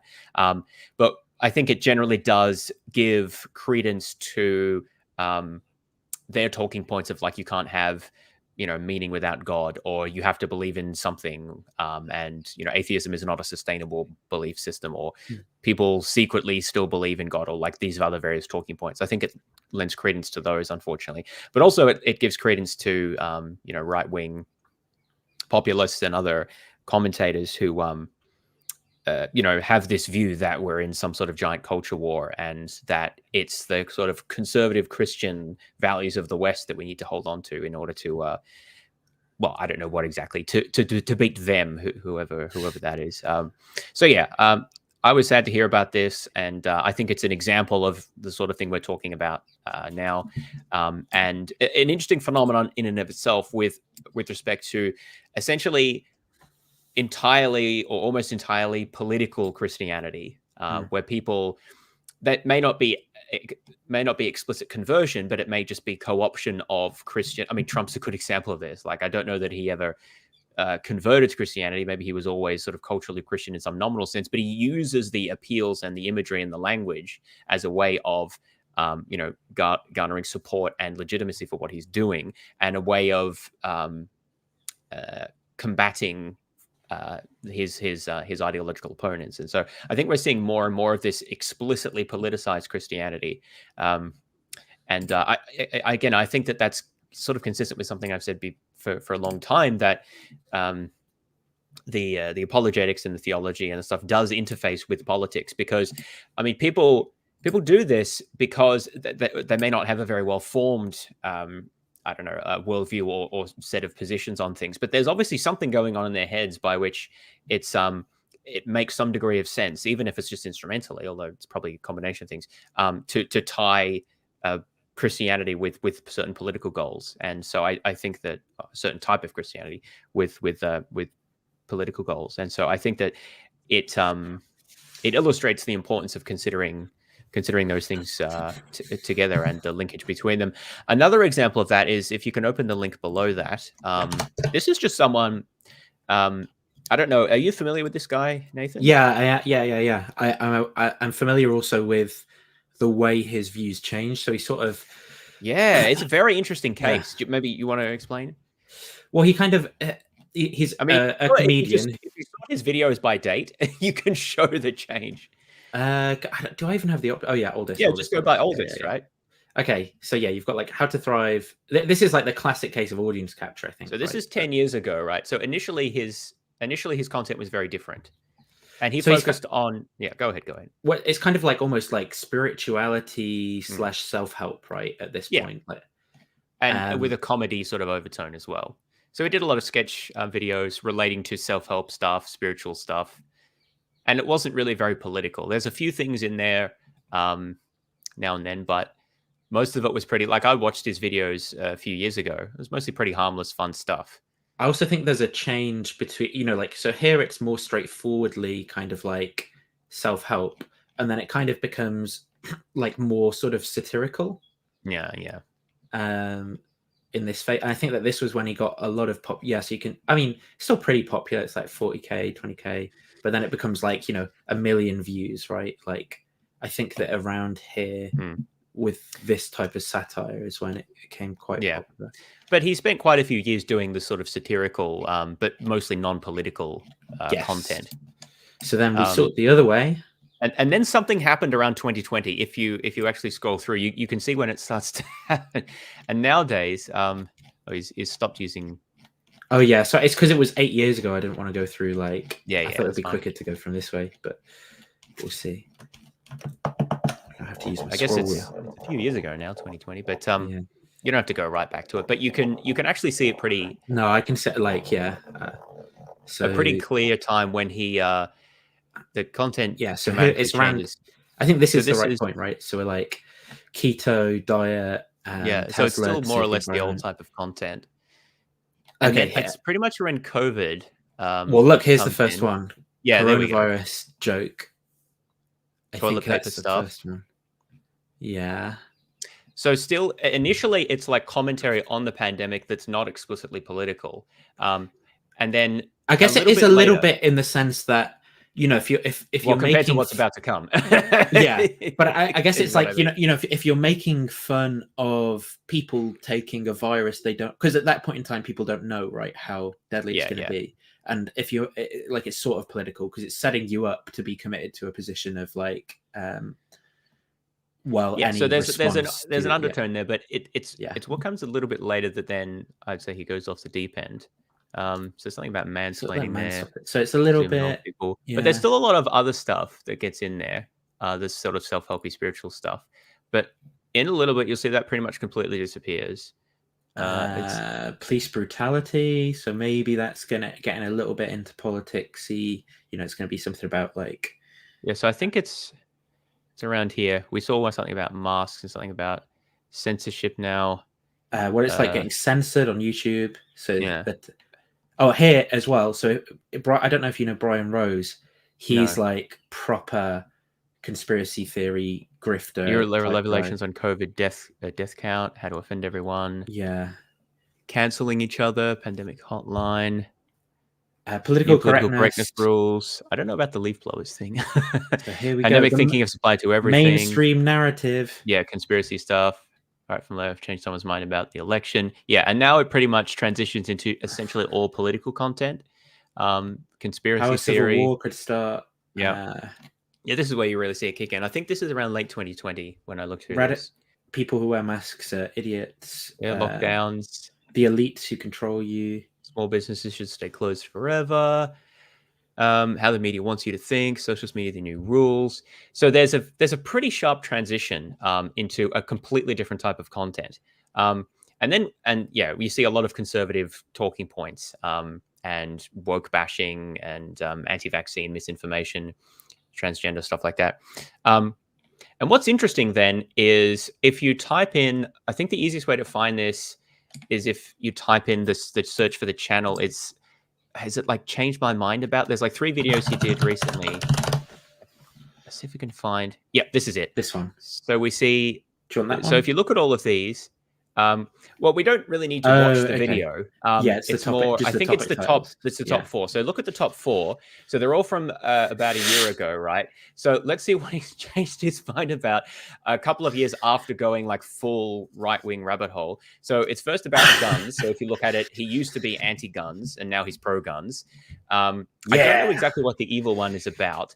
But I think it's something about objective morality. Well, I think there's going to be a general like metaphysics of like, because the people I disagree with are genuinely evil or something. Yeah, like that. It's going to be like not. It's not just disagreement; it's their evil. Like yes, it's a strong moralizing of the disagreement. And then we have abortion. So he used to be pro-choice, now he's pro-life. And then we have changing his mind about God. So he was into spirituality for a long time and sort of vaguely some kind of atheist or agnostic. I don't know exactly. And in that video, he comes out as identifying as Christian. I did watch the video, I won't subject us to it now because it's not really very interesting.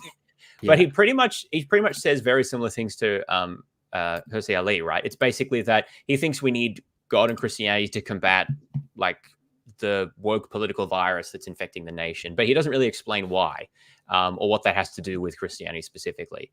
And I mean, the comments are just look at this. I was an atheist when the pandemic hit. I found myself doing an insane amount of research with my extra time. Now I'm a true believer in Christianity. /that happened, or what is it that really happened? Well, okay, actually, well, you know, in preparation for this, some of we won't necessarily get to it because I think I just cast the net like far too wide. But you know, one of the themes in analyses of what's driven some of this was, you know, like if you look at a lot of these topics that are contentious political talking points, it's something like in 2020, in like the same 3-month period, all of these topics go from like non-issues to like massive issues. And it's like clearly people are just at home, their schedules aren't normal, they're like consuming more content and stuff, and like all of these things just kind of like kick off at the same time. But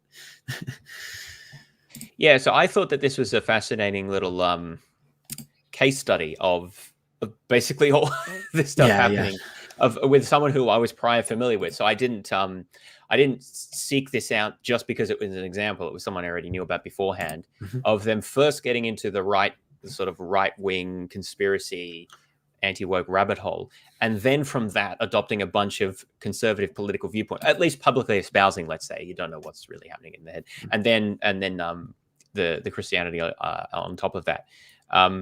Now, I read a few people sort of speculating. My best guess is that this guy likes money and attention. He doesn't just do YouTube. He does like what's it called? Comedy sketches, stand-up comedy and shows and stuff like that as well. So he's apparently done quite well out of it. And I mean, I think that that's the primary motivator. Now, because people don't like to think of themselves as grifters, usually there's probably some amount of cognitive dissonance there where he sort of convinces himself that, you know, and then there's the whole echo chamber thing. So, you know, I don't want to overly psychologize, but the point is that this is a real phenomenon whereby we see people being radicalized or even self-radicalized in some ways in this case, by this sort of set of talking points, and the linking that back to Christianity for reasons that I won't pretend to understand. It almost seems to be like an in-group identification thing. Well, like a lot of the people who are espousing these talking points and agree with me about these other things are Christians, or at least claim to be Christians. So they feel that they want to do that, or they feel driven to that, or I don't know exactly how it works, but it's very interesting, I think. So I just wanted to share that as an interesting example of this happening. And then when the similar thing happened with Ayaan Hirsi Ali, I'm like, oh, there's another one. yeah. There's probably more as well, but those are just, you know. What do you want? The how woke language radicalizes far left activists one as well? I don't remember that one. Open it up, and I think it was you put it in, not me. It may have been, but no, I don't remember. Maybe that was just James Lindsay. I put in just something from him. Well, you can play it for a bit. I can't quite remember why I put it there, to be honest. An experience. There's this. Hey, this was a shorter clip. Thing happening there with all these like he called it desensitizing or sterilizing language, and that's what's happening. So it takes all that meaning away, right? So nobody knows what it means except for the guy preaching it. So the guy doing the diversity training, I watched a diversity training somebody sent me from their job the other day, and this woman's like just droning on. It felt like you're just getting, you know, imagine you're at the job, like you have to do this for work. You don't want to. Do there's all corporate training though. Like, you know, it's not. That's not like woke specific. That's like, yes.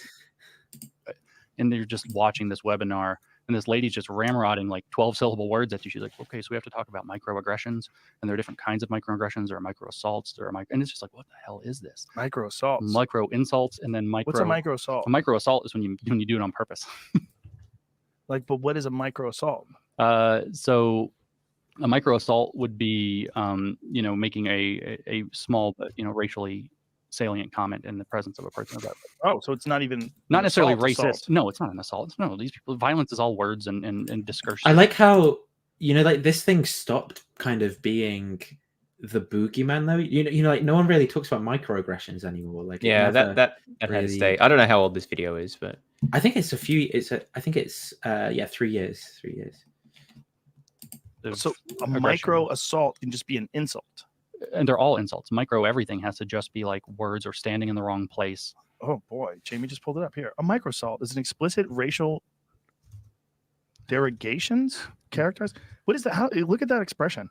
A micro assault is an explicit racial derogations. So you put somebody down on purpose. I know, but that's a weird way of describing an explicit racial derogations, plural. Oh yeah, who wrote that? Singular. Yeah, that's not right. Yeah, they need an editor. Derogation. So here's the thing. Well, maybe you should just go with the top results. It's Google. Yeah, it's on PDF like as well. It's some like who knows what the hell that thing is. Yeah, and it's just Google pulling some random section of that out as the text. Like, yeah.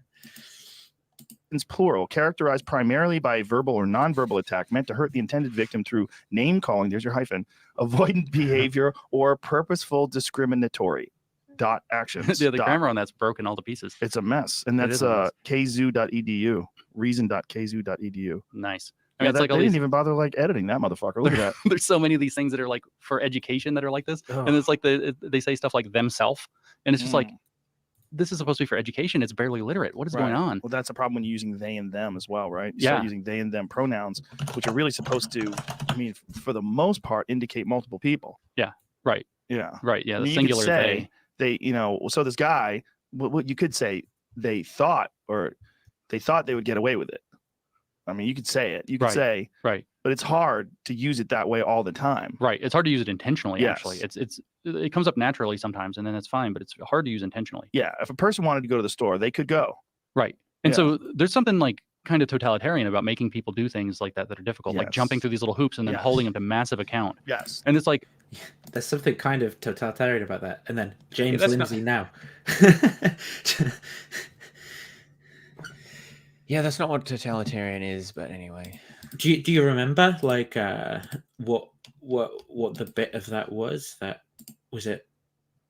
You don't actually have to go along with all of that to agree with the sentence. Right. Then you have this thing with white people.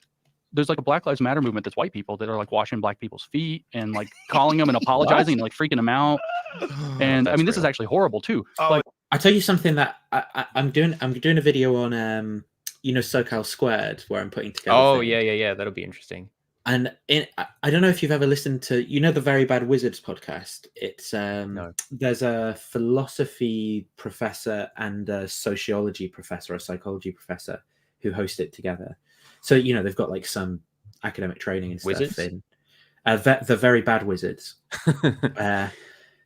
And I forget which episode it was. I think it's around the 300s mark. But basically, they had Lindsay on to talk specifically about SoCal Squared, and so they go into what conclusions can you actually draw from the study they did. So, for example, like there's no control. They don't do it in like the sciences, and also like they some of the results are like predatory journals, right? So like literally like paid to be in that journal, and then so they're saying this demonstrates the corruption of the field. But obviously, there's predatory journals for every field, and the defenses that Lindsay gave there were so kind of ad hoc. They weren't taking this like disconfirming reason seriously at all, but instead that he pulled back to, well, it's not actually supposed to show a scientific result, but it stands as satire. So it's just satire of the what it is it's satire of the field, and you can draw whatever conclusions you want from satire, right? But then the conclusions that he obviously wants the audience to draw are like, there's been a quasi-scientific study that demonstrates the incorrectness of like all of these social humanities fields, and how like systematically corrupt they are, and like that was an interesting one to listen to for people. But yeah, I don't think we need to watch any more of this. I think one of the points that I wanted to just emphasize was how a lot of this is, I mean, we just saw a few minutes here. A lot of it is just sort of a lot of the discussion that I've seen relating to these topics is a lot of, it's sort of a grab bag of, anecdotes of grab bags of various things that they kind of don't like and just sort of rattling off about them. you know, what's really the connection between Black Lives Matter and microaggressions and I don't know what else they talked about. Well, Ibram X. Kennedy, critical theory is the. Yeah, well, you can slap a label on them, right? That sort of homogenizes these things, and you know, there's sort of vague connections between them. I guess it's sort of progressive politics, sort of vaguely, but like it's not, you know. To take the decoupling point, just because some of the things that they say or do or promote we dislike doesn't mean all of them are. So I think it is an indication of a lack of, or maybe a deliberate policy of not exercising clarity about what is being critiqued and why it's bad, and clumping a whole lot of diverse phenomena under poorly defined labels like woke or critical race theory, or the way it's deployed here at least. Yeah, I think is one of the common tactics of the discourse, and it I think contributes to the whole idea of muddying the waters by just not being clear about what actually is being critiqued and jumbling different things together.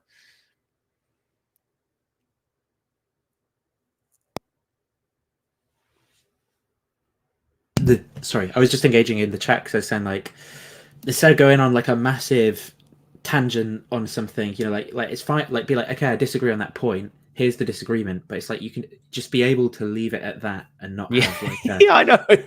People in chat are so easily triggered by things. Like a 2-hour thesis on how we got something wrong about slavery and this is a better, like you can make that point and we're fine with disagreement, but if you keep going on and on and on about it for, you know, like it's not the right forum or format to go that deep to really change our minds at this point. Like we'll change our minds, but maybe just like call in at some point or send us an email. We're both like open to scheduling things with people. We do that, and then the chat doesn't get like super distracted.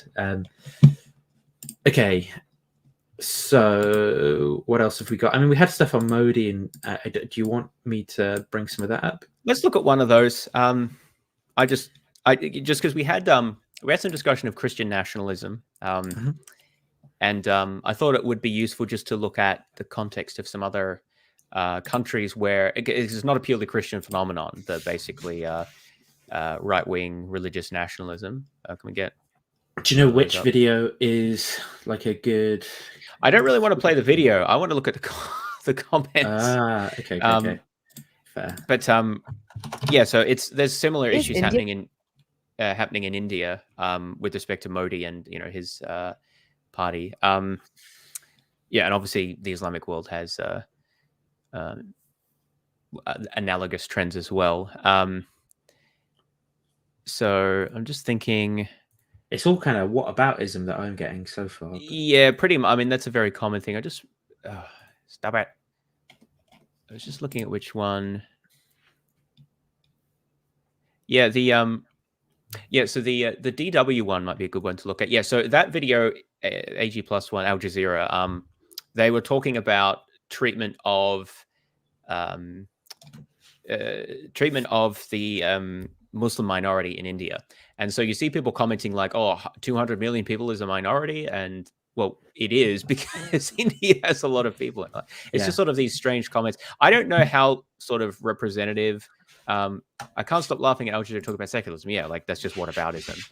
Al Jazeera does some good journalism sometimes. So I don't know how. That's one of the things here. I've noticed this also on any article that says anything about the Putin or the Russian invasion. I don't know how representative these comments are of actual people's opinions, or whether it's fed by bots or people who are paid to do this, which I know is a thing, right? And in some cases, I'm very very confident that is the case. But here, I mean, I don't know. It could be this could be you know, real reflection of people's opinions. If you open the DW one as well, just to sort of illustrate, I think that the so this is a German. The Indian government. Yeah, so this is a German news source, but that's not so much the point. So they're talking about the context here in the article is concern about rewriting history textbooks to emphasize, like to de-emphasize Islamic contributions to Indian civilization, and to I forget what some of the other details are, but downplay things that Modi and his government didn't like, basically. Yeah. And so again, we get more whataboutism. Well, what about European nations excluding their colonial events from their history textbooks? Same thing in the second comment. It's time we stop glorifying the British and the Moguls and ignore their atrocities. Plus, doesn't Europe rewrite more whataboutism? It's hard to not think that some of these are like from bots because there's such a commonality of what's said here. We know what the PM is doing. Why is the reason why he's being elected, and two with the majority by nation. There's major complex diversity. Yeah, that's I don't get the point that that's leading to, though. You know, like honestly, like there's a reason he's been elected. Yeah, but what's the reason? Well, it's a good reason. He must be doing something right.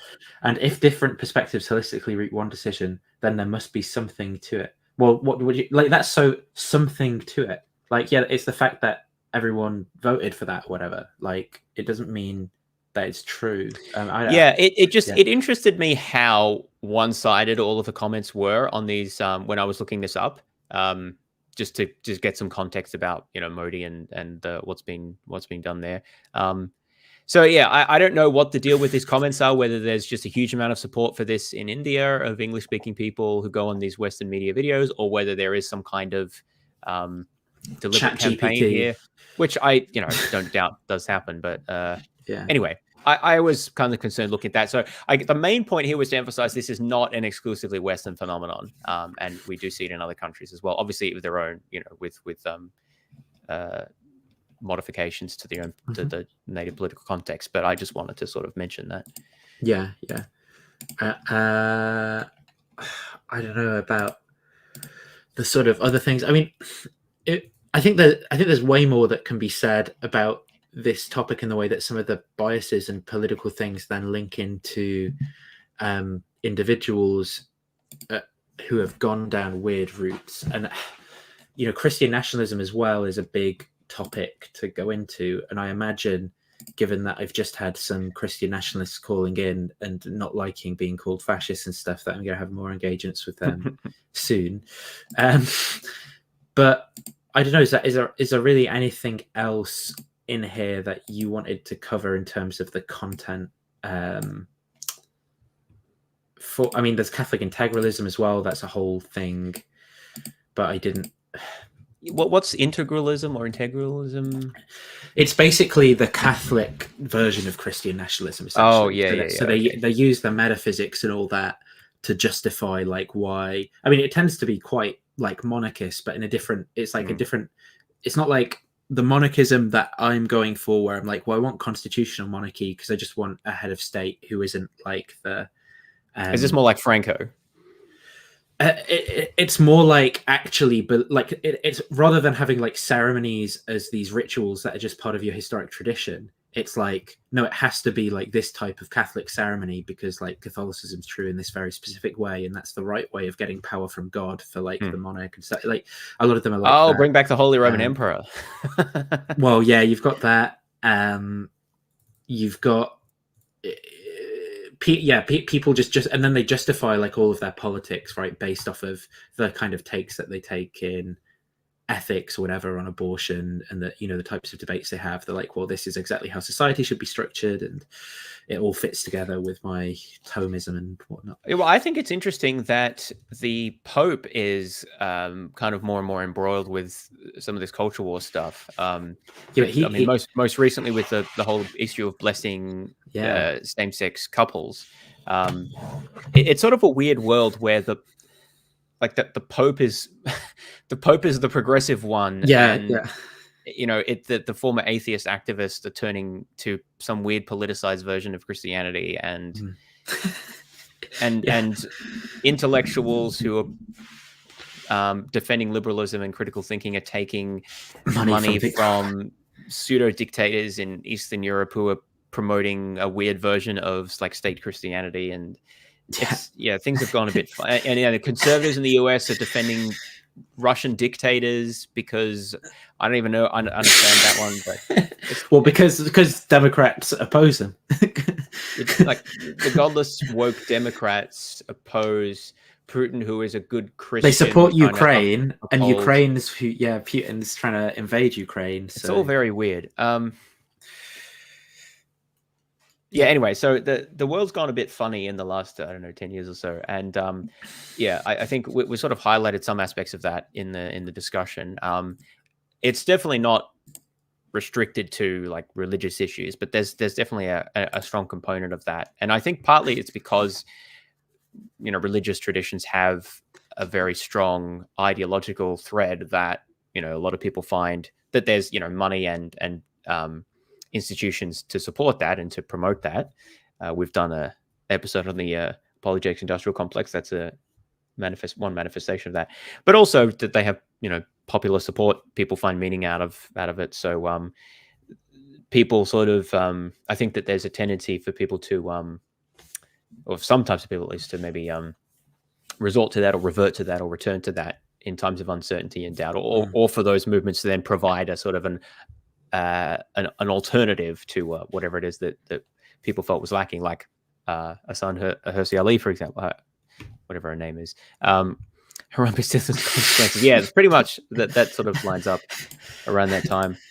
So yeah, I think that this what we've been talking about underscores the importance of not just knowing critical thinking skills, but developing the virtues to apply them sort of fairly consistently and to be self-critical about it.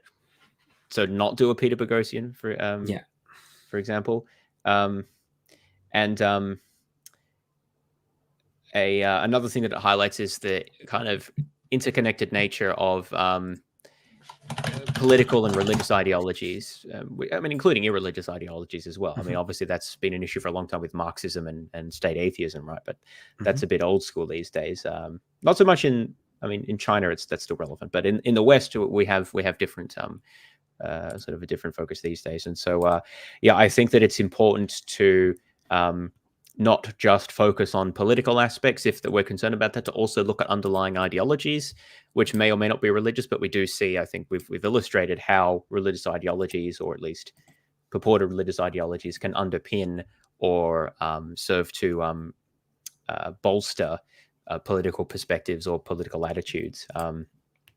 And that often there's a need for a holistic approach to disabusing people of misinformation or harmful ideas or extreme views that encompasses a range of approaches, from scientific information to political and historical, as well as like philosophical points and arguments. For example, if someone believes, if someone adopts a very particular view about the nature of morality and the need for a belief in God and a certain type of moral integrity that then is necessary to uphold society, right? If they hold a bunch of views like that, then you can understand how they might view the secularization in the West as some kind of religious warfare lens and potentially lead into like the collapse of civilization because we don't have that moral core anymore, and then that leads to a whole host of other political views that then might bolster that. So there's a need to, I think, address different aspects of these sorts of belief systems.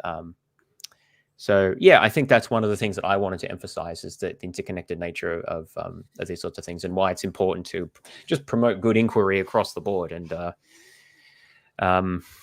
that no particular grouping or side of things, be it religious or irreligious or left or right or whatever, is really immune from these sorts of problems.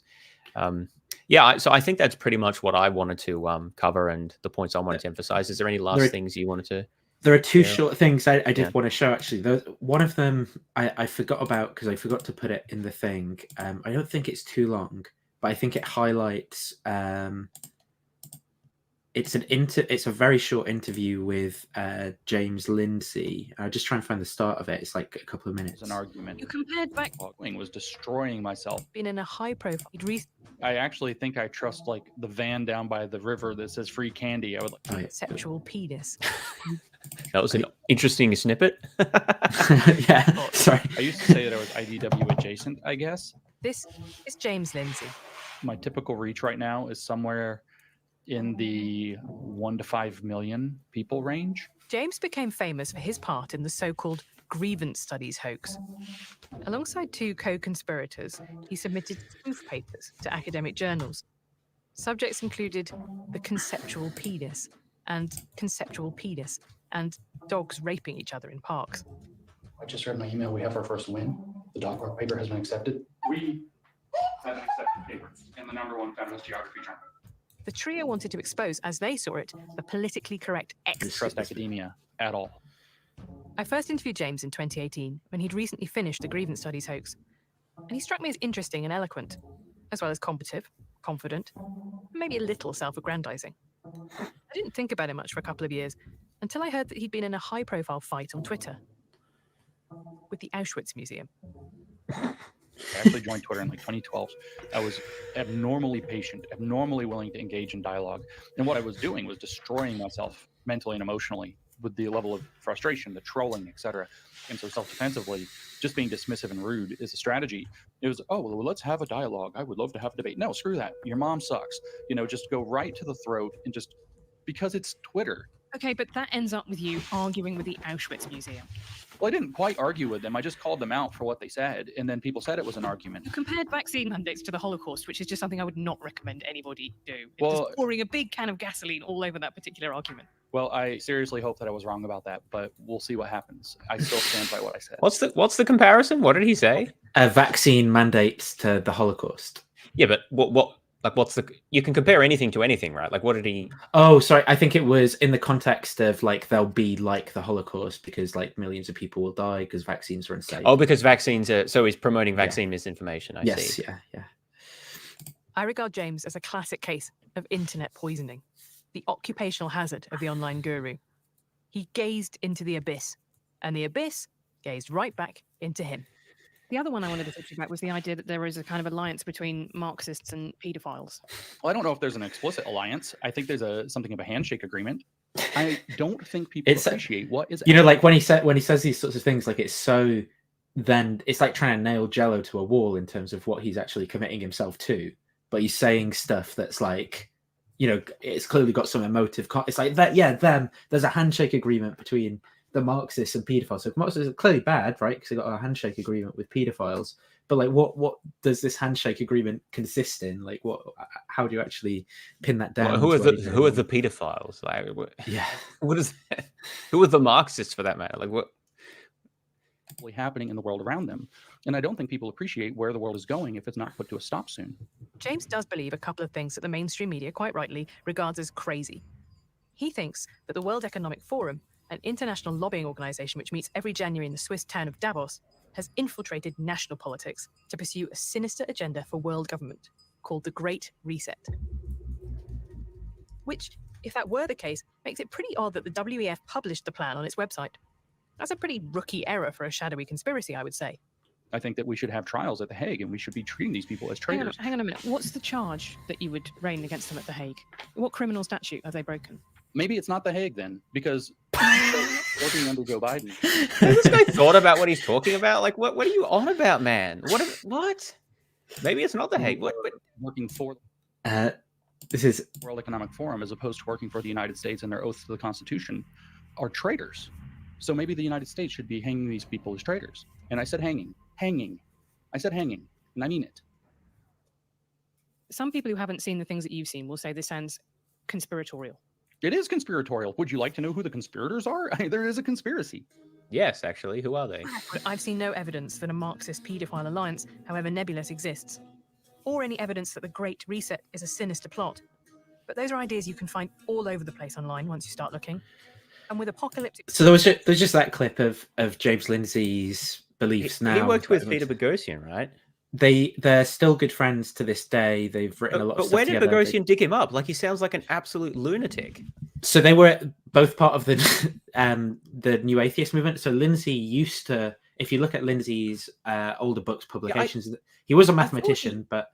Because I thought I'd heard of him before. Yeah, he wrote these books about like...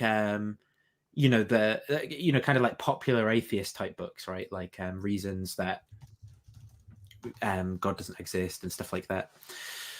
I think he's got a book called something like The God Delusion, but not quite The God Delusion. It's like The God Lie or something. I don't know. I'll just search James Lindsay books. So yeah, now obviously you've got Everybody is Wrong About God. That was one of them. He co-authored How to Have Impossible Conversations with Peter, and then he's written now, you know, like Race Marxism, Cynical Theories, stuff like that. According to Wikipedia, and it seems to be sourced. He wrote a doctoral thesis in mathematics. Yes, yeah. And when he finished, he went back to his hometown and worked as a massage therapist. That's an interesting choice. I mean, you know, to each his own, but why would you get a PhD in maths to work as a massage therapist? It seems a bit strange. Anyway. Yeah, I think that's a bit strange, but I don't know what that's about. I think, you know, like, but Peter's still kind of obviously, Peter won't like denounce any of these things. He says all these things about, you know, like his analysis of what's going on in America is in terms of like Hegelian dialectic and stuff like that now. And he has these lectures that are just like these insane, like, you know, analyses of current events in terms of the types of things he was just saying there, like, you know, pedophile Marxists who run the world and stuff.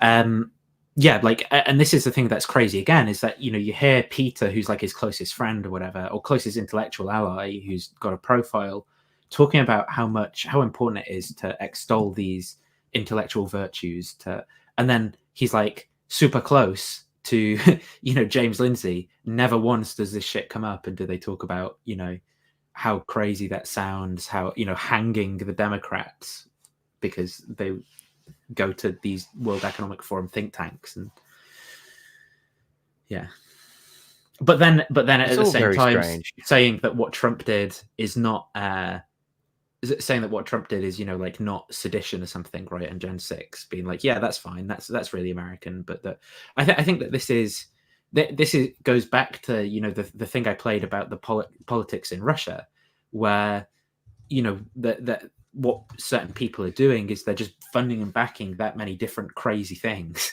that you just can't tell what the hell reality even is anymore, and you become normalized to like craziness and instability and stuff.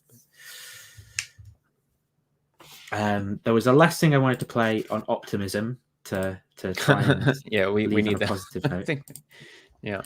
So that's this one, and it's from that interview. It's been an absolute pleasure to talk to you. I'm loving the fact that the passion is still there as you go into your 8th decade on the planet.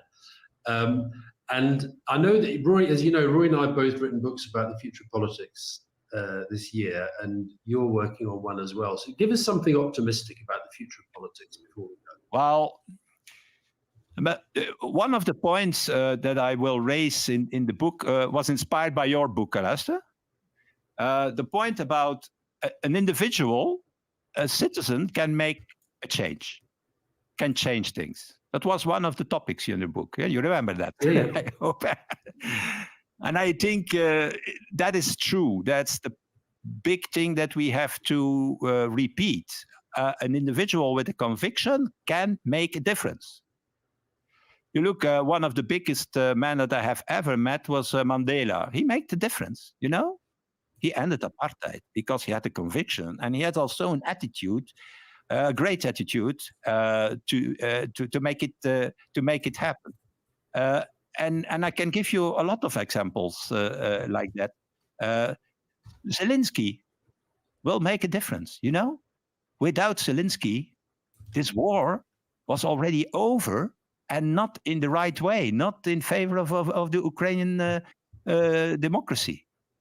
So Zelensky make a difference. We make a difference. And so it's necessary that we ask young people to engage in politics, because politics is necessary, but with politics you can change the course of history, of your country, of your local community. Can I bring you away from the grand? Yeah, you might a little bit idealistic, but at least a positive note to try and a relatively sort of pessimistic, you know, stream overall. Yeah, I mean, individual people and campaigns and movements, ideologies absolutely make a difference. I mean, we've been talking about all of those things throughout, and how they can make a difference for good or ill. More so, we've been talking about the ill this time, but I mean, it goes in the opposite way as well. And I think that's what we need more of. More people with integrity pushing back against misinformation and fear-mongering and simplistic solutions and divisive rhetoric, and encouraging people to focus on discussing the issues thoughtfully and with humility, and considering different perspectives, and focusing on actual solutions about how to deal with complex problems. It's true that that's a harder message to sell, but I think that we can push the needle in one direction more in the other. Trump, I think, was very successful in pushing that needle very much in one direction, and other fellow travelers as well. And I think it can be pushed back. It's happened before. So yeah, that's what I would like to, think that we are doing in a very, very small way. Here and some other work as well. But yeah, hopefully, hopefully people will also watch, and the information that we've provided will inform their views, and maybe they'll make decisions in their own individual lives too that are slightly better as a result, I hope.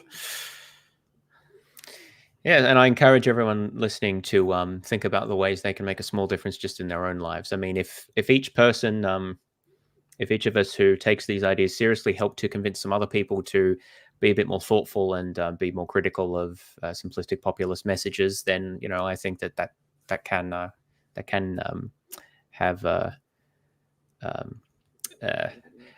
can have an outsized impact. You don't have to have a huge impact yourself, but if you help to spread an idea across, then I think it can yield dividends. And I mean, I am an optimist in the long term. I do think that the good side of sort of liberalism and Western democracy will eventually win out. There's there are probably difficult times ahead, and but I think liberal democracies faced greater challenges before, and so I'm optimistic in the long term, but in the short to medium term, it could get bad. So let's do what we can to steer things in a better direction. Yeah.